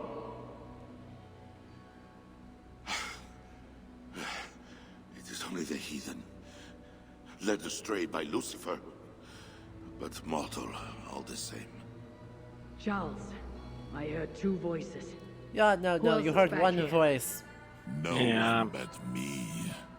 And this So they're taking the demonic possession aspect of Charles quite literally. Forgive me. Talking to that which does not exist opens the door for something that does. This I know. Let me assure you, my demon exists. As does my god. Well, I'm convinced. I mean, we know Odin exists, so that's fine. Kill me.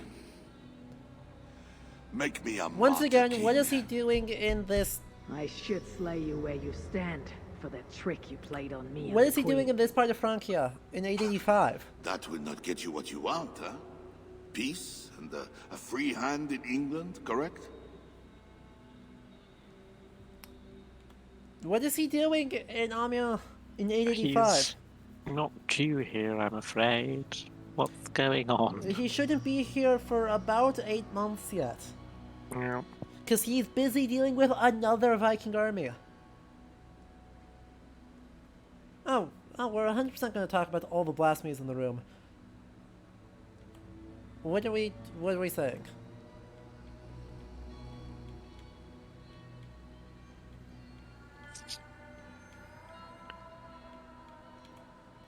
Which thing are we saying? I kind of feel that with how completely non-committal Ava has been already to everything, I'm going to go with option 2. What Option we 2. want does Decide not what you and I matter. want. Think of your kingdom, your people. Nice. If the world was so simple, bread would grow on trees.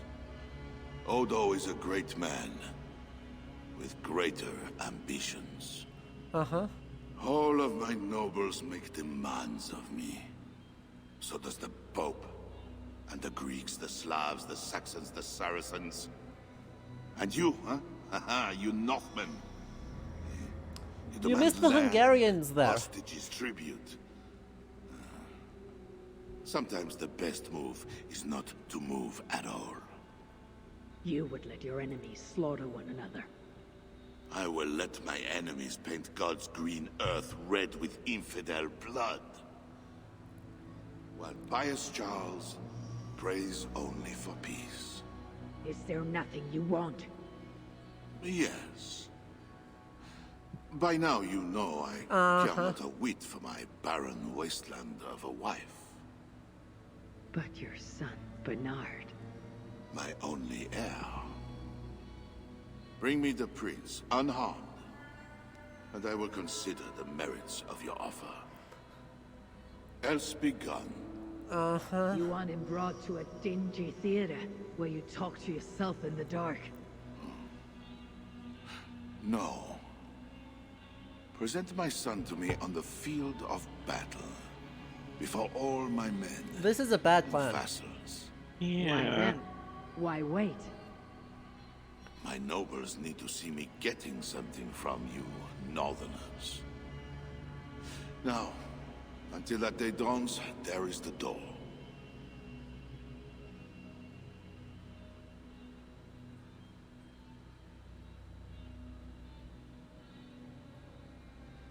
Yes, quite. Oh, hey, Baphomet. Yeah, isn't it? No. Oh, God. Oh. Let me in! Let me in! We're researchers. We need to see this content. So, there was another St. Charles, which you could see the torn St. Charles very clearly while we were talking to him. And then there is the Baphomet. So, they are taking the interpretation of Charles is possessed by demons way too literally. I was going to say, yes. This is actually things occurring. Oh, shit. We're fine. Now, the thing is, right, he was the Royal Frankish Annals, I believe. No. The Annals of Fulda? It may be the Annals of Fulda. Do say that Charles was possessed by demons in 873. And he Fortunately, is that can mean any number of things. literally anything from a seizure to, you know, actual demonic possession, because He could literally have epilepsy. He could have. Yeah. He could be seen as actually, in some way, having had some sort of personality flip. onset of bipolar disorder. Any number of things, like. Yeah. Unfortunately, right, without an understanding of, you know, psychology, things get chalked up to be demons. Yep. Because that's the explanation available.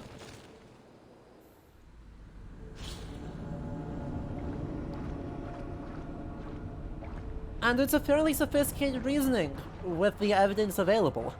But without, you know, a really strong theory of neurology, you're never going to be able to identify pretty much the entire handbook of disorders as... I think the other thing as well is I mean, I suspect you agree with me on this. The process of, from a historian's perspective, trying to diagnose an individual in the past is... Terrible plan. Terrible plan. Like, really dodgy. Again, partly because the assumption being that what you're reading in the sources is reflective of actual behaviors. But I mean, a psychologist would be the first person to tell you that they would not be willing to make any kind of meaningful assessment of an individual's mental health without seeing them in person. And that applies just as much in historical contexts. Exactly. Like, clearly Charles is unwell near the end. Basically, from 873 onwards, he suffers a lot from something that causes fairly erratic behavior, especially in 887, where, you know, Bernard appears early in the year to be proposed as an heir, and then gets retracted by the middle of the year.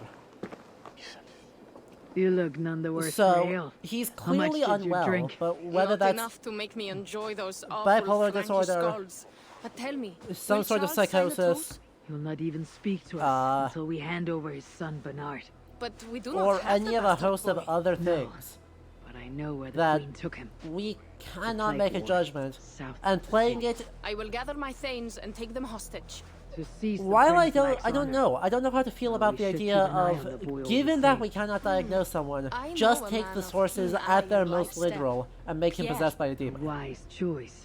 So, I mean, one Rapt step makes a good point. closer to It's breaching the walls and burning a city. Yes. I do not it's want almost this like thing, but what else can we taking the do? material, and I'm not sure there is an easy See you way back at out the of this camp, from a game developer's or a writer's perspective. But to just go with the most literal reading feels like a sort of passing the buck scenario.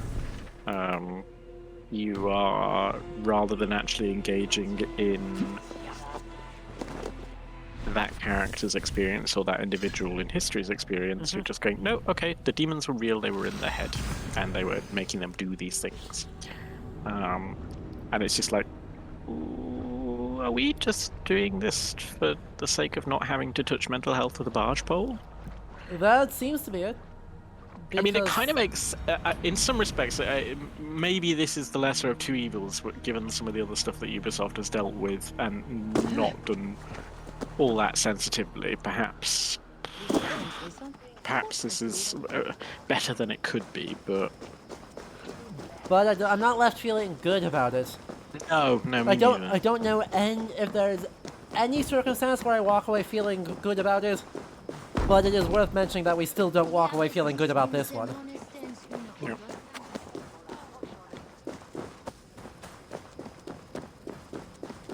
Yeah, Raptor makes another good point that these characters are usually stigmatized by being in the role of villains or antagonists. Or... If there is a weakness to the island, she'll know it. And is there... We are left to rot in squalor. Well, on the bright side, there's nothing left for the Northmen to steal. We could steal the thatch. Don't ask in my wife's comforting words of wisdom. Her cheerful quips will warm us this winter. If you're worried, we can steal the thatch. Or the hides. Or the rope. You're awfully sarcastic for a ditch digger. Oh. We got loads of things left to steal. Honestly. We're not picky. We can use these cloths to shore up our tents.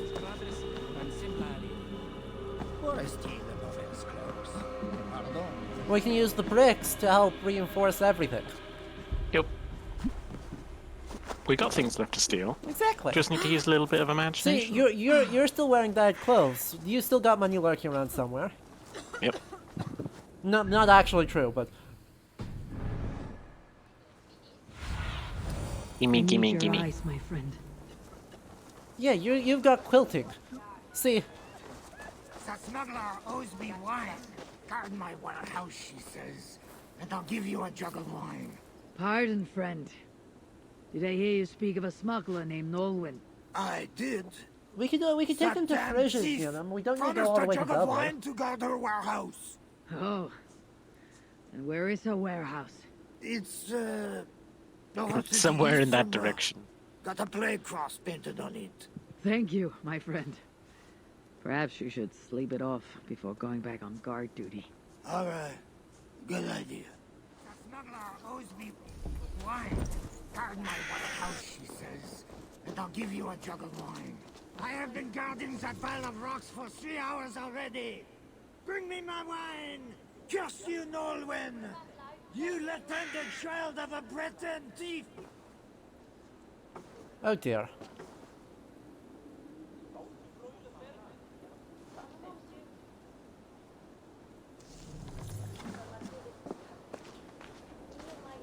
Like, I feel like they're trying to aim here for a commentary on, you know, this war ultimately had a lot of totally unnecessary,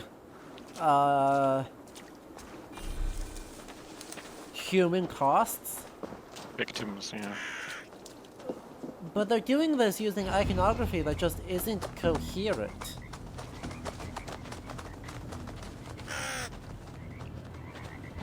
Like plague crosses and rat swarms in the 9th century. And magic frogs that climb up scarecrows. Exactly. And clip through the floor and out of existence. Okay. Look, Aristophanes was right, the frogs are magical. Yeah. Arrowheads, whetstones, smuggled Those aren't goods arrowheads, meant those for are the just university. arrows. The smuggler must know the island well. Those are in fact swords and arrows and spears, and I don't see a single whetstone in among them.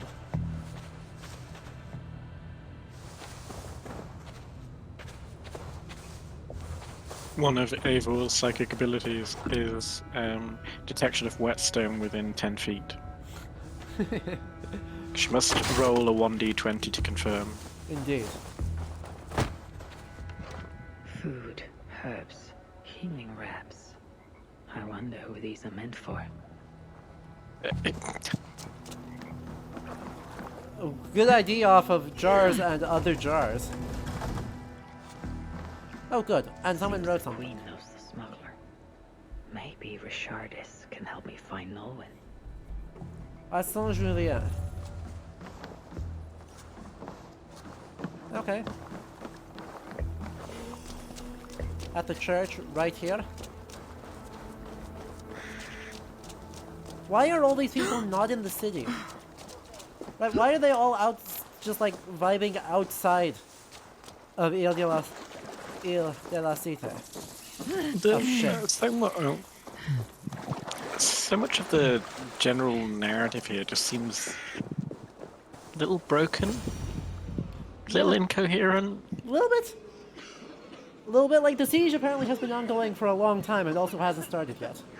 Yeah. Let us pray in the world. And also, Eivor is now walking through actual Peace plague I leave with you. clouds. My peace I give unto you. Yes. Let not your heart be troubled. Yes. Neither let it be afraid. And the miasma is visible.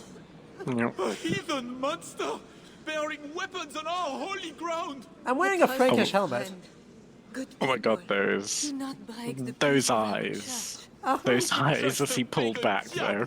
How many have you killed, fiend? Yes. Remember, when the good Samaritan We have saw killed, the yes, man, so don't he worry had about it. compassion and bound his wounds.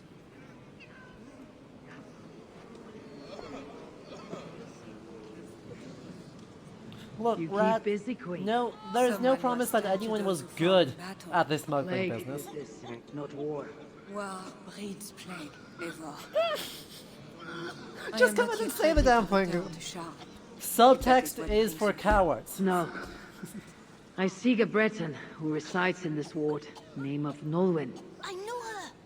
A freelance thief. A disreputable woman, although not without talents. To those who can pay. They say she can smuggle goods and messages over walls and past guards. Yes. So why do you seek this woman's help? Because she, like Charlemagne, can pass through walls. Exactly. Yet we gotta get those out of bounds clips. I have urged a truce on all sides without success. But I can still try. But Siegfried the Frankular leads this army, not you. He inflicts his vengeance upon us, town by That's town. fair. Because the Franks killed his brother. How many Northmen must die so Siegfried can avenge one man? Should his niece die too? Should you? I cannot stop entire armies. Only urge reason and a truce on all sides. I feel like you are not the source of reason and truth right now, Eivor. You did save my life. I must We're- take that first step look, and trust when you. the bar is My below good the ground, what Thank makes you, us Queen. look good by I knew you were comparison. dead. True, we need to stand next to Siegfried. So, where is this Breton? Alas, I do not know. She visits from time to time. I know the way to Norwin's hideout. Please, let me show Eivor. Wait, you've been living sheltered the whole time. You haven't been to Paris. Very well. But hurry back, little bear. Wait, how does Bernard know? Not so fast, little prince. This place is not safe. Nowhere in Francia is safe now. Mother Richardie says so. How is it you know where this smuggler works? Yesterday I went on an adventure and followed her. But she saw me and waved. I felt Okay. silly. Okay, they explained it. Fine. Ah, I've been down this way before. Thank you, Bernard. Get back to the Queen. Bye, Eivor. Have fun, and let's have another adventure soon. Sure. More sewers. More totally real, legitimate sewers. I think they just caught plague while we were in there. Yeah, that's fair. Mm-hmm.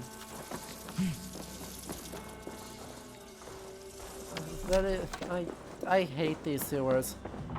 I hate the existence of these sewers. I hate the idea that they are like, oh, we can't have an RPG without sewer levels. Oh, that doesn't sound good.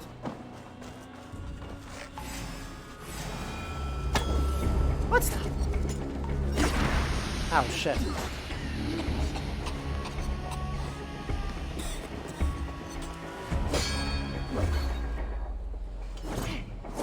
Come on! Press! Stupid sheep! Stand clear! Oh, come on.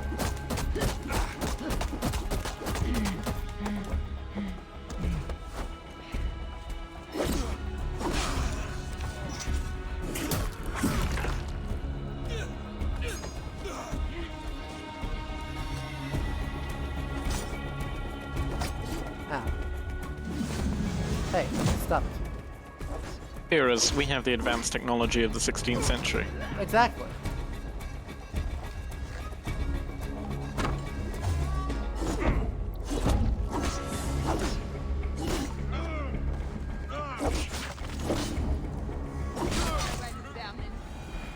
And you, my friend. Just who are you? You're... Wait, you're Breton? Well, that explains the giant bird skull.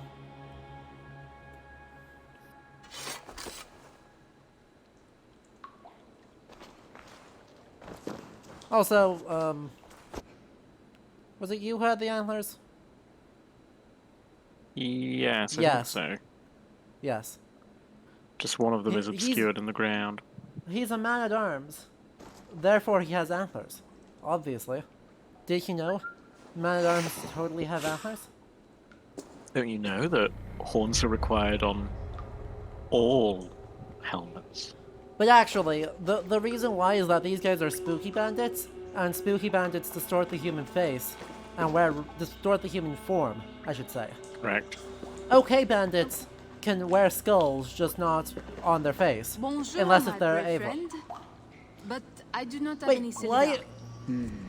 Hold up. Um, Hold up. She's Breton in the 9th century. They could have had her speaking Brittonic. No, I'm not no. here to take your silver. All things must I be have no French. quarrel with you. Right.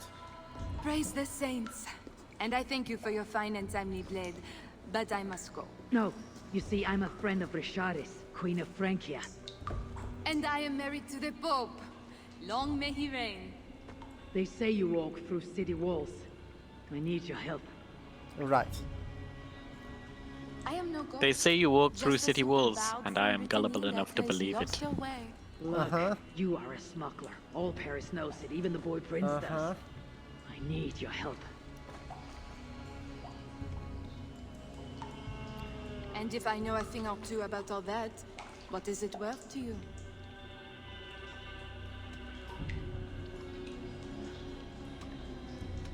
We'll Is this pay. enough silver to loosen your tongue? Ah, sweet silver, the bane of Judas. It will do. Silver makes fools of even the wise, and the rich make greater fools than the poor. All is well. Says in a culture So that what do you values need, material Northerner? that is a I see display a economy. weakness in these Yeah. walls. Is there a hidden Just tunnel, gonna throw that out secret there. door, something Eivor like is that? the most postmodern no, Viking. not so simple. The Franks sealed the city well. But take this key. It will open the bridge door. The bridge. I can reach the bridge from outside. What I could use is a way to take it down. A little silver birdie told me that the bridge's foundations are in dire shape. I see. If we can take the bridge down, the longships can encircle the city. No. You did not hear this from me. Farewell. So one of the two bridges is eventually destroyed. I believe it's the one on the north side of the city. Where is this bridge? It must be near. Well, given how everything else has already been going, our next quest presumably is to go find gunpowder. No, we're gonna use oil and it will act exactly like gunpowder. Come on, this is known. Hmm.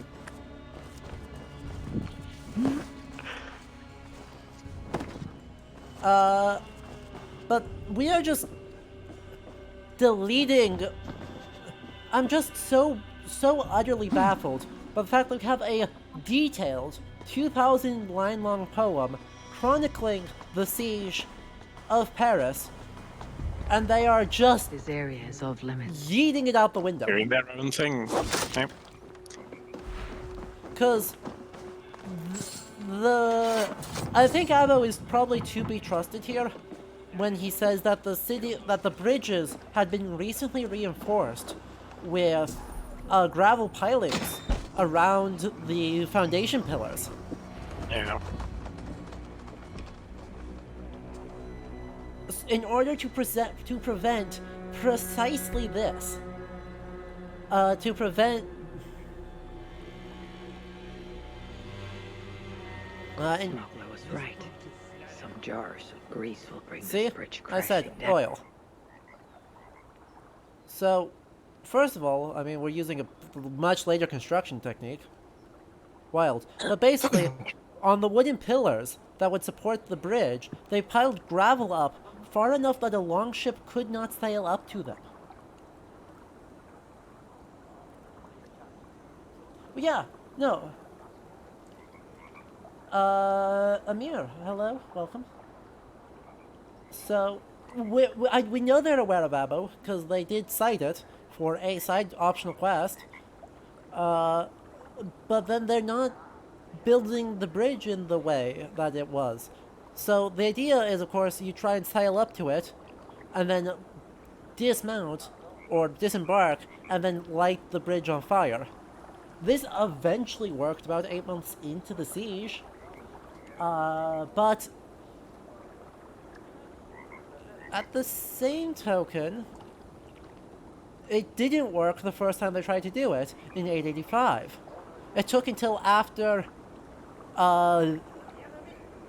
basically they attacked the south first, then they attacked the north, then they attacked the south again, then the French resources were split thin enough that they were able to actually take out the north bridge and then the north tower.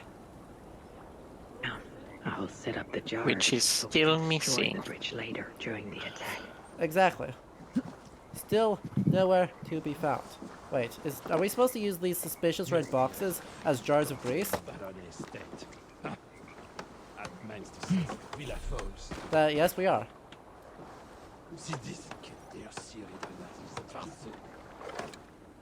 Sir? Oh, you're not actually a target. Wild. Oh good, we have infinitely spawning things of grease. Fabulous.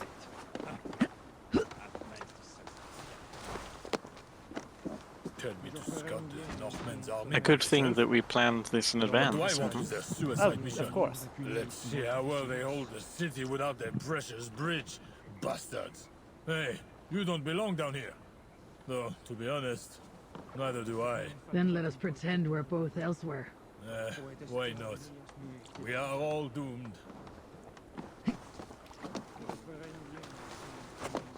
Why is everyone so cynical in this video game?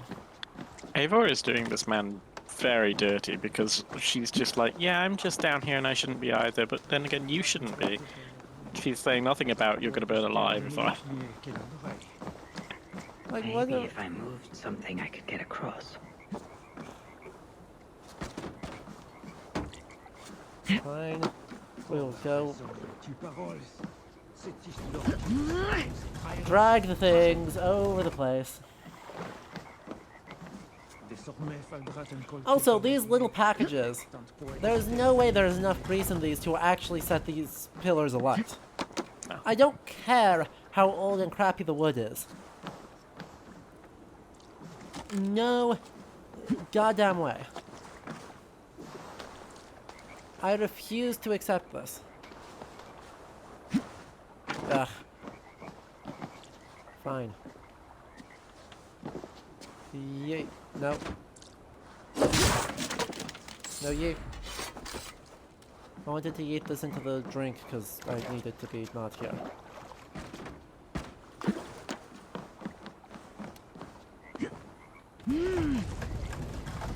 Wait. Hold up. How shallow is this water? Okay, that is deep enough for a longship to get through, barely. That is the literal minimum depth of that a longship can actually pass.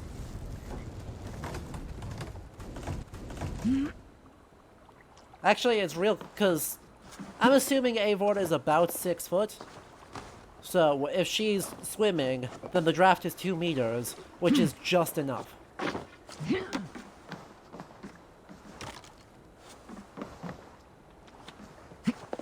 Good lord. Right, it would be very funny though. What? What? Travesty.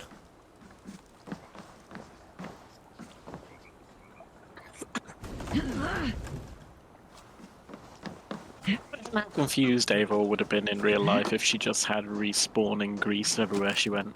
That would be very funny. Gods curse some with blindness. Others they curse with a limp, but Eivor with the packages of grease everywhere she There. tread. The trap is set for the siege of the island. Wait. Better return to the others. Wait, I just realized. We're not trying to light the wooden braces on fire. We're trying to explode the stone. With grease. Right. This is not how science works. I'm not, yeah, I mean, my degree is not in chemistry. But I am usually of the understanding that grease fires do not explode stonework.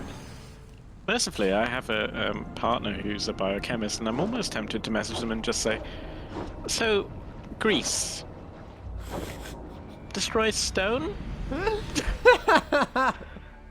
Oh,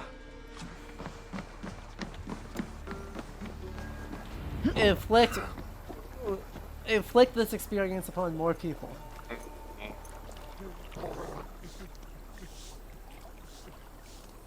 Coffee.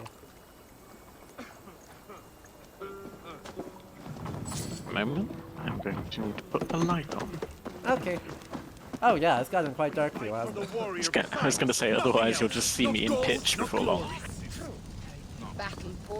The Romans just with very brittle stone.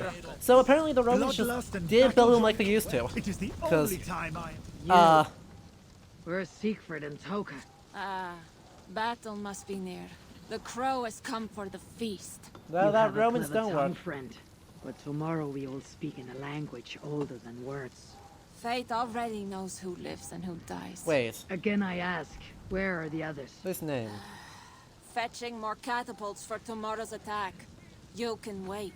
I shall wait. Somewhere else. That's what I thought. Huh. So, her name appears in the Prose Edda as a list of one of the Valkyrier. Good. How many chickens landed? 5? So, I wonder if they're playing that straight too, but it is just literally... Oh yes, this random person we have never met before is actually a Valkyrie.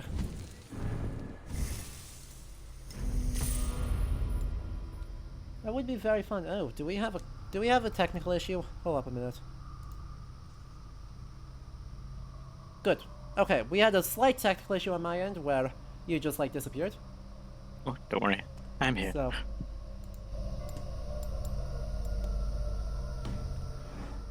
one Valkyria later,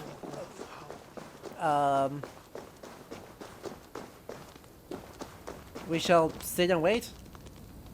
We'll just like vibe out.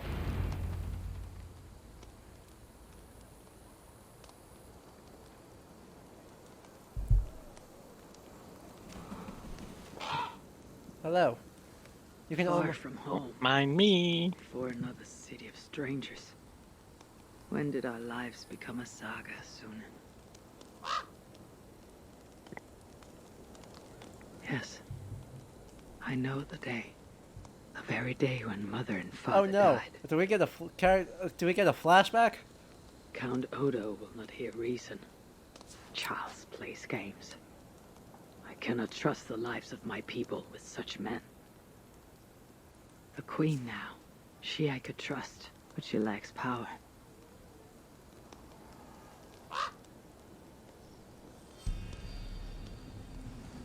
My place is here, with Siegfried and Toka.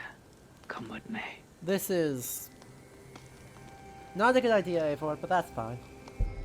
Oh my god, imagine this scene with Eugene. Oh. Eivor, you return. That means all is ready and we cannot turn back now. Why do Poor you worry? Eugene, he really needs to get Collect out. more swords. I know. I know how to fight other warriors on the field of battle. This is a city. There will be flames. Huh? It matters not. Tomorrow we will fight as warriors, not ruthless killers. As I swear, upon my honor. Ah, Eivor the Talker. And to whom have you so freely given your word about how my battle goes? Siegfried, stop it. I said it. The gods heard it. That is enough. And if I say we burn this city to ashes and feed the crows with children, what say you?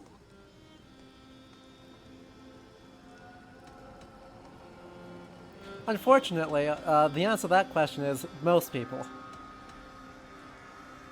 And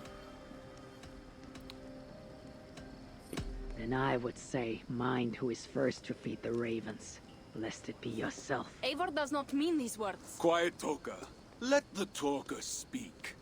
Come, Eivor. Tell me again how I shall feed the crows. My steel will speak for me tomorrow, to my foes. I have no quarrel with you, yet. Good, good. Keep that fire burning through the night. It shall kindle our vengeance at the break of dawn. Yay! This is the second time that horrible. Max has said that he hates this, that he hates Siegfried, Time to rely on my I'm force. inclined to agree. Yep. How do you do that, Eivor? Sleep before a battle, I mean. Easy. I remember my mother's murder. Each moment. Second, I recall every word the old father ever said to me. And finally, I think upon this war-filled world. And of the next. The whole of endless wonder. Only then do I rest.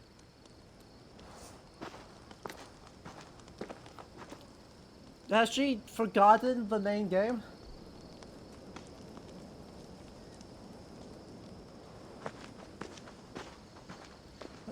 Has she literally forgotten, like, the plot of the main game? Yep. You know, that important plot point of the next world and the Hall of Wonder being not real?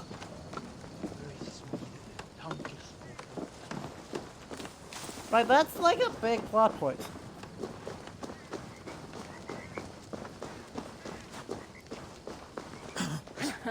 They say Halfdan Ragnar's son is the strongest of Ragnar's sons. Indeed. Strong he is.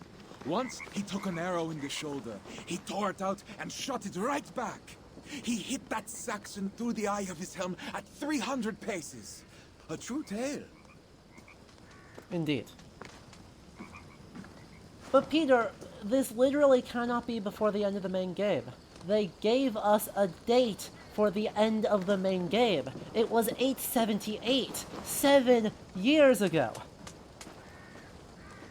They gave us a date. They gave us a date for this one, so that excuse doesn't work.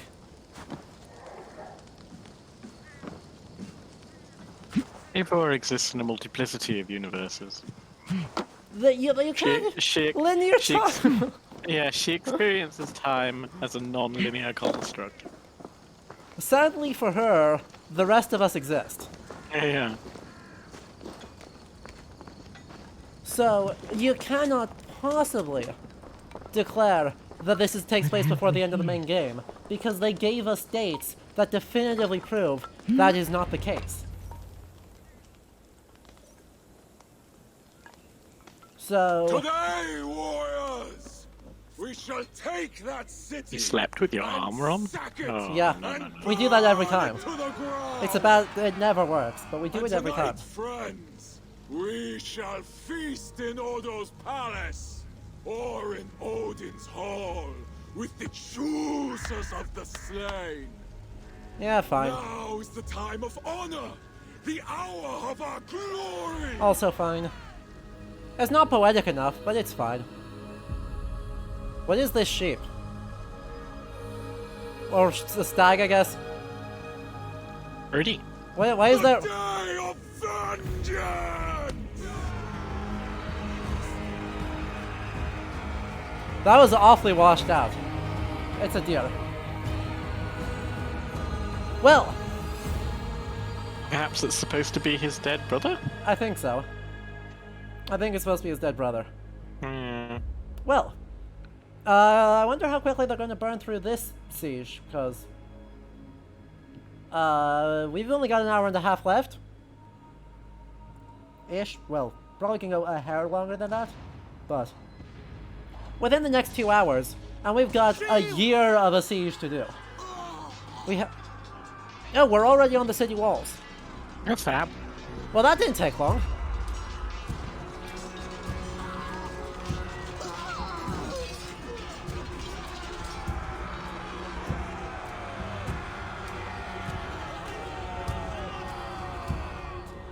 That didn't take long at all.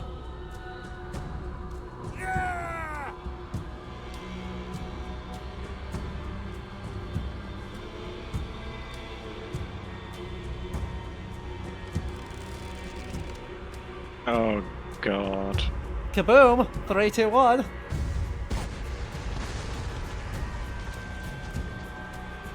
Well.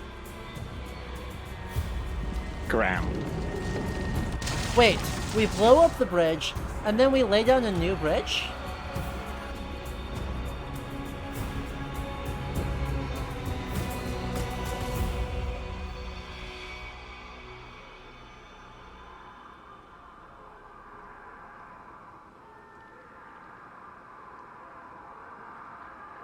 But why though?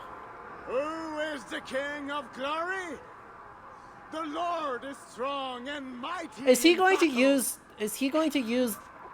Yes, and that thing my is hands for war. absurd. So that my arms may hold this cross. He used of a gold. bow. I shall not yield. Brave Sif, bring the gift of victory. Odin, lend me your Wait, a helm kneading of pool? Vida, feed my need for vengeance of Also, Valiant. Helm of Awe is not owned by Odin. Crush these walls.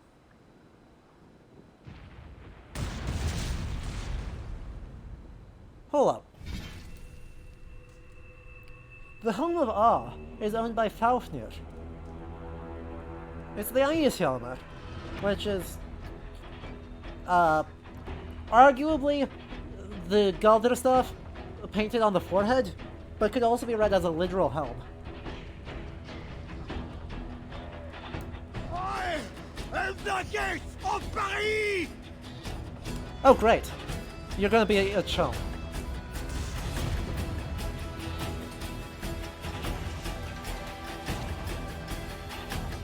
Also, hold up. Nave, photo mode. Aw, the kneading pole vanished. Oh, that's sad. So the pole that was used, Don't worry, we've still got the unusually large processional cross which just stands. just vibing. But I was hoping we'd have the other one planted right here also vibing. So, but that horse skull, is described primarily in Ale Saga, where Eir Skatlegrimsson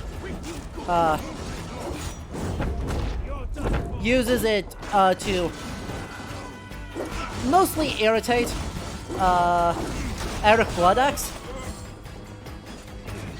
Oh shit, that's in this one I can't dodge.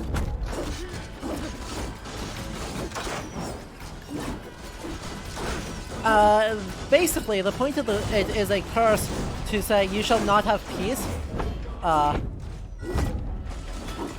or otherwise shame, some form of shame, which is what kneading literally means, until some conditions are met. And in order to do that, they use a flayed horse with the skull planted up on top of the pole, and then runes carved. Oh, sweet. We can just yeet that at them. Is this a weapon we can throw? No, it's not. Oh, damn it. You just lit your sword on fire. How annoying.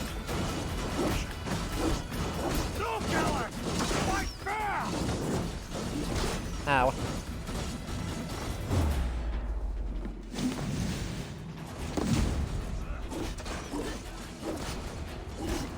God damn it.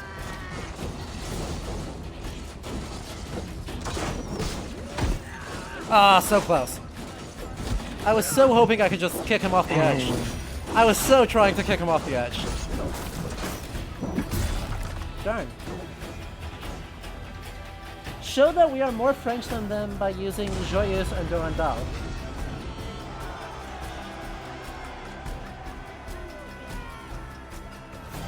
Oh no, are we lagging? God dang it. I'm sorry, chat. I'm sorry, chat, for all the things. By Sif and Tyr, the day is ours. Fate favors the brave. By the way, they should all be wearing helmets. Like, rush the palace gates! We'll bring the whole place crashing down on Odo's skull! apologies, everyone. If hopefully the frames recover once we are now not in. Nope. Catch them off guard! Okay. It seems to be the case that all these fire effects are in fact obliterating our frame rate. So quick, pass the fire. There's not a whole lot I can do about that, because I think in order to fix the option.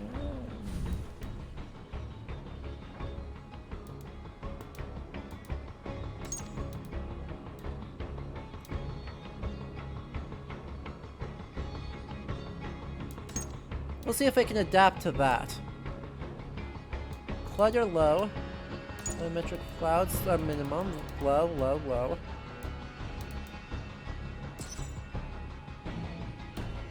Boo. Yeah, that's the best I can do. I think I failed to apply it though. I don't know if it'll actually let me.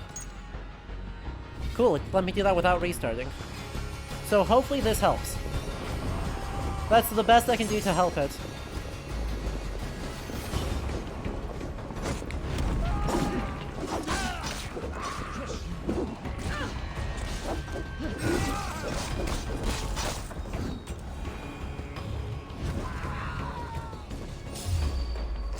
What?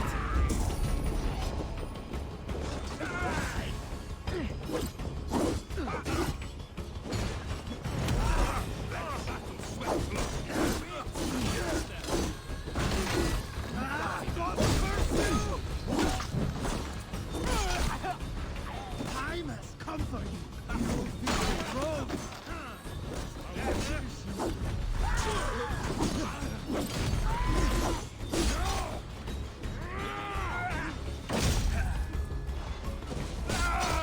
Just die already, please.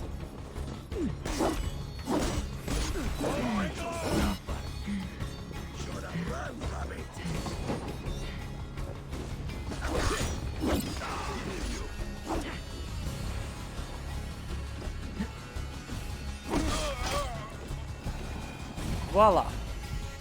Oh, well, sadly... Nah, we still got some crappy frames here. The fire effects are a big problem. Is there a reason you're all standing inside the fire?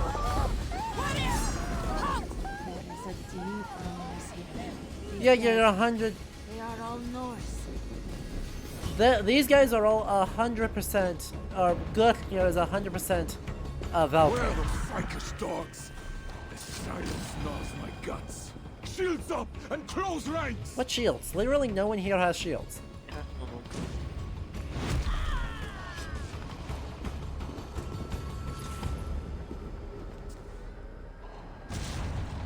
Oh, is this all?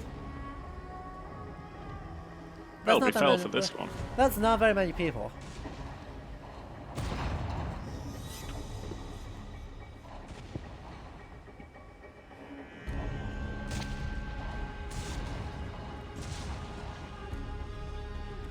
We've not been bamboozled that hard. Like, truly, they have arbalists up on the walls. They're cheating.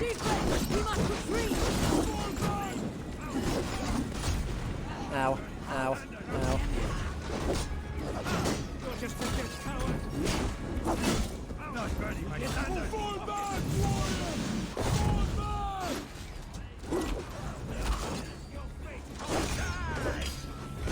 Yeah, we're fine.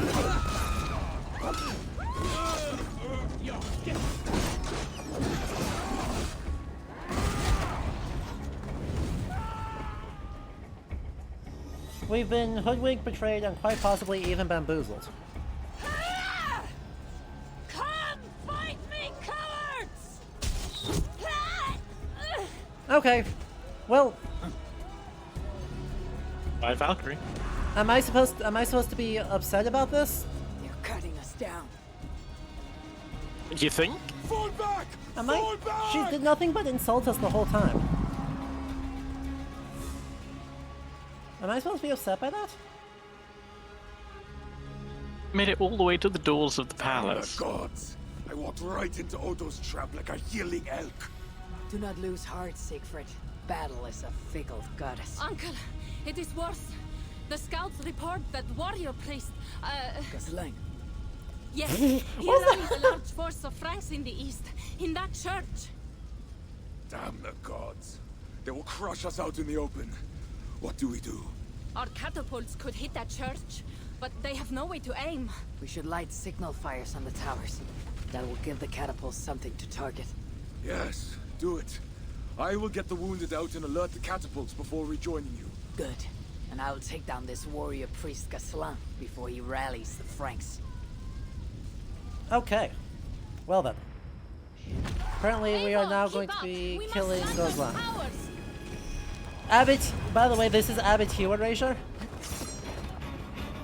Just for the record, there is another Abbot, Abbot Hugh, who also dies and has not even been mentioned in this game yet.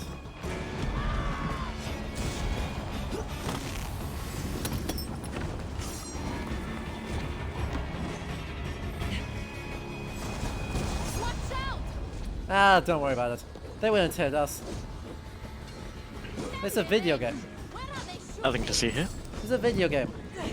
There's no chance of them hitting us.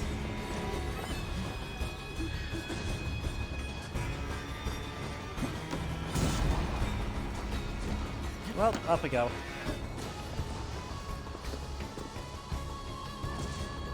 Isn't this where we're supposed to light the thing? Yeah.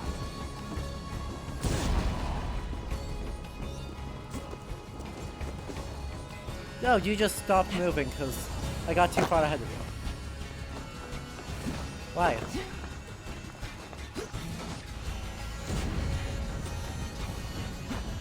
Eivor, climb up and light the towers.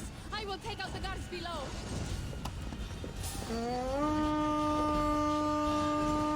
Didn't I already do that? I just did that game. At least give a oh, you unlit the tower. Just so I had to do it again. Over there? That tower? Yeah, it is.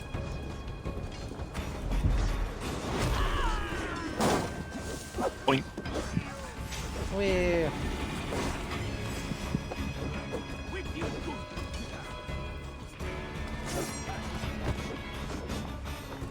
I don't understand what is happening here. Don't worry, neither do the devs.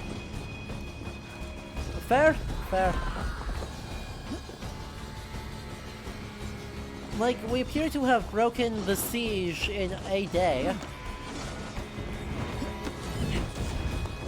Which is fancy. Oh good, I'm glad we didn't let them No, fire I was that. gonna say. Proud of them, proud of them.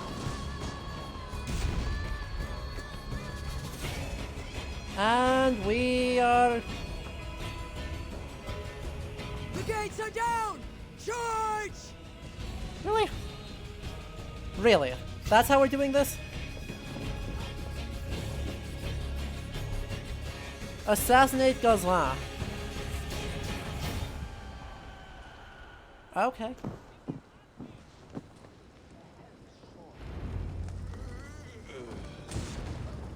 Okay. Fair enough, we're doing this now. Nearby church bell tower. Bell tower. Up there?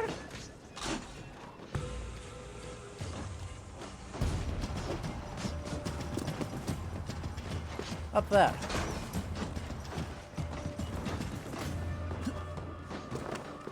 Okay, well.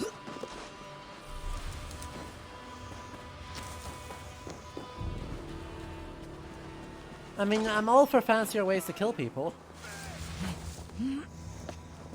Drop down from above. Yeah. Oh. Nailed it. Flawless. Ow. Ow. Ow. Still Ow. flawless. We saw Ow. nothing. Ow. Ow. Door is blocked.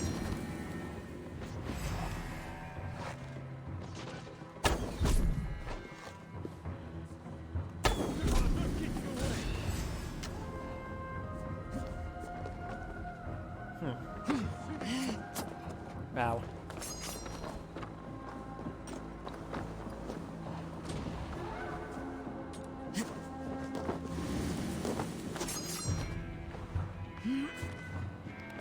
I wonder if this suspiciously breakable window is the answer. Go forth and kill Mankar Cameron.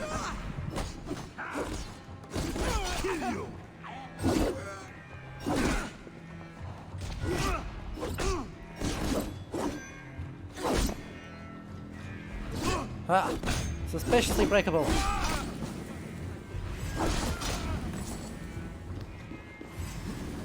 And look at that, a convenient ladder. I'd say that ain't that here. You there, help! Yes, you, the hulking barbarian! Please help me! Not deaf now. Remember you, the silent jester from the tavern. You have earned my eternal gratitude. I assume you seek the war priest Gozlan? Please, take the church key. This brought me only trouble. Thanks. It seems you found your tongue after all. Well then. Ta-da. Video games, ladies and gentlemen. Nerm said they'd laugh and appreciate the game a lot more if you would just come out as part of the Morag Tong. I mean, fair. Yeah. You can't argue with that.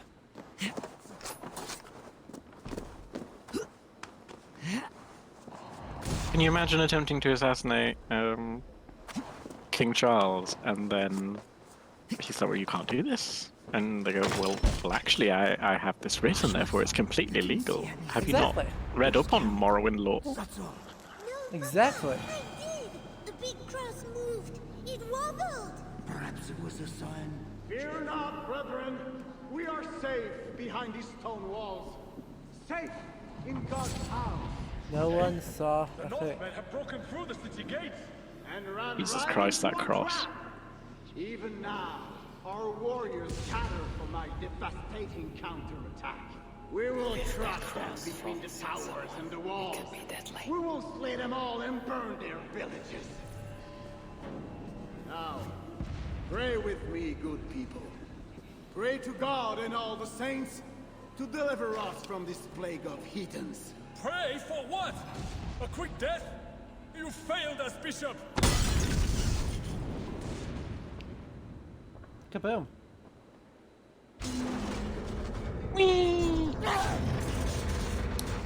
Well then. Well then. My God. Is that the darkness? Or a light? Rest in peace, goes on. Join your nails god in death. Wait, how did we get down? You served him in life. Wait. How did we get down? Mama, I'm scared. Clear the hall! Hush, child. Shh, hush. Come, Eivor. The fighting still rages through the streets. We need your strength. Well then. Ta-da. Oh, That's yes. an evil look about it. Oh, yes. I wonder if there is a hint that he is a bad guy. Blood red wine for your drinking horn, my brother. Yep. I wonder, is he Peter with the Anakin moment? Yep. How does this end, Toka? Killing everyone? It is as I feared. The bloodlust is upon him. Ooh. He will You think? If I can reach Count Odo, I can make him surrender. To stop this madness. No, we No. already established that you couldn't do that. Against the Odo's palace. It hasn't worked With any us of the not other dead, times. The streets are ours. We are moving the catapults to batter the palace gates down. You have Must rams. be another way over, under, or around those walls. Nolwenn once spoke of a tunnel in the Yeah, southwest. we already found it. One way or Eivor, another. your I'll memory. get in.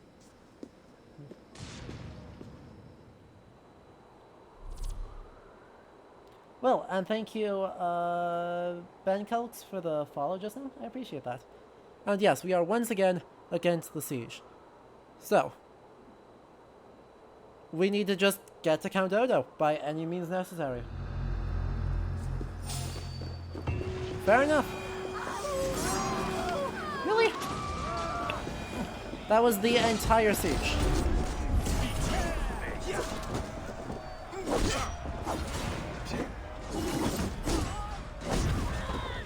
That was the entire siege. Just that. Really? What insanity.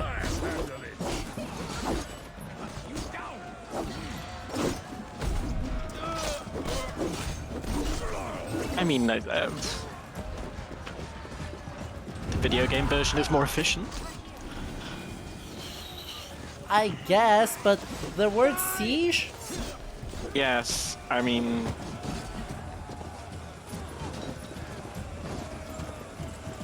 It is difficult to conceive of how this is meant to follow a historical pattern.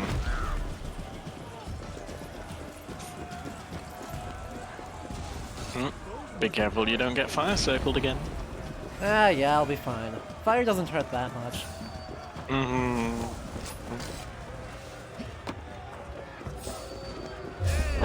God damn it.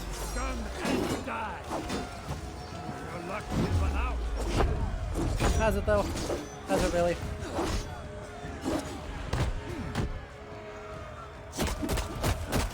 And punch, punch, punch, punch, punch, and death. I can't believe... Hey, it worked. I knew there was another path.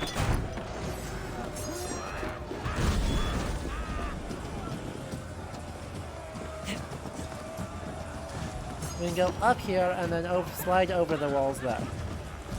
Flawless strategy. Good lord. Well, the other thing...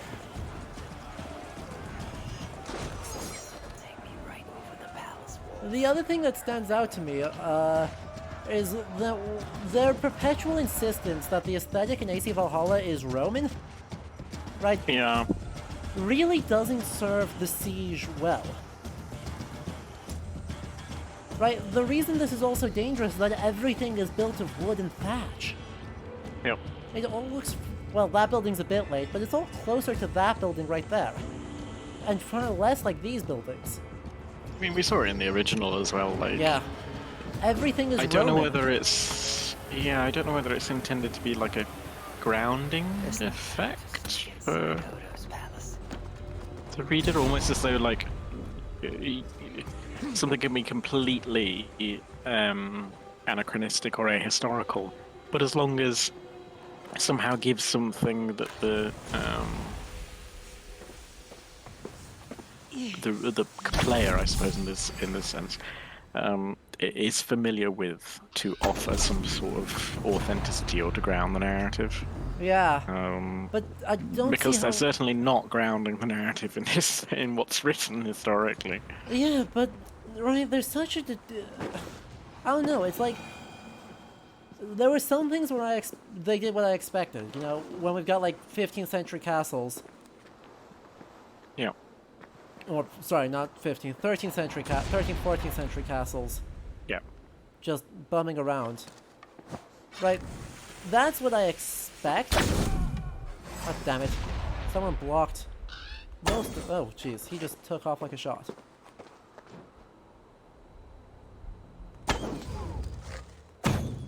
What? That went right through his face.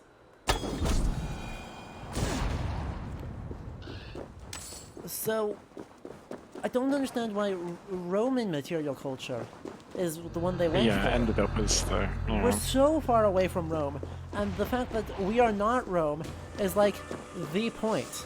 It is the biggest thing in this entire game. What's... I wonder whether it is in part. Okay, Did you just see that? Yes, that was unexpected lightning. I wonder whether perhaps it's a product of us generally having a better material record for Mediterranean societies. Potentially. And so when you look up, and as a result, when you kind of try to look up roughly what Paris in the 9th century will look like, if you just type in 9th century churches or buildings or whatever else, you're probably going to get something that looks a little bit more Romanesque. I mean, Romanesque I'll buy, but this this brick layout, I mean, you get some hints of it, of like this pattern in like early English churches, but did the game just crash? I have no control over the video game. Yep, game crashed. At least we have a good vista. Maybe. Yep, game crashed. Rip. Sad. We'll have to reboot that and hopefully, As it happens, I think I am going to have to go anyway, just because it's now getting quite late here. That makes sense. We are, I think, coming up on the end, so I can definitely handle it from here if you've got to head out. Yes, but do tell me how it goes. Thank you.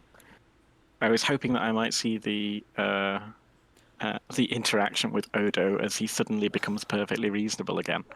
Yeah. The But, thing is, I know we're not done yet because I know there's at least one more assassination mission that might happen. Yeah. So, I know there's at least a little bit left, so definitely I will fill you in on what happened.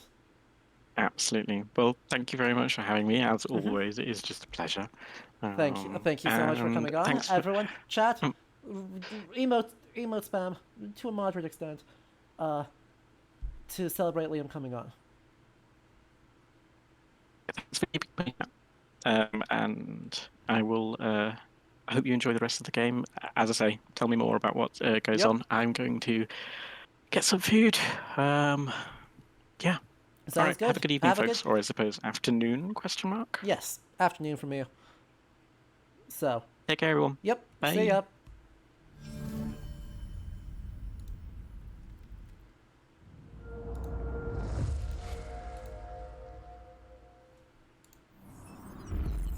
Let's try this again.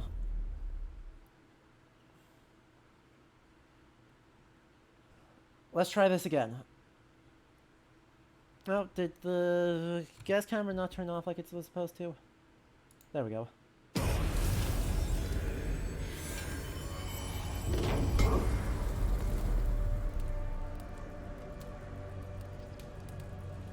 So, where were we? Committing lots of murder with our bow, mostly.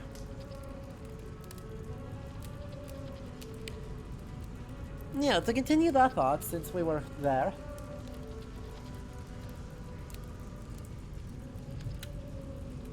The threat of fire is such a huge problem. I mean, it is because most of the buildings are made out of wood.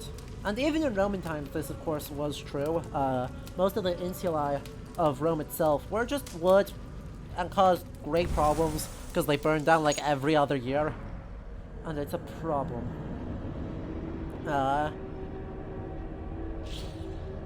But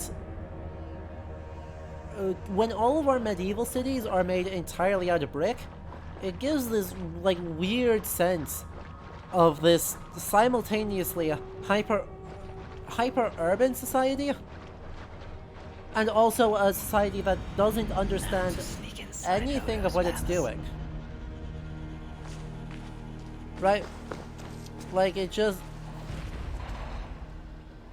Wait, where am I? Did I get yeeted outside the walls? I did, didn't I? Thank you, video game. Kinda, yeah.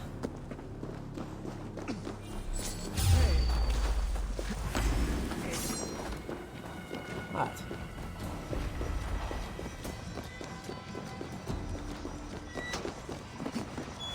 So, right, everything here seems to be built in ruins. So, the consequence, of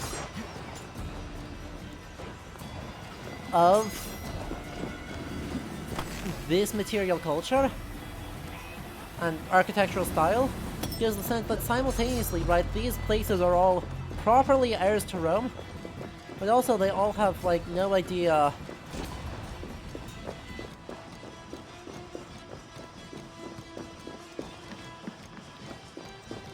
well, no real sense of how to build anything that is unique and identifiable as their own. Right? Everything is just, it's if they see defined. This will get messy. Everything is just defined by the presence or the former presence of Romanitas. And even cultures that try to claim Romanness, like the Carolingians, had a distinctive material culture that is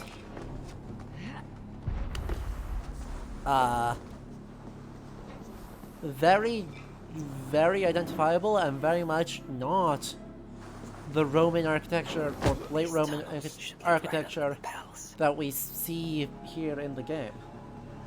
Right, the palace itself I don't mind being a restored Roman structure. It's that this is the entire mood of the city. Just makes it feel decrepit? What?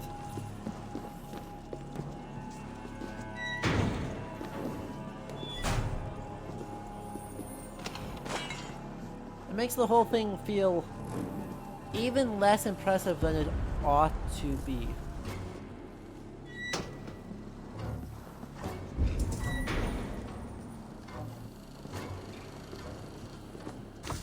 The jailer must have taken the key with him after reading that note. Okay, so I need to get through there and then go upstairs, it said? Jailer is in the palace and has a key to the underground cells. Yes.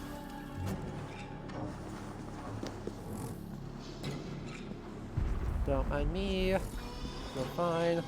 Everyone's fine.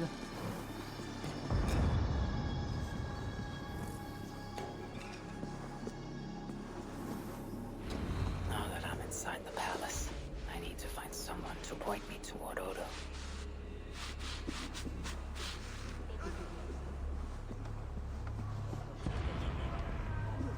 You guys are just drinking? Pardon me, good sirs. Where may I find Count Odo? Count Odo?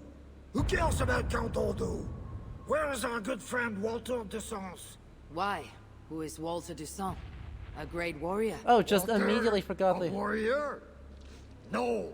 He is Count Odo's family priest. Immediately dropped the He's French begging accent. Odo to give us more Hello, wine. Smoky Bear. We're going to Welcome. be past out drunk by the time the Northmen bust Exactly into right. here. If only the palace was Roman, it would make everything stand out in the I city. need to sneak past these guards to the servants' wing.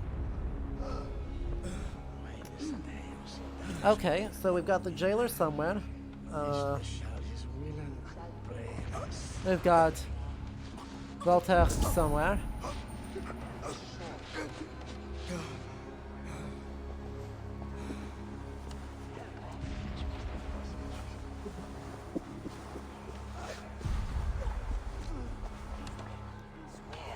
Listen, I am the chief jailer, so if I say hurry up and board those walls, you hurry up and board those walls!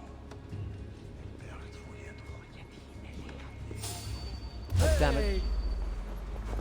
You're fine. You saw nothing. You heard nothing. Everyone is fine. Everyone is fine. This key looks like it should open something important.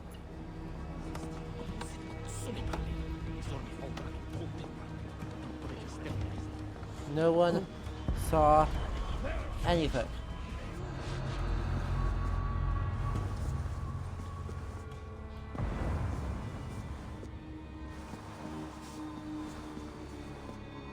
God, I'm so good at this video game.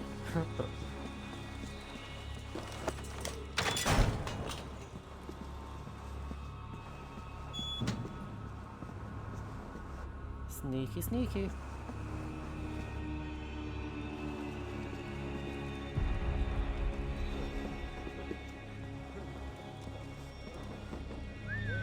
Ah, that got both of them. Ah, that's bad.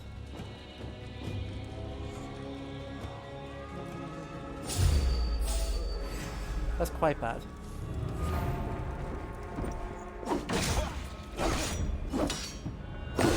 Unlucky on my part.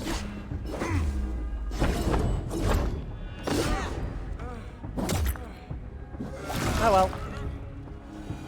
Hey, sir, how are you doing? How are you guys doing? You good? You good? If anyone asks, you didn't see me, okay? None of you saw me. Or else.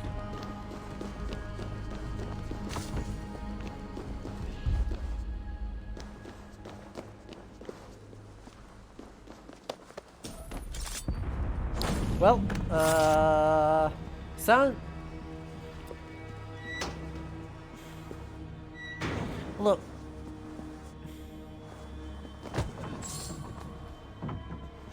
Stealth games, folks. Stealth games.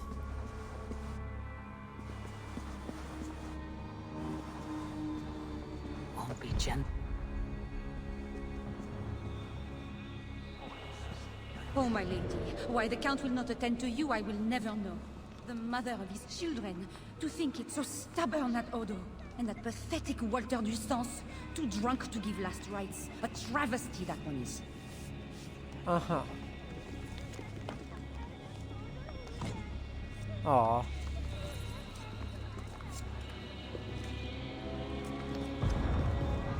There's when, 24 blackbirds baked into a pie. Amazing. Oh, that is amazing. That's actually an attested thing that people would do. It's a bit later. That's like stereotypically 13th century. But meh. What is that food Still. for Count Odo? No, this is for Lady Theodrat, his wife. She lies at death's door. Oh no. And who are you in such garb? A healer from Frisia. What happened to the lady? While helping wounded soldiers off the walls, she took an arrow in the belly. Ooh, well, Persuade we know that she survives. worthless priest Walter to give her the last rites if We you can. know He's she just survives upstairs. this because I she will see doesn't what I die can do. till 903. Thank you.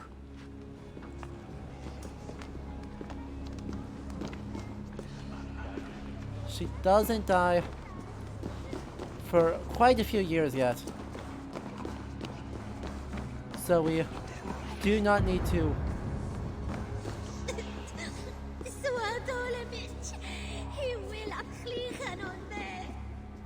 That was Old Special English, wine, unfair. maybe for a high feast. Could come in handy. Did I, a drunken priest? Disgrace before God! Unfit even to say last rites for the countess! You could, you know. Count Odo, he was disgusted with me. If only I were a man, not a drunken beast. Pardon me, father. Where's Count Odo? Odo? He's foolish. You pride could just will stop. kill us You all. could stop Yes, drinking. but where is he? Who are you again? No, I can tell you nothing without more wine. Ah, my memory has gone all hazy. Here is your wine. Ta-da. Now, do you remember where is Count Odo? Wine? Ah, sweet, precious wine. The water of life, the blood of Christ, the fiery flame of the world. Red wine, nothing more. You may have it. Oh, heaven hears my prayer. Now, I can die. Before you do, where is Count Odo? Although I do not know. But his wife lies wounded in her master bedroom. She may have answers. On the second story along the main hall. Alright. Here, take the key. I locked the door. Alright. Thanks. I should head to Oro's bedroom. Well, I'm glad that didn't.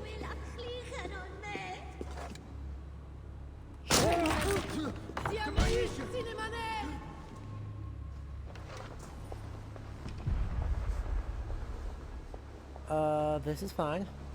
Everyone's fine. Oro's bedroom. If his wife is inside, she might know where he is. Everything is fine. Oh yeah, AC, I totally agree with you. In any other context, this mission would be fine, but in the context of the middle of a siege, the situation seems a bit lackadaisical.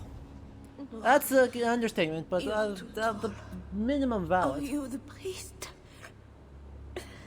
The light has grown dim. I see nothing but shapes. Father, will you hear my confession? Oh yes, I am the priest, your ladiness. Forgive me, Father, for I have sinned. In my own pride, I went to battle. That's not pride, without that's... armor, thinking God would be my shield. That's not... That's And like now not I'm pride, though. dying, and I will never see my sweet children again. Where are they, Father? Are they safe? They are safe with that good man, Walter Dusson. Do not fear. Thank you. But Father, please, will you carry a message from a dying woman to her beloved husband? I will, my dear. What should I tell Count Dodo? That he is a good man. That he must live for children's sake. Whoa. For Paris. For Francia. He must not die for a mad king. I promise I will do this, good lady. Where may I find your husband?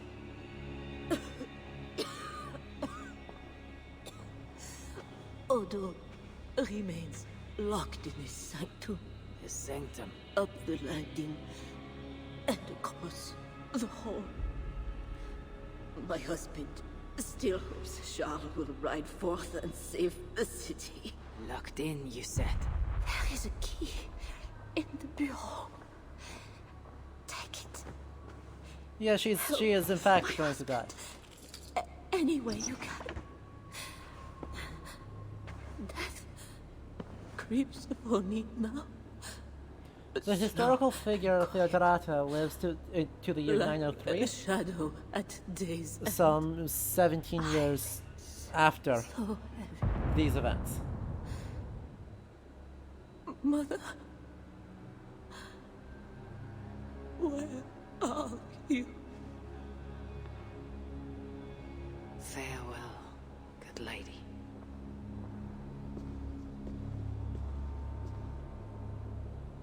And open eyes. Okay, but No like... point in going back No, there. no, hang on. There's absolutely a point in going back there. Let me through. Let me through. Let me in. Let me in. I wish to see that mural. She died of the lethal disease known as arrow to the stomach.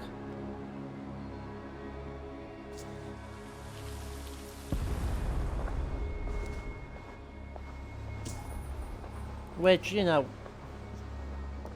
reasonable.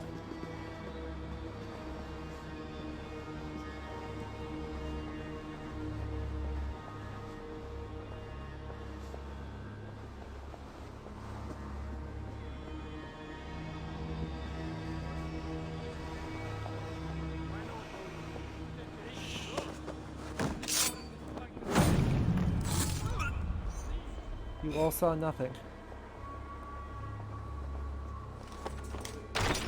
Nothing. What good are our deaths, my lord? Your lady wife lies dying. Go to her. Your duty as a husband. My duty is here. I think she died of natural When causes Sal and his historically, army Raph. arrive, I'm not we sure. will join the attack. We will crush the heathens between the hammer of Charles and the anvil of Paris.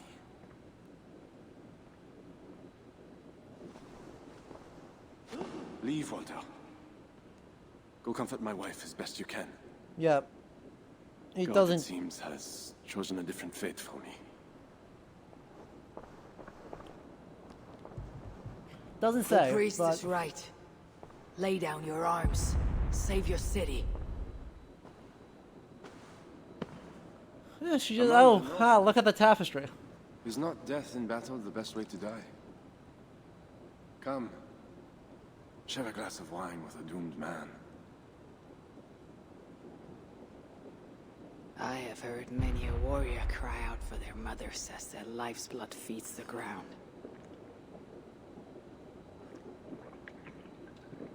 I no longer can say if this is the best way to die. Your wife's wound. Well, you also know severe. Valhalla is An fake. arrow to the gut. So. I saw her. I fear she won't last Hey, the night. Naughty Reaper. And I won't last the next quarter of an hour. She's said to be strong for your children. Do not throw away your life for a mad king.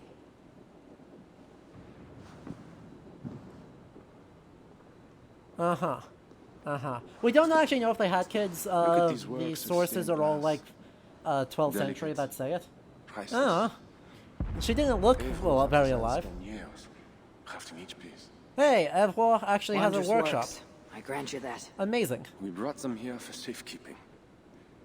In the hopes that your invading horde won't smash them to pieces.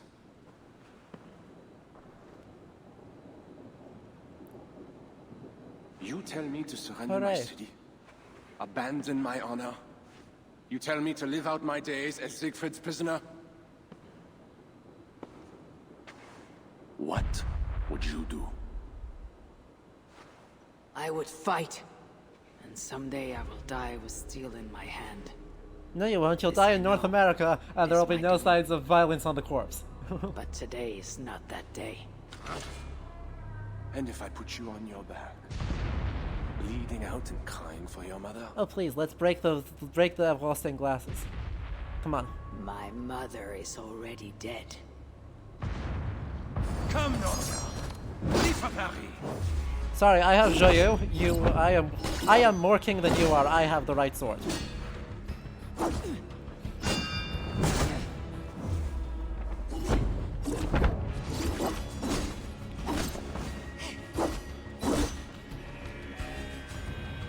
Come on.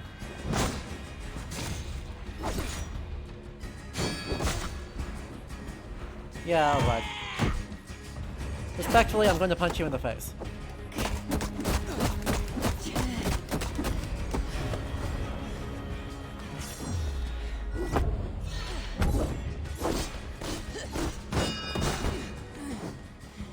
God damn it. Ah, got the stagger off on it. Make me slay you. Honor demands one of us die. Does it though? Does it? Ow.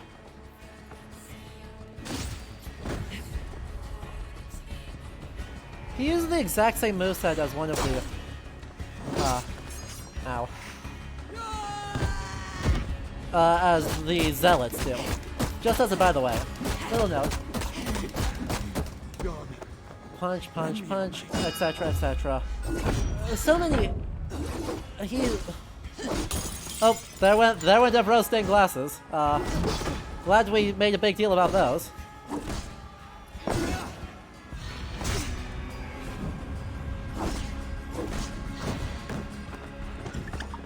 No. Rude. How dare. How dare. No.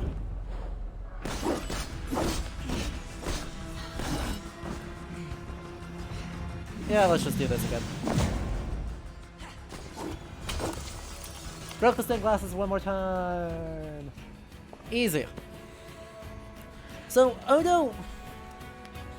I don't know. Fine blade for By the way, Odo has a Roman armor. You fought well, Count Odo. But not well enough. Give me a quick death. Right, Not these like a are spectacle of my defeat. primarily... It's a style primarily used for Those trials. are not Siegfried's horns. Leofrith, Shar and his army. at the very beginning of the game in Leicestershire, does the same. They do not fight. I see a flag of truce. Siegfried and Charles will hold parley. I'm must be there. My voice must be heard. As should I. But I am your prisoner. Then I release you on your honor, and trust you to keep our truce.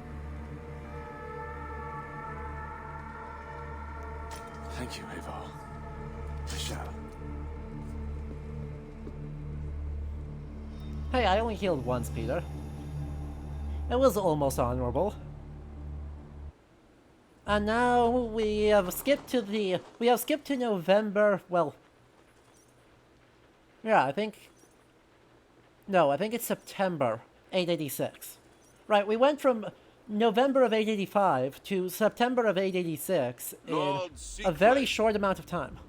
I offer a gift of silver as a token of the love and friendship between This is, however, vaguely historical insofar as, according to Abbo, in early 886, Count Odo leaves Paris to go petition Charles for aid. Silver for a truce. Not a truce, but a lasting... Whoa! I name you my lord.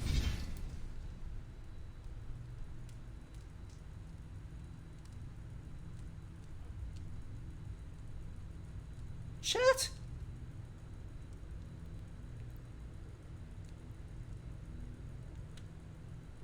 Did you see that?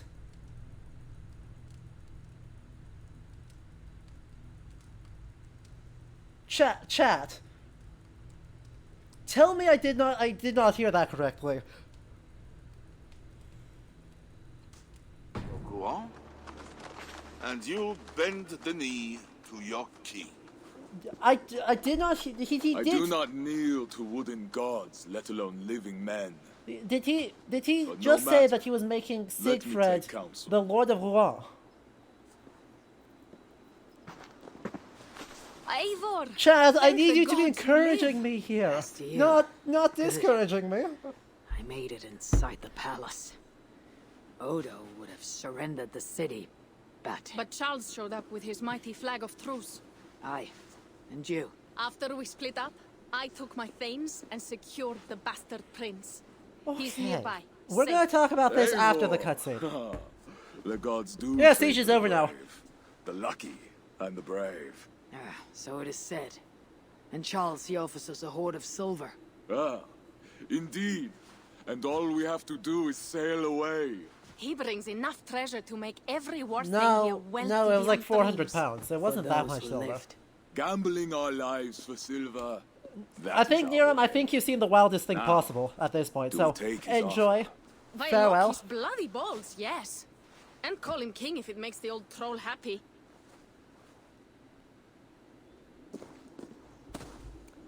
So before you make that decision, Rouen, Norse petty kings did eventually become the lords of Rouen.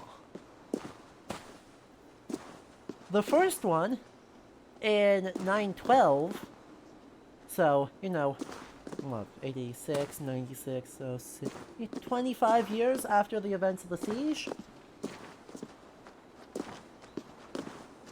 is Rollo the Walker, who we have met in this video game.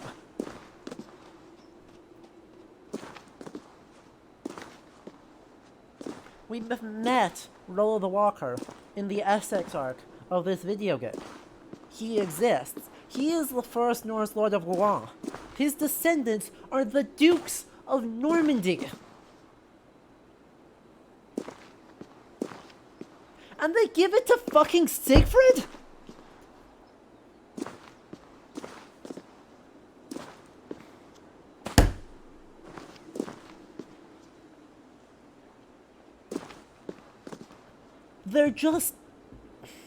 They're conflating Charleses.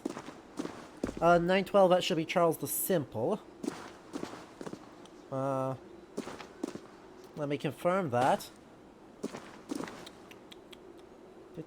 Yeah, Charles the Simple in 911, after the siege of Schacht.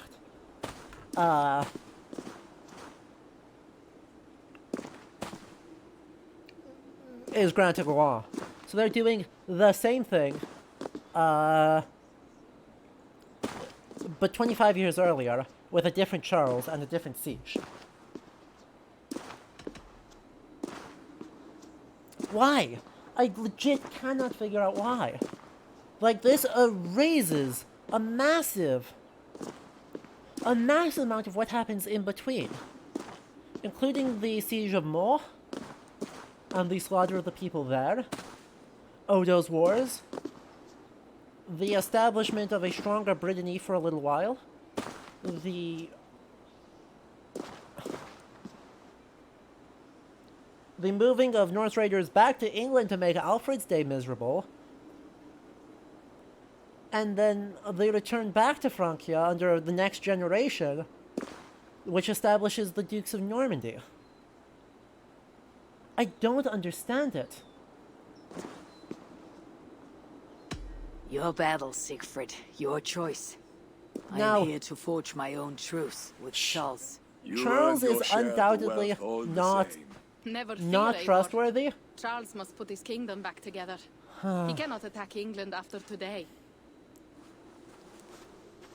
He's dealing with 3 different armies. What is this about? Charles, we take your gift, and in return we give you peace. Insanity.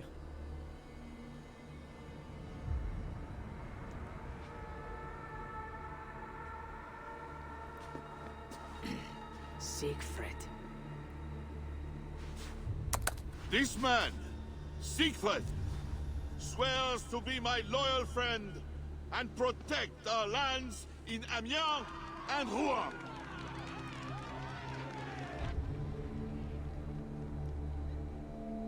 Goslar, Abel, and my wife died defending Paris from these river pirates. And Odo now, here is you offer representing... them the very silver we paid you to defend us. Are you mad? Wait. We know you are.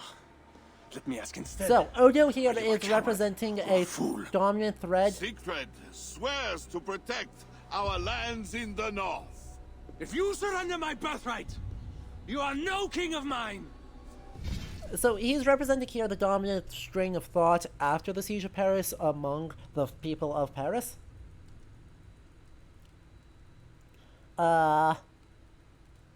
In that it is thought that in 888, when King Charles dies, I won't call him Charles the Fat because that is not a contemporary name, but when King Charles dies, Odo is elected the King of Francia, and it is thought that it is public dissatisfaction with, despite King Charles arriving with 600 Caballari, Carolingian knights,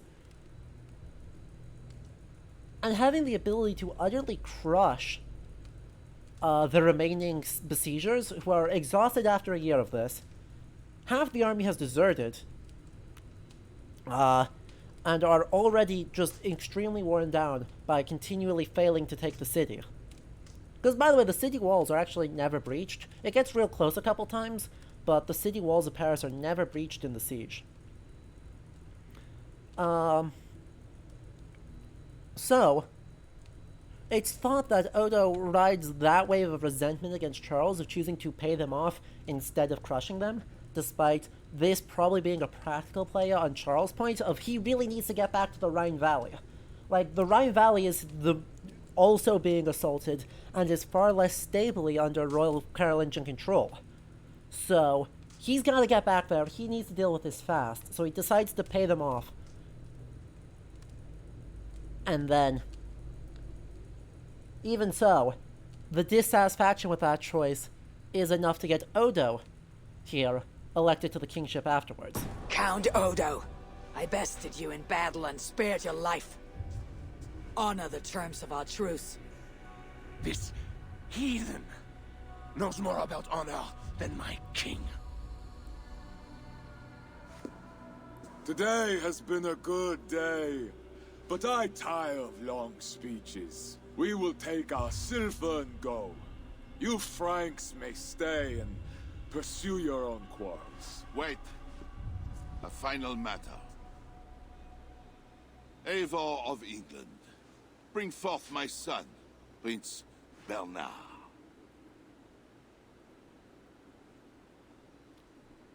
Do we hand over the boy chat? Do we do it?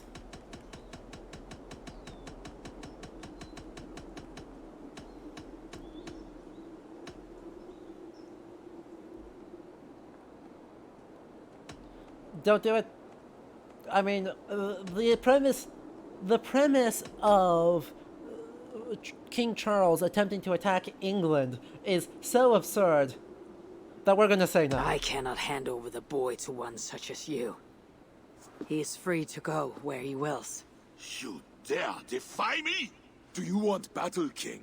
I will take your silver and your balls. Do not wreck our truce over one small boy. Bernard is not any boy. He is my only son and heir. What? Have you forgotten how to make another?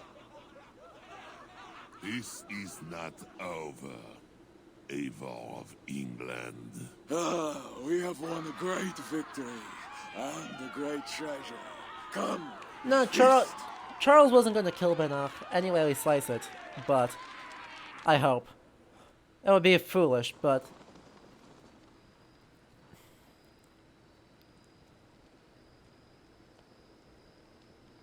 Oh good, we've just built up a longhouse. Don't know when we did that, it's not like these are easy constructions. Longhouses are sites of power, so you have to accumulate Tomorrow, a lot of material. The Franks will bury their dead, thanking their god that they yet live. And they should, for Paris was merely kissed this time. Should we breach those walls again, we will bare our teeth and bite. And should Charles judge it wise to draw swords against us again, I'm sorry, let Elsie him Nielsen. remember You would know better than I the do. glint of our What's axe the? blades. It's from IKEA. You put it up in half an hour. IKEA Longhouse, really popular. Taste of We don't get that particular item in America here from our IKEA stores. But I will trust your word for it.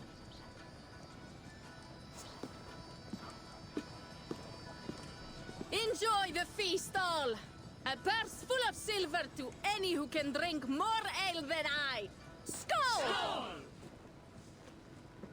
Well, party scene for before things go badly again. They always go badly.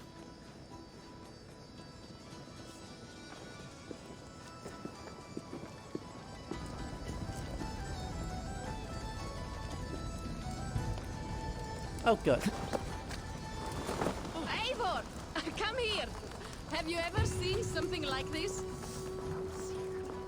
You are very What drunk. is this? Racing against pigs? Yes! What is more amusing than watching drunken men race against pigs? We have done worse things to entertain ourselves. Would you like to try, Eivor? There is a small prize for the winner. Or are you not fast enough? Where do I start? Good sport, Eivor. You will start here. Run when the pig starts running. To raise the stakes and fun, I will join you too. Ready? Okay, we're gonna cheat and kill the pig.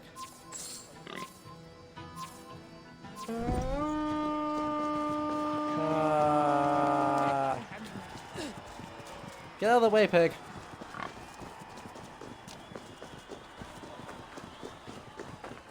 Ég vek bakað rúgbrauð ef þú sett smá sveið.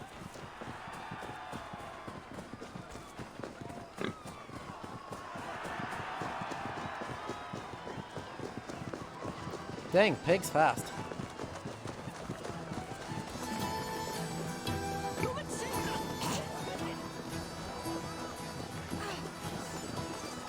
Oh, well, are we not done yet? Shit. Look at us, losing to a pig. I won against the pig. God surely sent Colin Bursty. How they mock us. I won against the pig. What are you doing? What?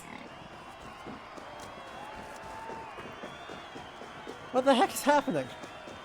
2 laps? What an... depressing.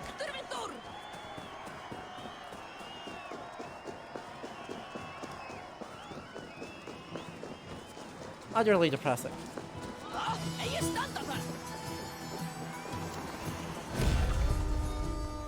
They don't make pigs that fast in England. Oh, and you are pretty quick as well. I won the race, but Hermod is the big winner tonight. No matter the winner, the joy was in the doing.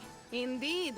And we sure slice open Frankia's belly this time, eh? Fine. Now to feast on her entrails. Fine. The winnings are worthy of a serpent's lair. And the roads glisten from the dew of slaughter. Yes, though one wonders if such butchery was needed. No lessons today, Eivor. I doubt I will remember them. Maybe you should put down that ale prow for a time. Without doubt. But that time has not yet come. You are hopeless. That is clear. I took a handsome sword with the fighting. Have it. A keepsake perfect. to remember this day by. You Perfect. honor me. Another I sword. will cherish the blade. By the way, I was glad you did not turn over Bernard. I miss Sinric, but a father like Charles is worse than no father at all.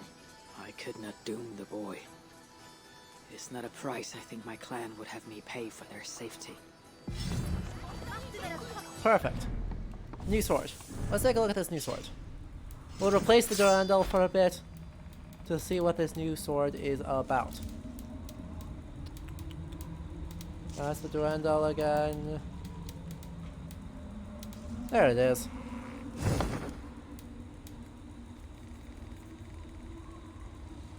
What?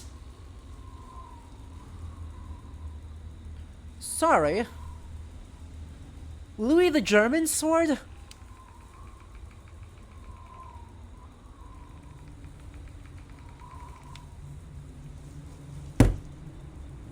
Are you insane?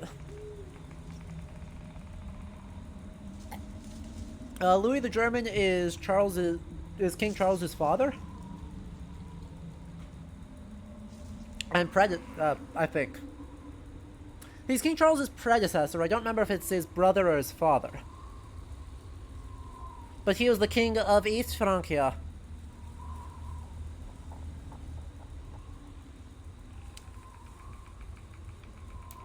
Hello?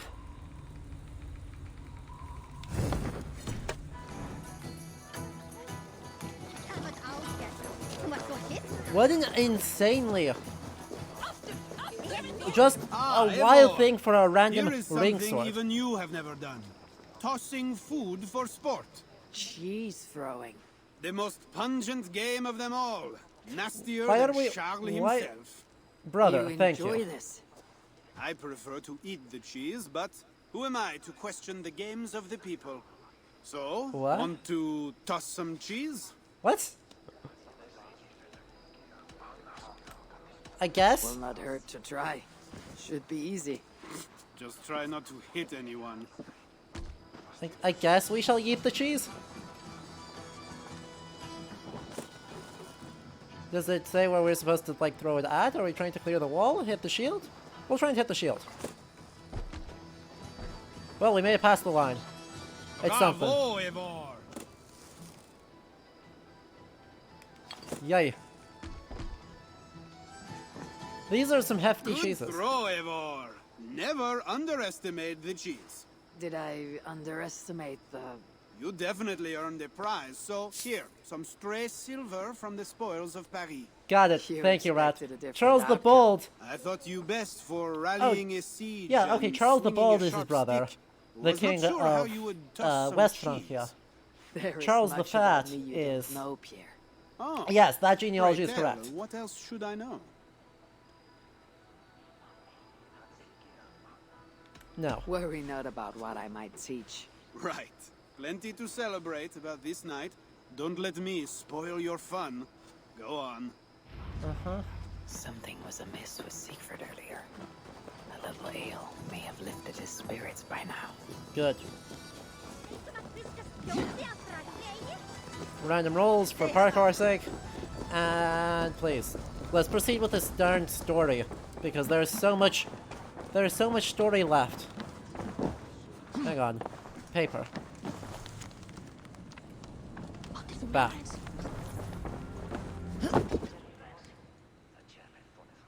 Eivor the Talker. Quite a trove of riches, Siegfried. What were you doing with Count Odo as Charles's army marched on me and my men? Trying to... I was trying to gain his surrender. What of it? Is it not strange that you met with Odo, Yeah. Richardis, even Charles himself, and yet So, all three Peter, still walk around with death? So, Peter, the genealogy here is Charlemagne has a son. His son is Louis the Pious. Louis the Pious has 3 sons, Lothar the First, Louis the German, and Charles the Bald. Louis the German's son is Charles, later named the Fat. Charles the Bald's grandson is Charles the Simp, I think. I can never remember if Charles the Simple is Charles the Bald's grandson or Lothar's grandson. So, unfortunately, they basically hand off the names Charles and Louis back and forth across the entire Carolingian dynasty. Which is unlucky. Everything I have done has been for my clan. It is curious that we must drench our blades in battle sweat to enjoy a night like this.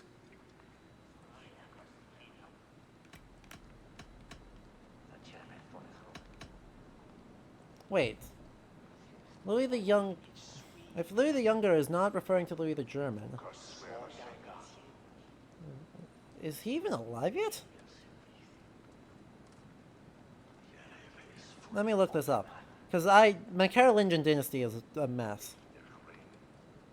Okay. Sure. He's the... Okay, so this must be the eldest son. Got it. Okay. So I actually had it right in the first place. But wrong. I had it right but wrong. Thank you. Thank you all for correcting me. Let's set the record straight. So the ring sword belonged to Louis the Younger, who is Charles the Fat's older brother. Charles the Fat's father is Louis the German, whose father is Louis the Pious. So, Louis the Younger dies in 882, which is when Charles becomes king of East Francia, and the next year becomes king of West Francia as well. This celebration is not about us and those we killed. So he is the older brother of Charles the Fat, who was king of Saxony and Bavaria, so most of East Francia. Frankish blood, the feasting. I still feel nothing. I find no peace in any of it. The Carolingian dynasty really likes the names Charles and Louis. Their names. Is that why I did what I did? Vengeance and glory. That's what you say you I did. wonder anymore why any of us do the things we do. Is it Valhalla? Is it clan? Or maybe we grant ourselves reasons to go from one mead cup to the next. Oh, is he being maybe there are no introspective? reasons. And we are no different than wolves, driven by some inner hunger we can never understand. That may be. But for the sake of our peoples, we must continue to act otherwise. No. I do not believe there is a hole waiting for us. Uh-huh. This world is a hole. We get but one. Hey, Eivor knows this is true. Francia's cup overflows with lush farmland, fat farmers and fatter purses. All the more for us to drink.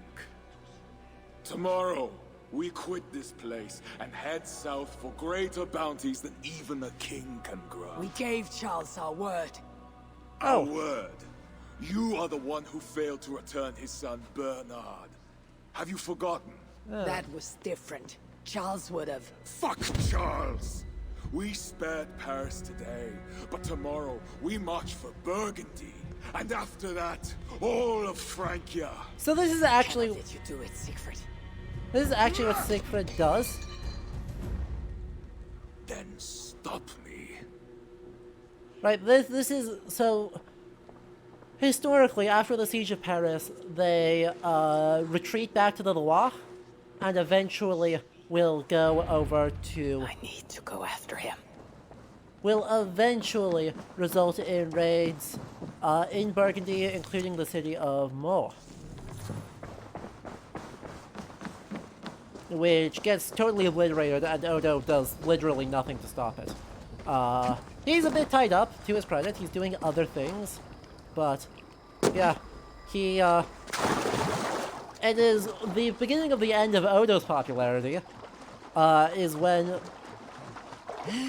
the city of Meaux is taken in 890? 891? It's one of those two.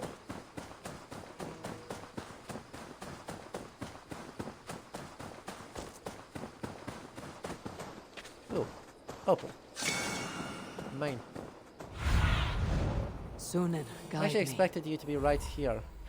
Oh, there you are. Right where I expected you to be. Hello.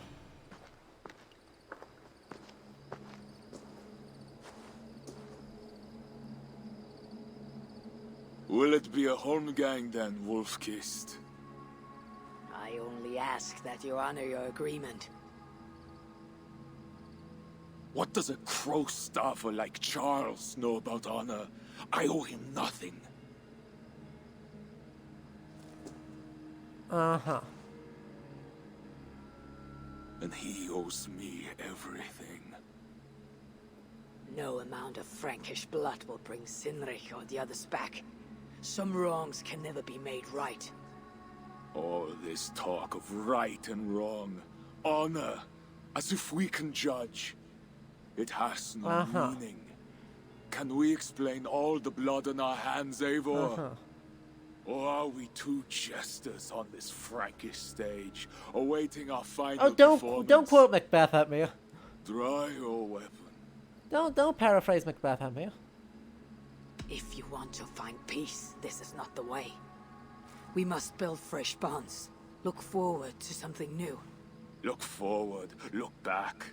It is death in both directions. We are but a morning fog that will inevitably lift. The fool who thrusts and stretches hour upon his stage and then is heard no more.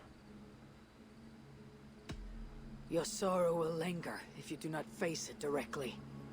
My blood, the blood of more Franks, will be no salve for your grief.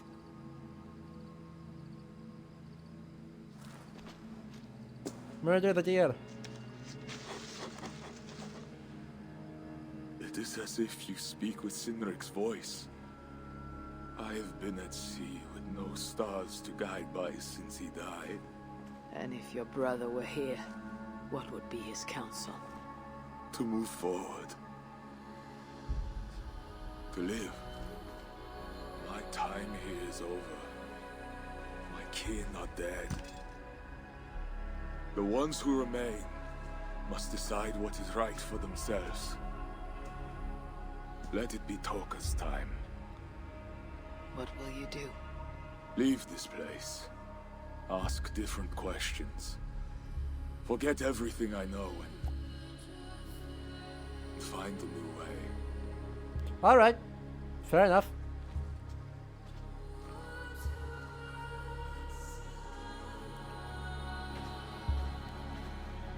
He's just gonna walk. Siegfried!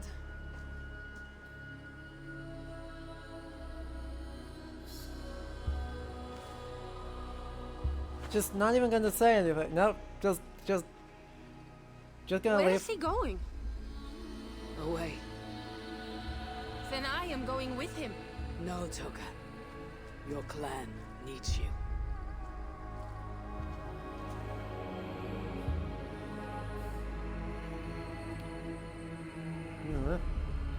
Just gonna yeet off into the fog, and apparently that solves all the problems. Right? I don't know. Right? They regularly do this arc of people questioning, is it worthwhile, and then making different choices. He Gvilfram was not does it. himself since my father died. Hemminger kinda does it. But never more so than when he stood alone. Certainly, whatever Vidar rousing does our it, or desperate Vili clan. does it. He left Eivor does it. but all leaders Sigurd, must one day step aside. Sigurd does it. That, or see others die because they held on to power for too long. Why? When his strong voice echoed in this place, They love this character. we knew what to do. They We they had courage, love this character arc. daring.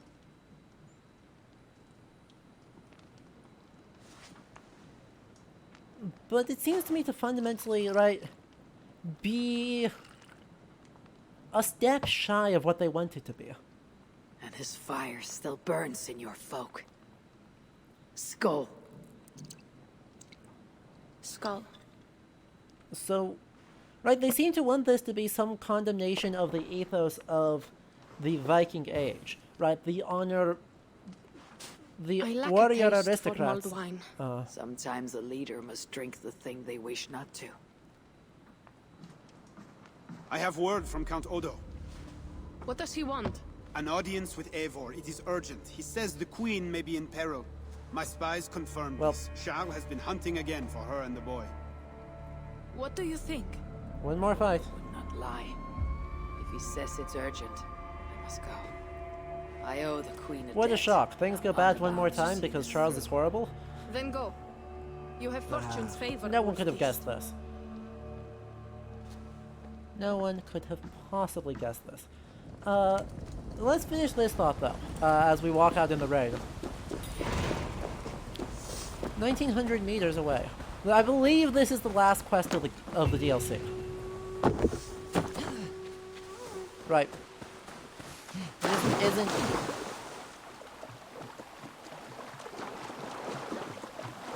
Isn't much left. There better not be. So, this individual people making different choices, acknowledging that there are other choices to be made, doesn't really serve as the condemnation of the aristocratic warrior culture that leads to all of these boats housing dead people. They want it to be, but it isn't, because ultimately there is... Everyone solves this problem within the context of the game characters we meet, not by choosing to lead in a way that changes things, but rather by simply leaving the culture in its entirety. And so those who remain found purpose in that culture and found value in perpetuating it. Those who don't just leave. The only one who hints at truly doing something different is Gvildrum. And Gvildrum never finishes his character arc. The problem with using Gvildrum as the example is that he is halfway through the character arc when the game ends. We don't see him swear peace with Alfred.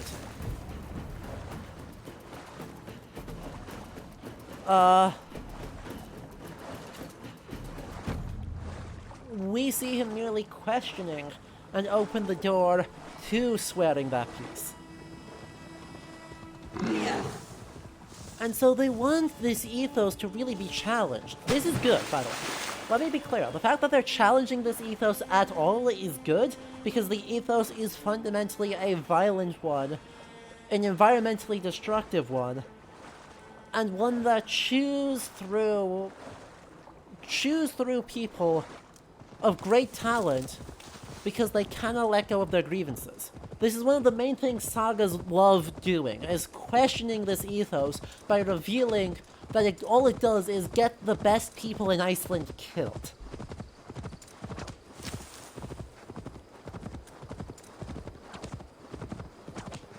But, like the sagas themselves, it ultimately doesn't really push towards an alternative.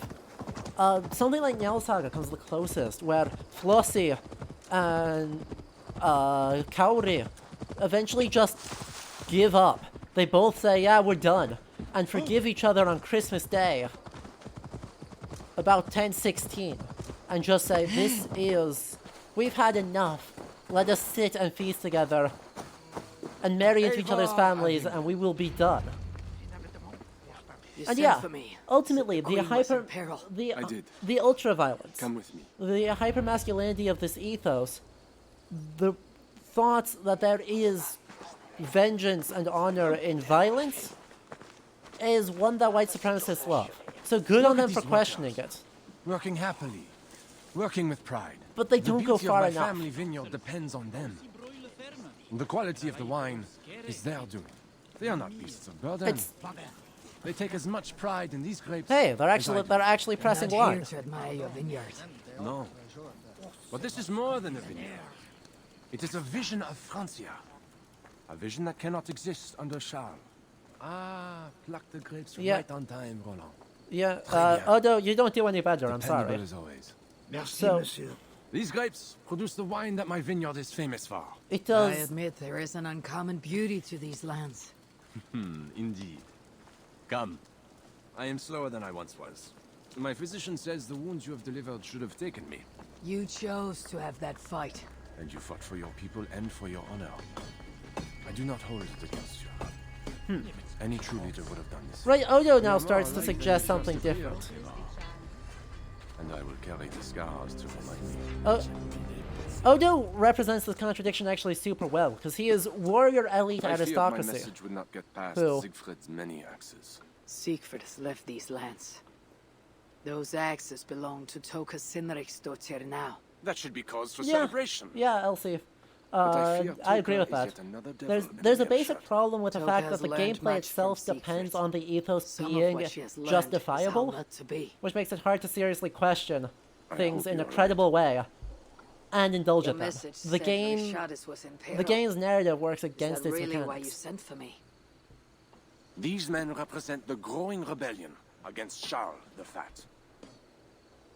I now accept the bitter truth that I find more honor and courage in you, Eivor, a northern And invader. Odo, I mean, represents than it, in my right? own king.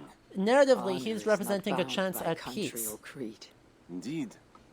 And it seems Richardis also knows this.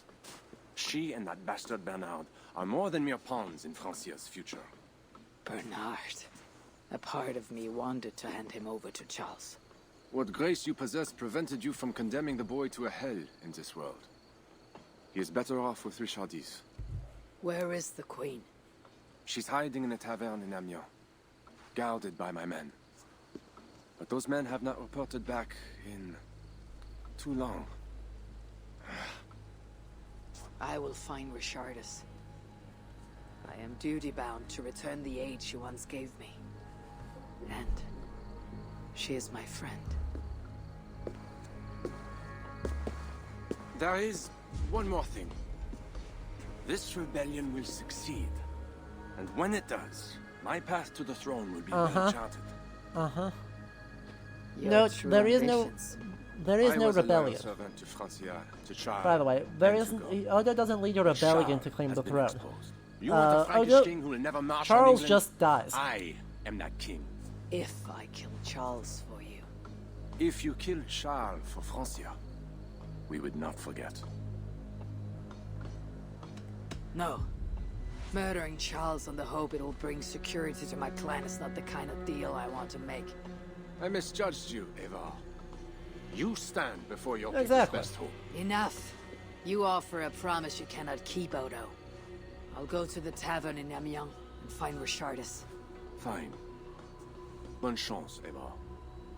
I will pray for you to succeed where my men have not. Don't worry, we have big protagonist energy. We're going to be fine. But yeah, right, there is no rebellion. Odo is already top 2. Sister must know, top 2 nobles in Paris or in France, alongside the Duke of Aquitaine.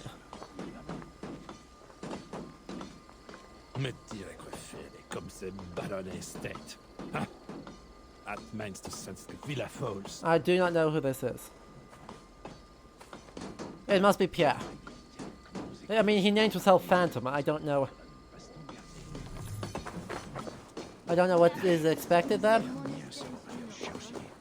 So, Charles does die of natural causes, yes. It is not pretty, it is not pleasant, because unfortunately he is severely unwell. He is extremely unwell, at the end of his life, and so likely falls ill and dies. But Odo is already one of the lead candidates for the succession, because Carolingian France was a nominally elective monarchy. Well, monarchy is a poor word, but elective kingdom. So there is an election where Odo is the clear favorite to win because Charles has no valid heirs.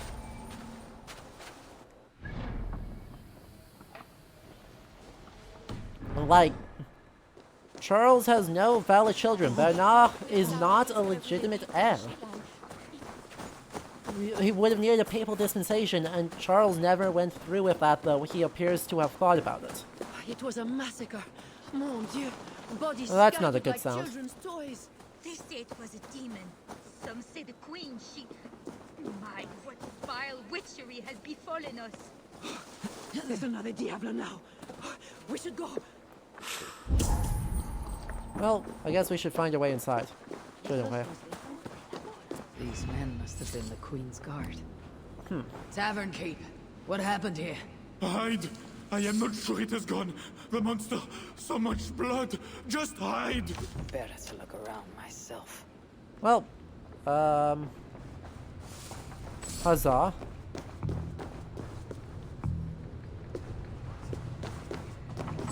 The monster.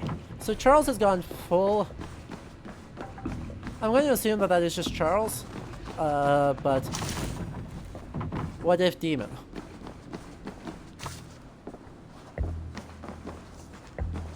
Jammed. Need to get on the other side.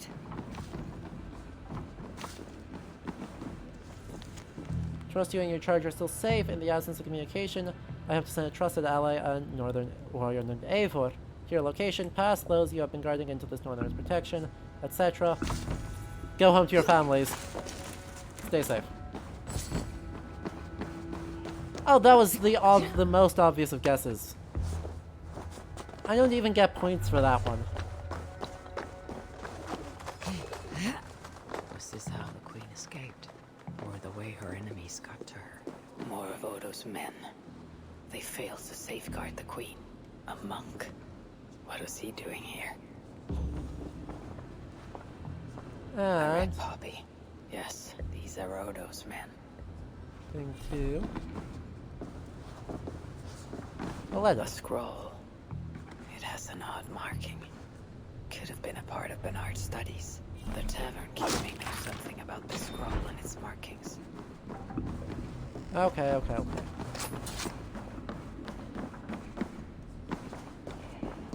There is a dead monk upstairs, and a scroll in a tongue I do not understand. It's probably scripture, written in Latin. The boy Prince reads Latin. Bernard? Oh yes, Wait. They were here. That monk was his teacher. He's from the church here in Amiens. I heard the Queen tell Bernard to go to the priests and nuns there when he is in trouble. Then I will look in on this church and hope to find the Queen there. Wait, Eivor just admitted she doesn't know Latin? Well, there goes our septlingual... Hear ye! Amiens to celebrate King Charles' great victory over the heathen chieftain they call Siegfried. Show your faith and loyalty to the crown by dressing Aww. in Amiens blood. Wood. Boy, I know it. The bastard princeling is around here somewhere. Bernard is here. I don't care if she's a witch or diable. Nobody should Oh, be the queen's burned going to alive. be burned alive. Wild. Okay, this is actually, well, apocryphal. It's super apocryphal, but is coming from a medieval source.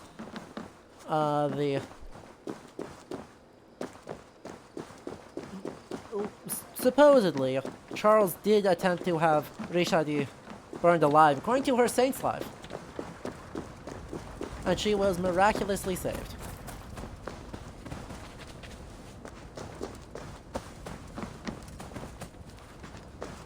Because, of course, she was miraculously saved. Yeah, it's unlikely that this is burned due to witchcraft, but more just burned for general heretical. God damn it, there's so many of them.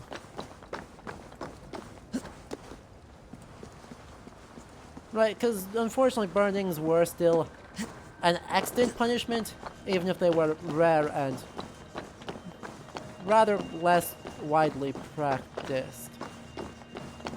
Okay, is there a decent way in? A way in that won't immediately alert literally everyone when I do it?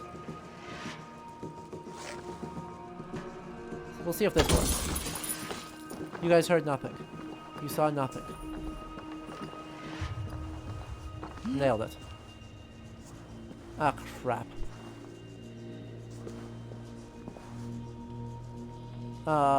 What's my options here? That's not gonna hold.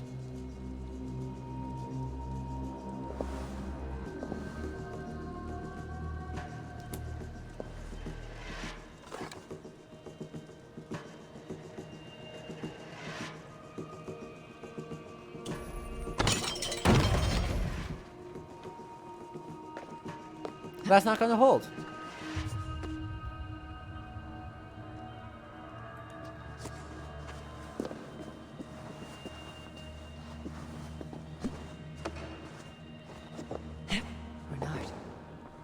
Bernard. See, I see you. Eivor! Thank goodness it's you! What happened? Yeah, Charles Charles did, according supposedly accuse her of adultery, but of course she never had sex with anyone because she is a sage. Yeah. And if you climb and climb, you can go right over. Where is Richardus? Where is the Queen? The monster. She left with him. You mean the one who slaughtered so many at the tavern? He said we'd be brought to father for something. A test. What kind of test? He called it a trial. Voila, Peter. Yes, that is what he said. A trial by fire. At father's villa, here in Amiens. He means to burn her alive. Go, Bernard. Go to your house in Lisieux. I will see to Richardus. I can help. I know things. You do not have to hurt my father. He's just... he gets confused sometimes. You must keep yourself safe, Bernard. The fate of Francia depends on your survival. It'll be a grand task for you to sneak all the way down the Seine alone. This is a hero's burden. Are you up to it? I can do it. Good. That's not this is not good language to describe people with psychoses. I will see to right. Richardus. Au revoir, Eivor. I mean, if it's literal demonic possession, then just saying, oh, he gets confused sometimes is literally not accurate. If he gets possessed by a demon sometimes is somewhat closer to the truth.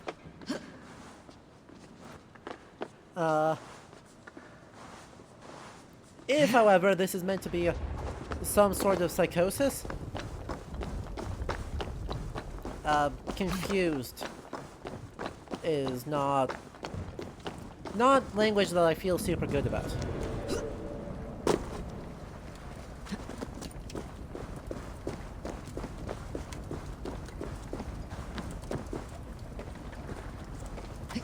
Path down there.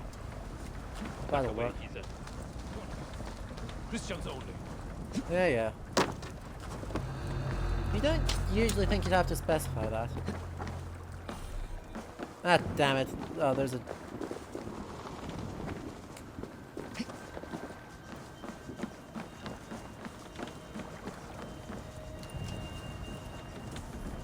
That's a lot of guards.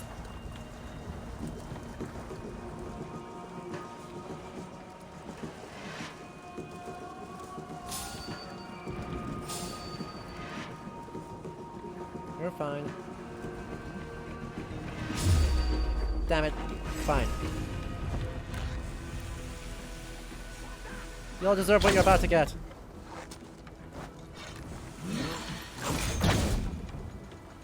God damn it, that killed way fewer than I hoped it would.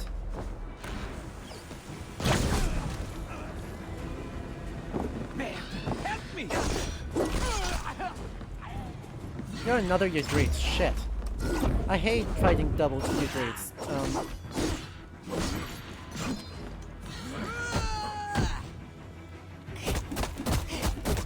No. Exactly. There's a lot of issues, right?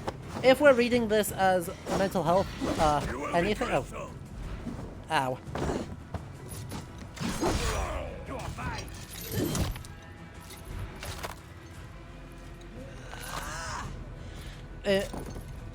Particularly, yeah, saying, oh yeah, here, have random violence as part of the experience of psychosis.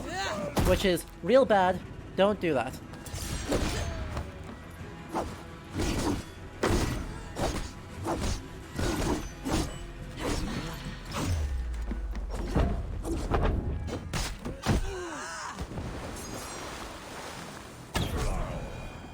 Nailed it. Now let's see if any of these guys have something useful. Was there anything useful here, or did they just kill a bunch of people for no particular reason? It's looking suspiciously like the second, isn't it?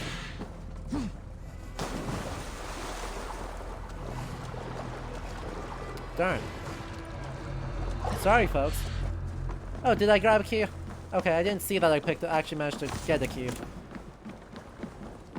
Right, that's what I assumed I would do, I just didn't see it.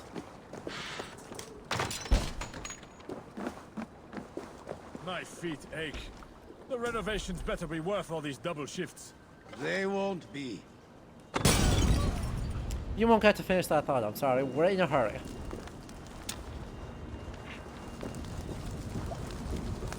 Ah, shit. I crush you.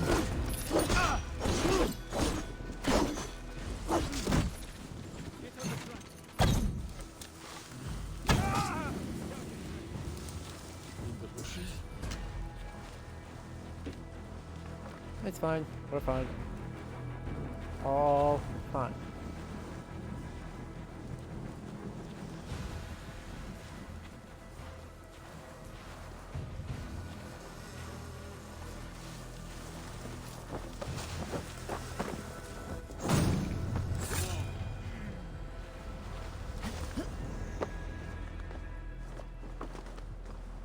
Nailed it? Potentially. We're not done yet, but we're good. Her own husband, the king. I heard it will be a trial by fire. It cannot be. Surely God will stop this. I mean, God or the Norsemen, one of the two. And here we get into the justifying ultraviolence, right? After saying that they're critiquing the ethos, now they're saying, oh yeah, but what if we did ultraviolence? Because now we are totally acting as the agent of God, which totally makes this legitimate. Also, we are, however, acting as the enactor of her saint's life.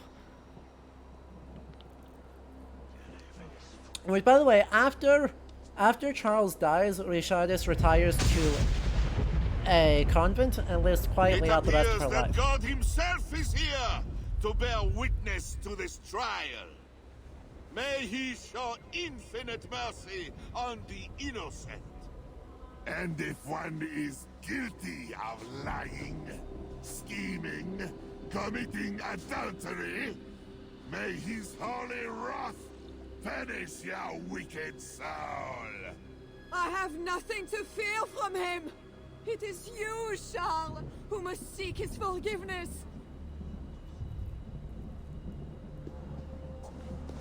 That is, in fact, not on fire, but that's okay. This is a graphics bug. We will soon know who God has blessed with his favor. Just casual, like. Just walking in as if... My guardian angel approaches. That is no angel. Before my king. Oh. And before God. You lived. It's time I send this diable back to hell where it belongs! You lived. Alive! Stand aside, Bishop. Your god does not bring men back more than once. Oh, hey. Time for us to fix that problem. For Angelwyn! For Little Mother! For my brother Ebbels! I will purge you from this place! Out of my way, Bishop! I will kill you again. The Lord spared me. I am his wrath. Ow. Hey, he got hit by... Thou hast delivered my soul from death, mine eyes from tears, and my feet from falling. Ow. Oh, he uses poison? Oh no, I use poison. Sorry.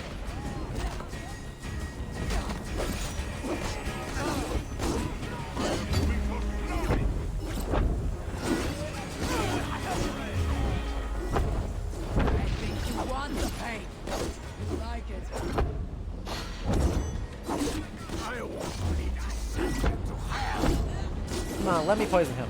Let me keep poisoning him. It seems like such a great idea.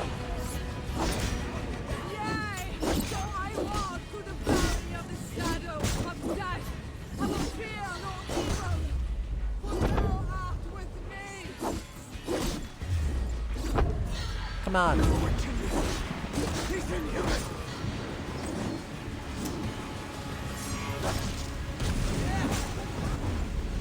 Well, this is not even close.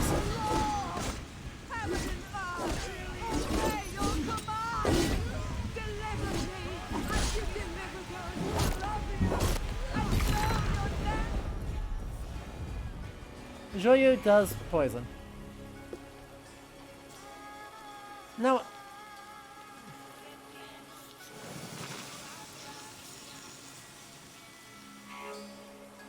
I would like to, you know, not kill him, but that's okay.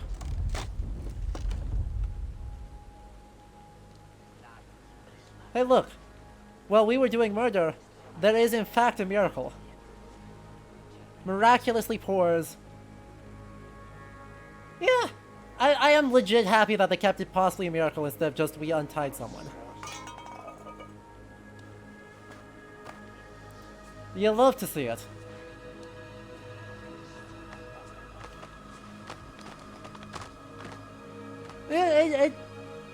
According to the Saint's Life for Saint Richard, she was nearly burned alive on an accusation of adultery, and a miraculous downpour did in fact save her. Whether... Do you hunt us?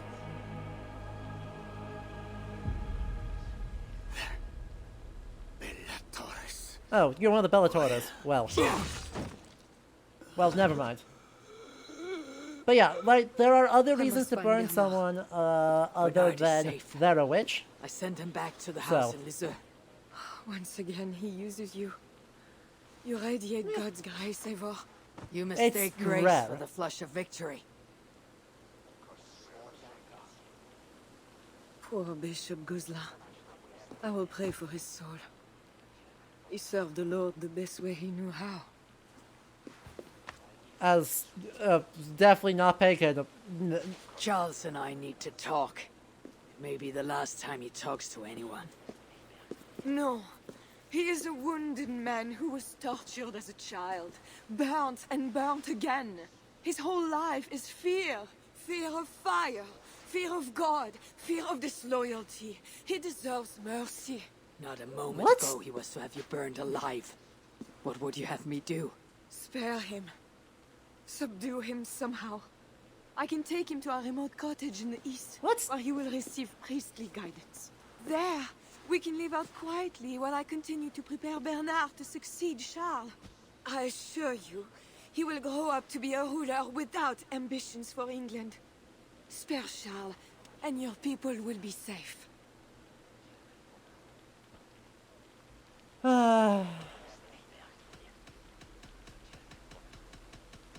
Correct, Rat. The big witch craze. There are burnings occasionally in the 14th century for witches, but the thing that we think of as grand witch burnings as a phenomenon is primarily concentrated after 1486 with the publication of the Malleus Maleficarum, and then obviously enacted quite vigorously by Protestants, especially, you know, Puritans in New England.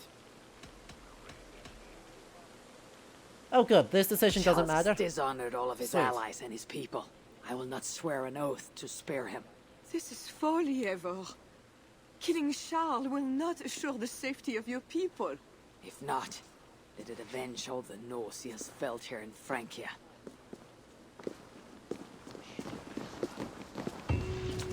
Father, bless these men who stand humbly in your judgment. Well, time for one final fight here. Maybe we'll actually get to take a look at this. By the way, Charles... This is madness.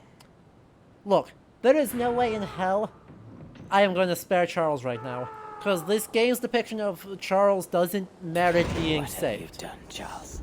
He slaughters his own servants.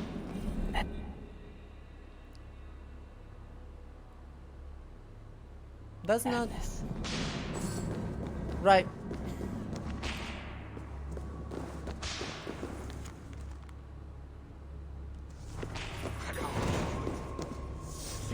It is madness. The servants did nothing wrong but serve the king faithfully. He was truly. Oh, stop. Damn you! If you're going to fight me, I'm going to kill you. Okay? It's nothing personal. It's just... You can't... I want to look around, and if you're going to get in my way, I'm going to kill you. All I care about is looking around here. Oh, stop it. I don't... Members of staff are spreading rumors about secret constructions, levers, gates, and death traps in our sovereign's quarters. This is patent nonsense, and you'll hereby manage to continue your daily duties without giving in to idle speculation and groundless gossip. Wild. Okay.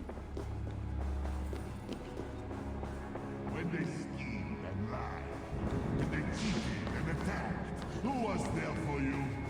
It was me. I know it. I see clearly now. I should never have doubted you. Why are all these paintings so faded? I like the frescoes. Give me more frescoes, but make them, like, new. Because they're contemporary stylings. They should be new. Against the stones, I know. The only one that looks new is this, which is horrible, and also... Can we equip Excalibur? We can indeed. Excalibur and Joyeux going against...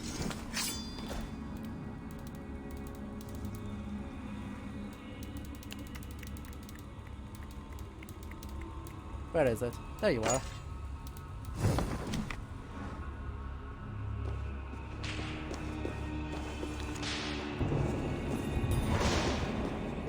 Oh yeah, and more Greek pots that I just smashed out of force of habit. And this Corinthian column fresco? What? What? Save me, oh mother of mine! Spare my life, please! Yoink. Thank you. Could work on the door in the main hall. Our beloved king grows ever more afraid of fire. As a result, please take the following precautions. Blah blah blah blah.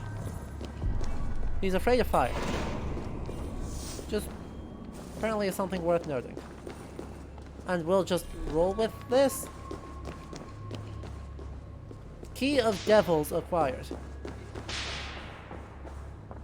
Well. Oh yeah, Excalibur is an easy way to find. See? I should look around.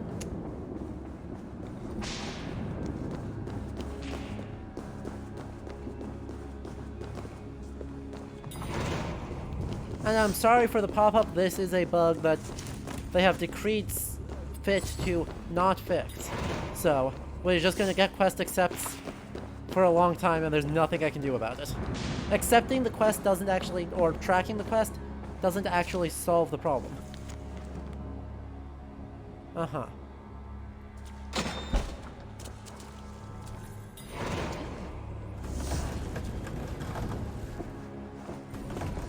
Well,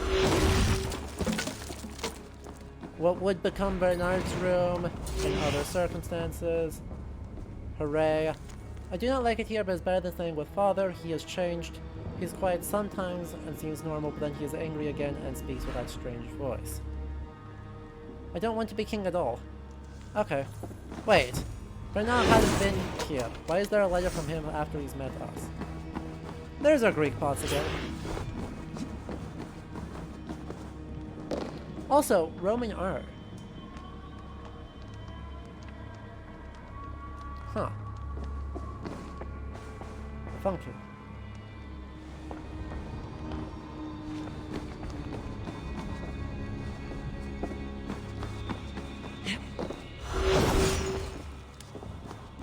No, the Greek pots did not hold the answer. Shame. Maybe these ones will. Got it.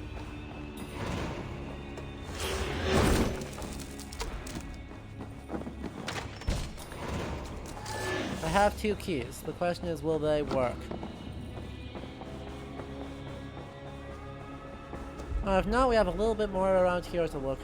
I hear you come in, my king! Please, stay back! I will burn you! I know your fear! I have fire! I'm not him. I am not the king. Oh.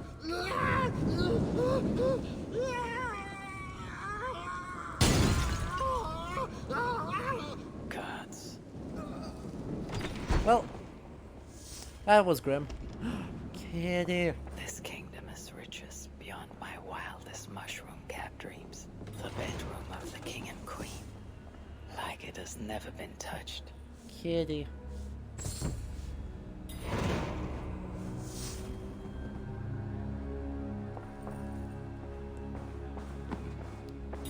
Charles's wedding ring. Why is he not wearing it?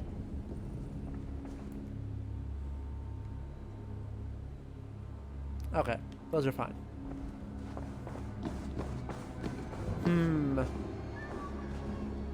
More St. Charles with more devils burning. Blah blah blah blah. I really like this St. Charles. And I guess this is supposed to be delusions of grandeur. But who can I trust? I know the bishops. Engelwin was happily removed by that meddling northerner, but I already knew he was traitorous. It is Gozlan any better now that I've lost Odo's support? Damn Odo's self-righteous honor, I am the king. The Bellatores cannot be underestimated. It was they who killed His Holiness Pope Adrian on the way to Worms. I was sure of it. He was in perfect health. Had he made it to the Diet, we could have removed their supplicant bishops and... Oh!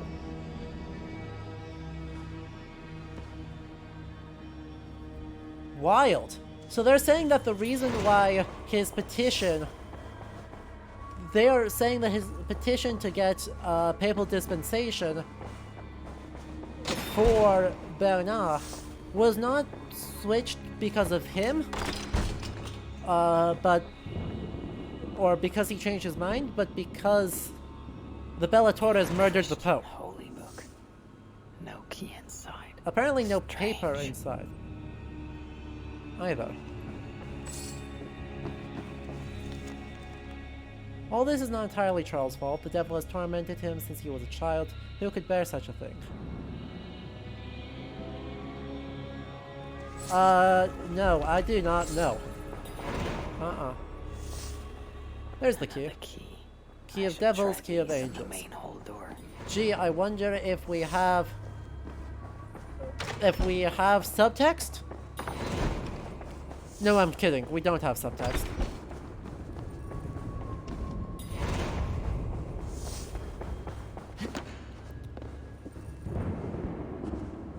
There is no subtext to be had here. Angels, devils, Charles... Well, Charles positioning himself solidly on one side when he... But Frank here in the middle. This better work. Only cowards, as the famous filmmaker Garth Marenghi has told us. Only cowards use subtext. She's the angel. Exactly. The saint. The one who shimmers with the Lord's light. And so they were right about me. All of them were right. I know. We are what they say. It has always been us. Even as they seared me, I feigned to be purged of all demons. But I knew. No amount of burning would rid me of you. They didn't solve his possession in No, 873 by burning. Right, they... Below the scarred flesh, you were still there. You are still here. You have always been here.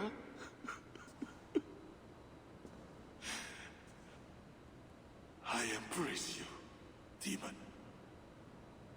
Louder. We are the demon. We are... I am not the only demon who lurks in these chambers.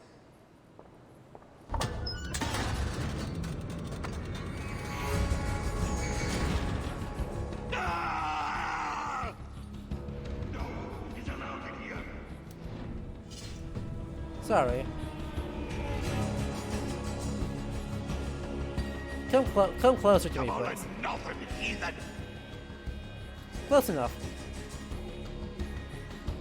Sorry, what?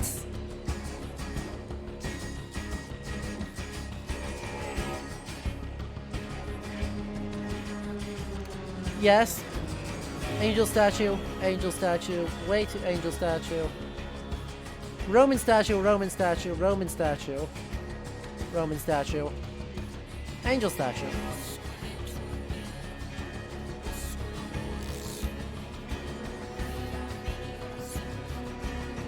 Clipping through the floor, check. Roman style. I mean, they're not stylites, but they're stylites. But I'm mostly concerned with this.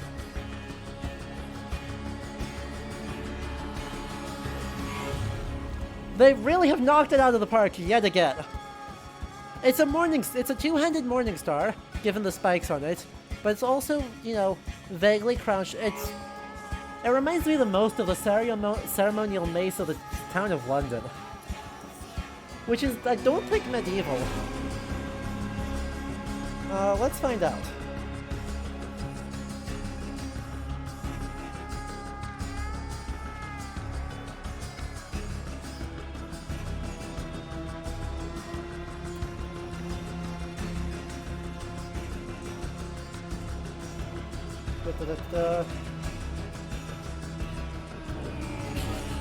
Yeah, they're mostly 17th century.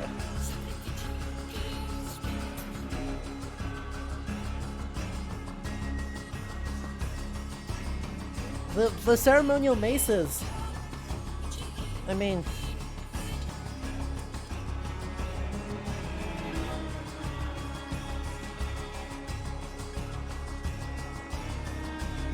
Yeah. Okay, so most of the surviving ones are 15th century or later, but they appear to start being used a little bit earlier, but this style of decoration is early modern. This is post-medieval.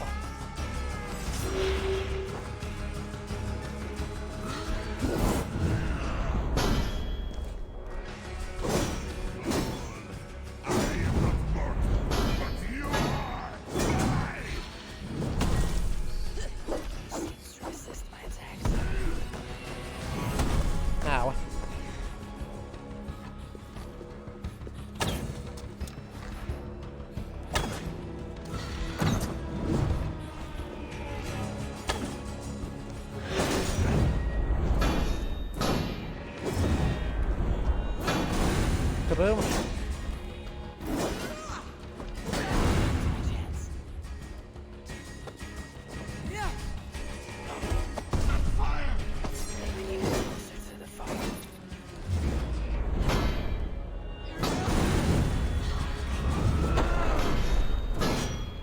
So I can only injure him while he's close towards the fire.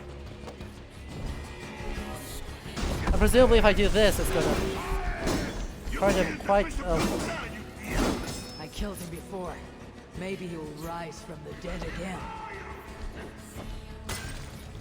Oh, don't do that. Nope. Come on. Get over here. Thank you. You will bleed! No. Shit. Need to not do that.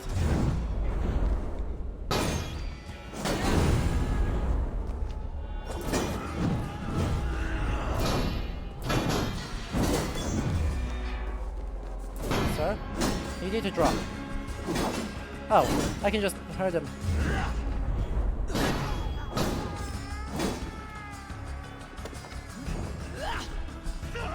That's fine, I can deal with that. What do you mean not currently available? Too far from the braziers. What do you mean not currently?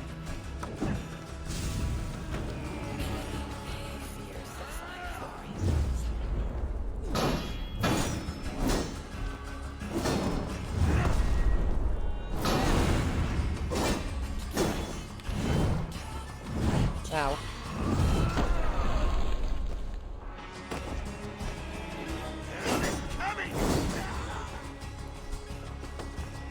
And still too far?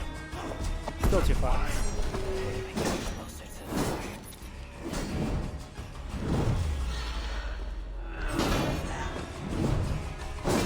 Ah, of course, you're now too far away again. All you had to do was give me my son! You have doomed your people! I will never forget it!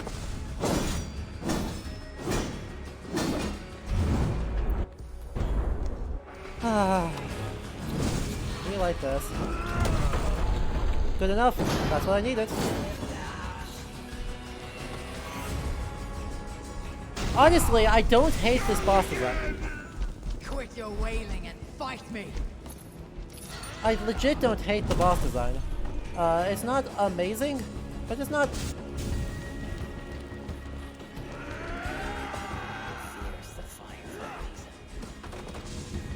It's not abysmal.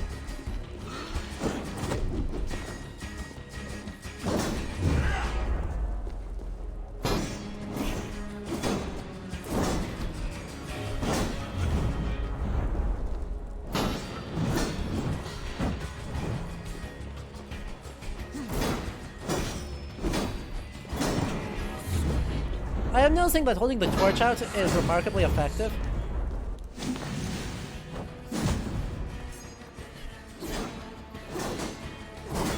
What I should look at doing, well,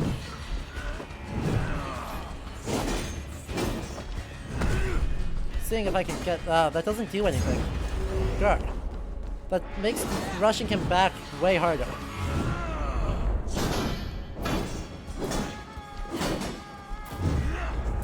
God.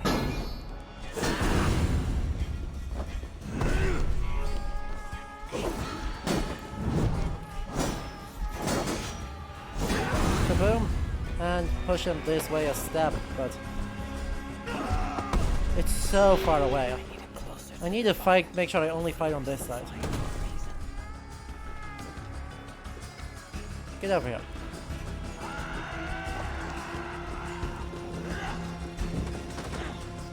Get over here. Oh, stop it. You're fine.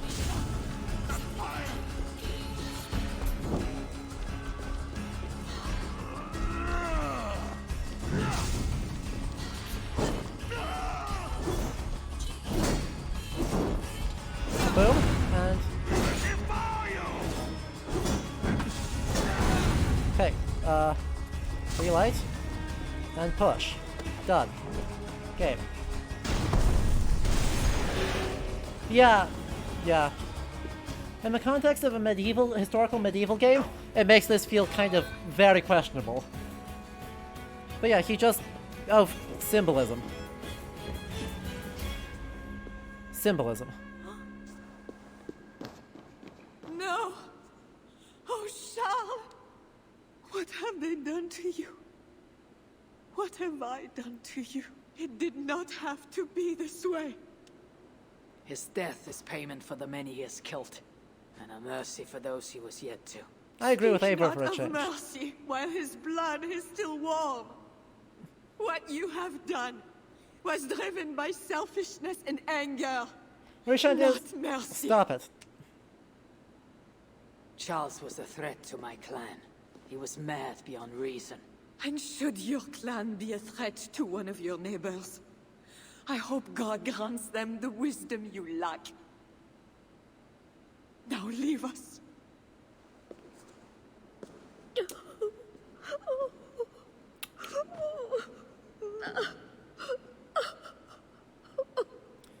Yay! Unplausible portrayals of mental illness in my video game. Look, he committed a lot of murder. Maybe we did a little bit of extrajudicial killing, but he did do a lot of murder. Need to cloak myself here. Like, a frankly painful amount of murder. I think we're going all the way back to here. Okay. Oh yes, more scarred than I already was.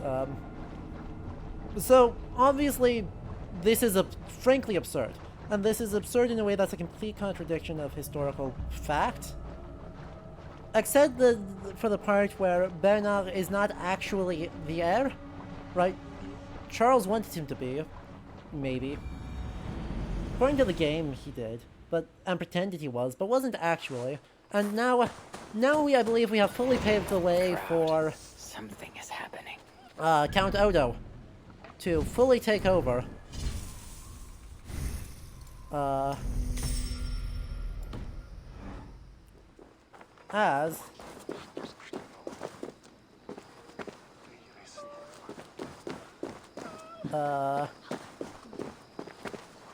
As King of Francia, as he should, in 888. By the way, apparently we have now also skipped 2 years forward. Right? We went through the entire year-long siege in a day, and then we skipped 2 years forward the day after. Just know, Charles will never honor a bond with you Northerners. Unlike him, my word can be trusted. So, to wrap up, as we do this... You are no more than a wounded dog at my table looking for scraps. How do you feel about this DLC so far in comparison to Wrath of the Druids? Wait! Eivor! Finally, we can talk sense. What of Richardis? Did you encounter Charles? They're both Richard completely... Charles does not. This is an unexpected gift.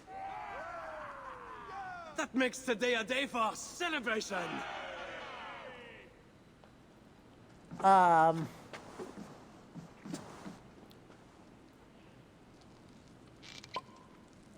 of the Druids does some things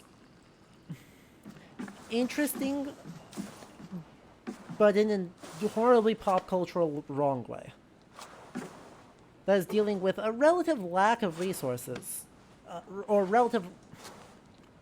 Skull! I don't know. I don't even like saying it that Skull. way. Santé! For the specific events that they're talking about, we're dealing with relatively few historical sources. We've got a couple of annals, but that's about it. For the Siege of Paris, we have so much more to work with. I wish you a safe journey back to England. Right, we have far better sources for the Siege of Paris. Challenges lie before you, Count Odo. But I hope you have the strength. As do I.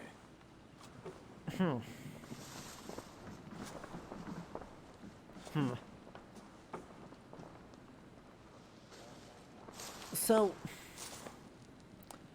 Siege of Paris, they just execute, I Is think, it really wise poorly. to put our trust in him? The future is a mystery. Speaking Whether from Odo will 1200 even years attain later, his we do ambition know the is future. unclear. But, Then how am I to proceed? I cannot tell you that. You are the leader of your people now. Your instinct will I don't know. determine their future. There are some good things about I this have much to DLC. consider. Stay true to your honor and bring glory to your people. But there aren't very many. If you do that, right? I like that they cannot pushed fail. forward the questioning of the ethos that motivates something like the historical siege. I will send word should the Franks grow an appetite for England again. However, to your relations with Odo, they consider have returning to to him the horribly lands that Charles contrive. pledged to Siegfried. No. Those lands are compensation for the hardship he has caused us. Odo kept Paris.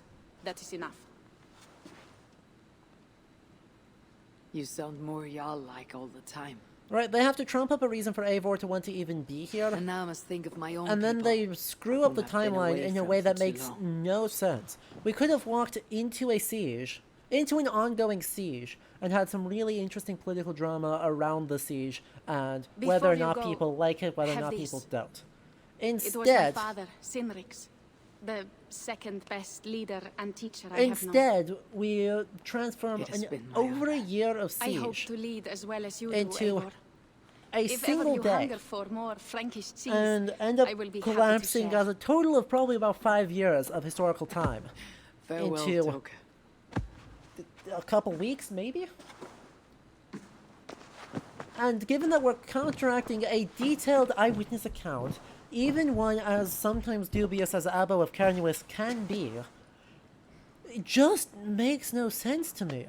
It's not like the characters aren't compelling enough from Abbo's account. They're honestly extremely compelling, very action-focused, but so be it. And it has a whole bunch of really cool sorties, etc., that could have made something interesting. Instead, they decided they wanted to go the political drama route, which they could have. They could have gone for that, even in the eyewitness account, and really given some back and forth here. But they just don't execute that at all. So overall, I think, of the 2 DLCs so far, Wrath of the Druids is by far the better one. Right. Even though the premise that there is a significant pagan population in Ireland in the 800s is absurd to the point of just being comical. I think the Siege of or Wrath of Druids has a lot more going in its favor. For one, it doesn't have stupid rats. I like the black box assassinations. Right, I like those. I like giving the assassinations more structure and more plot relevance. That feels good. That is the only thing this DLC has going for it on a vaguely historical level. It's not filling in the gaps, it's overriding the eyewitness accounts that we have. And that's kinda dumb. Roman Consul, just now, thank you for the follow. Shoutouts to you, because Odo sure thinks he's a Roman Consul based off the architecture of his house. Go back to England. Return to England. If we leave, the mission will fail. Is that what you want? To England. Off we go, then. To England.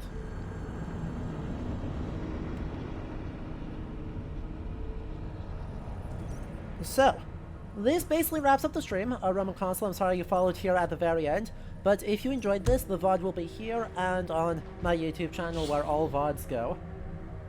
We'll also turn this into a highlight reel eventually. I am bad at video editing, but I will eventually get all of these streams edited into highlight reels. But if you enjoyed this, make sure you follow and consider subscribing to the channel, because I try and stream 3 times a week. And we've got some doozies coming up.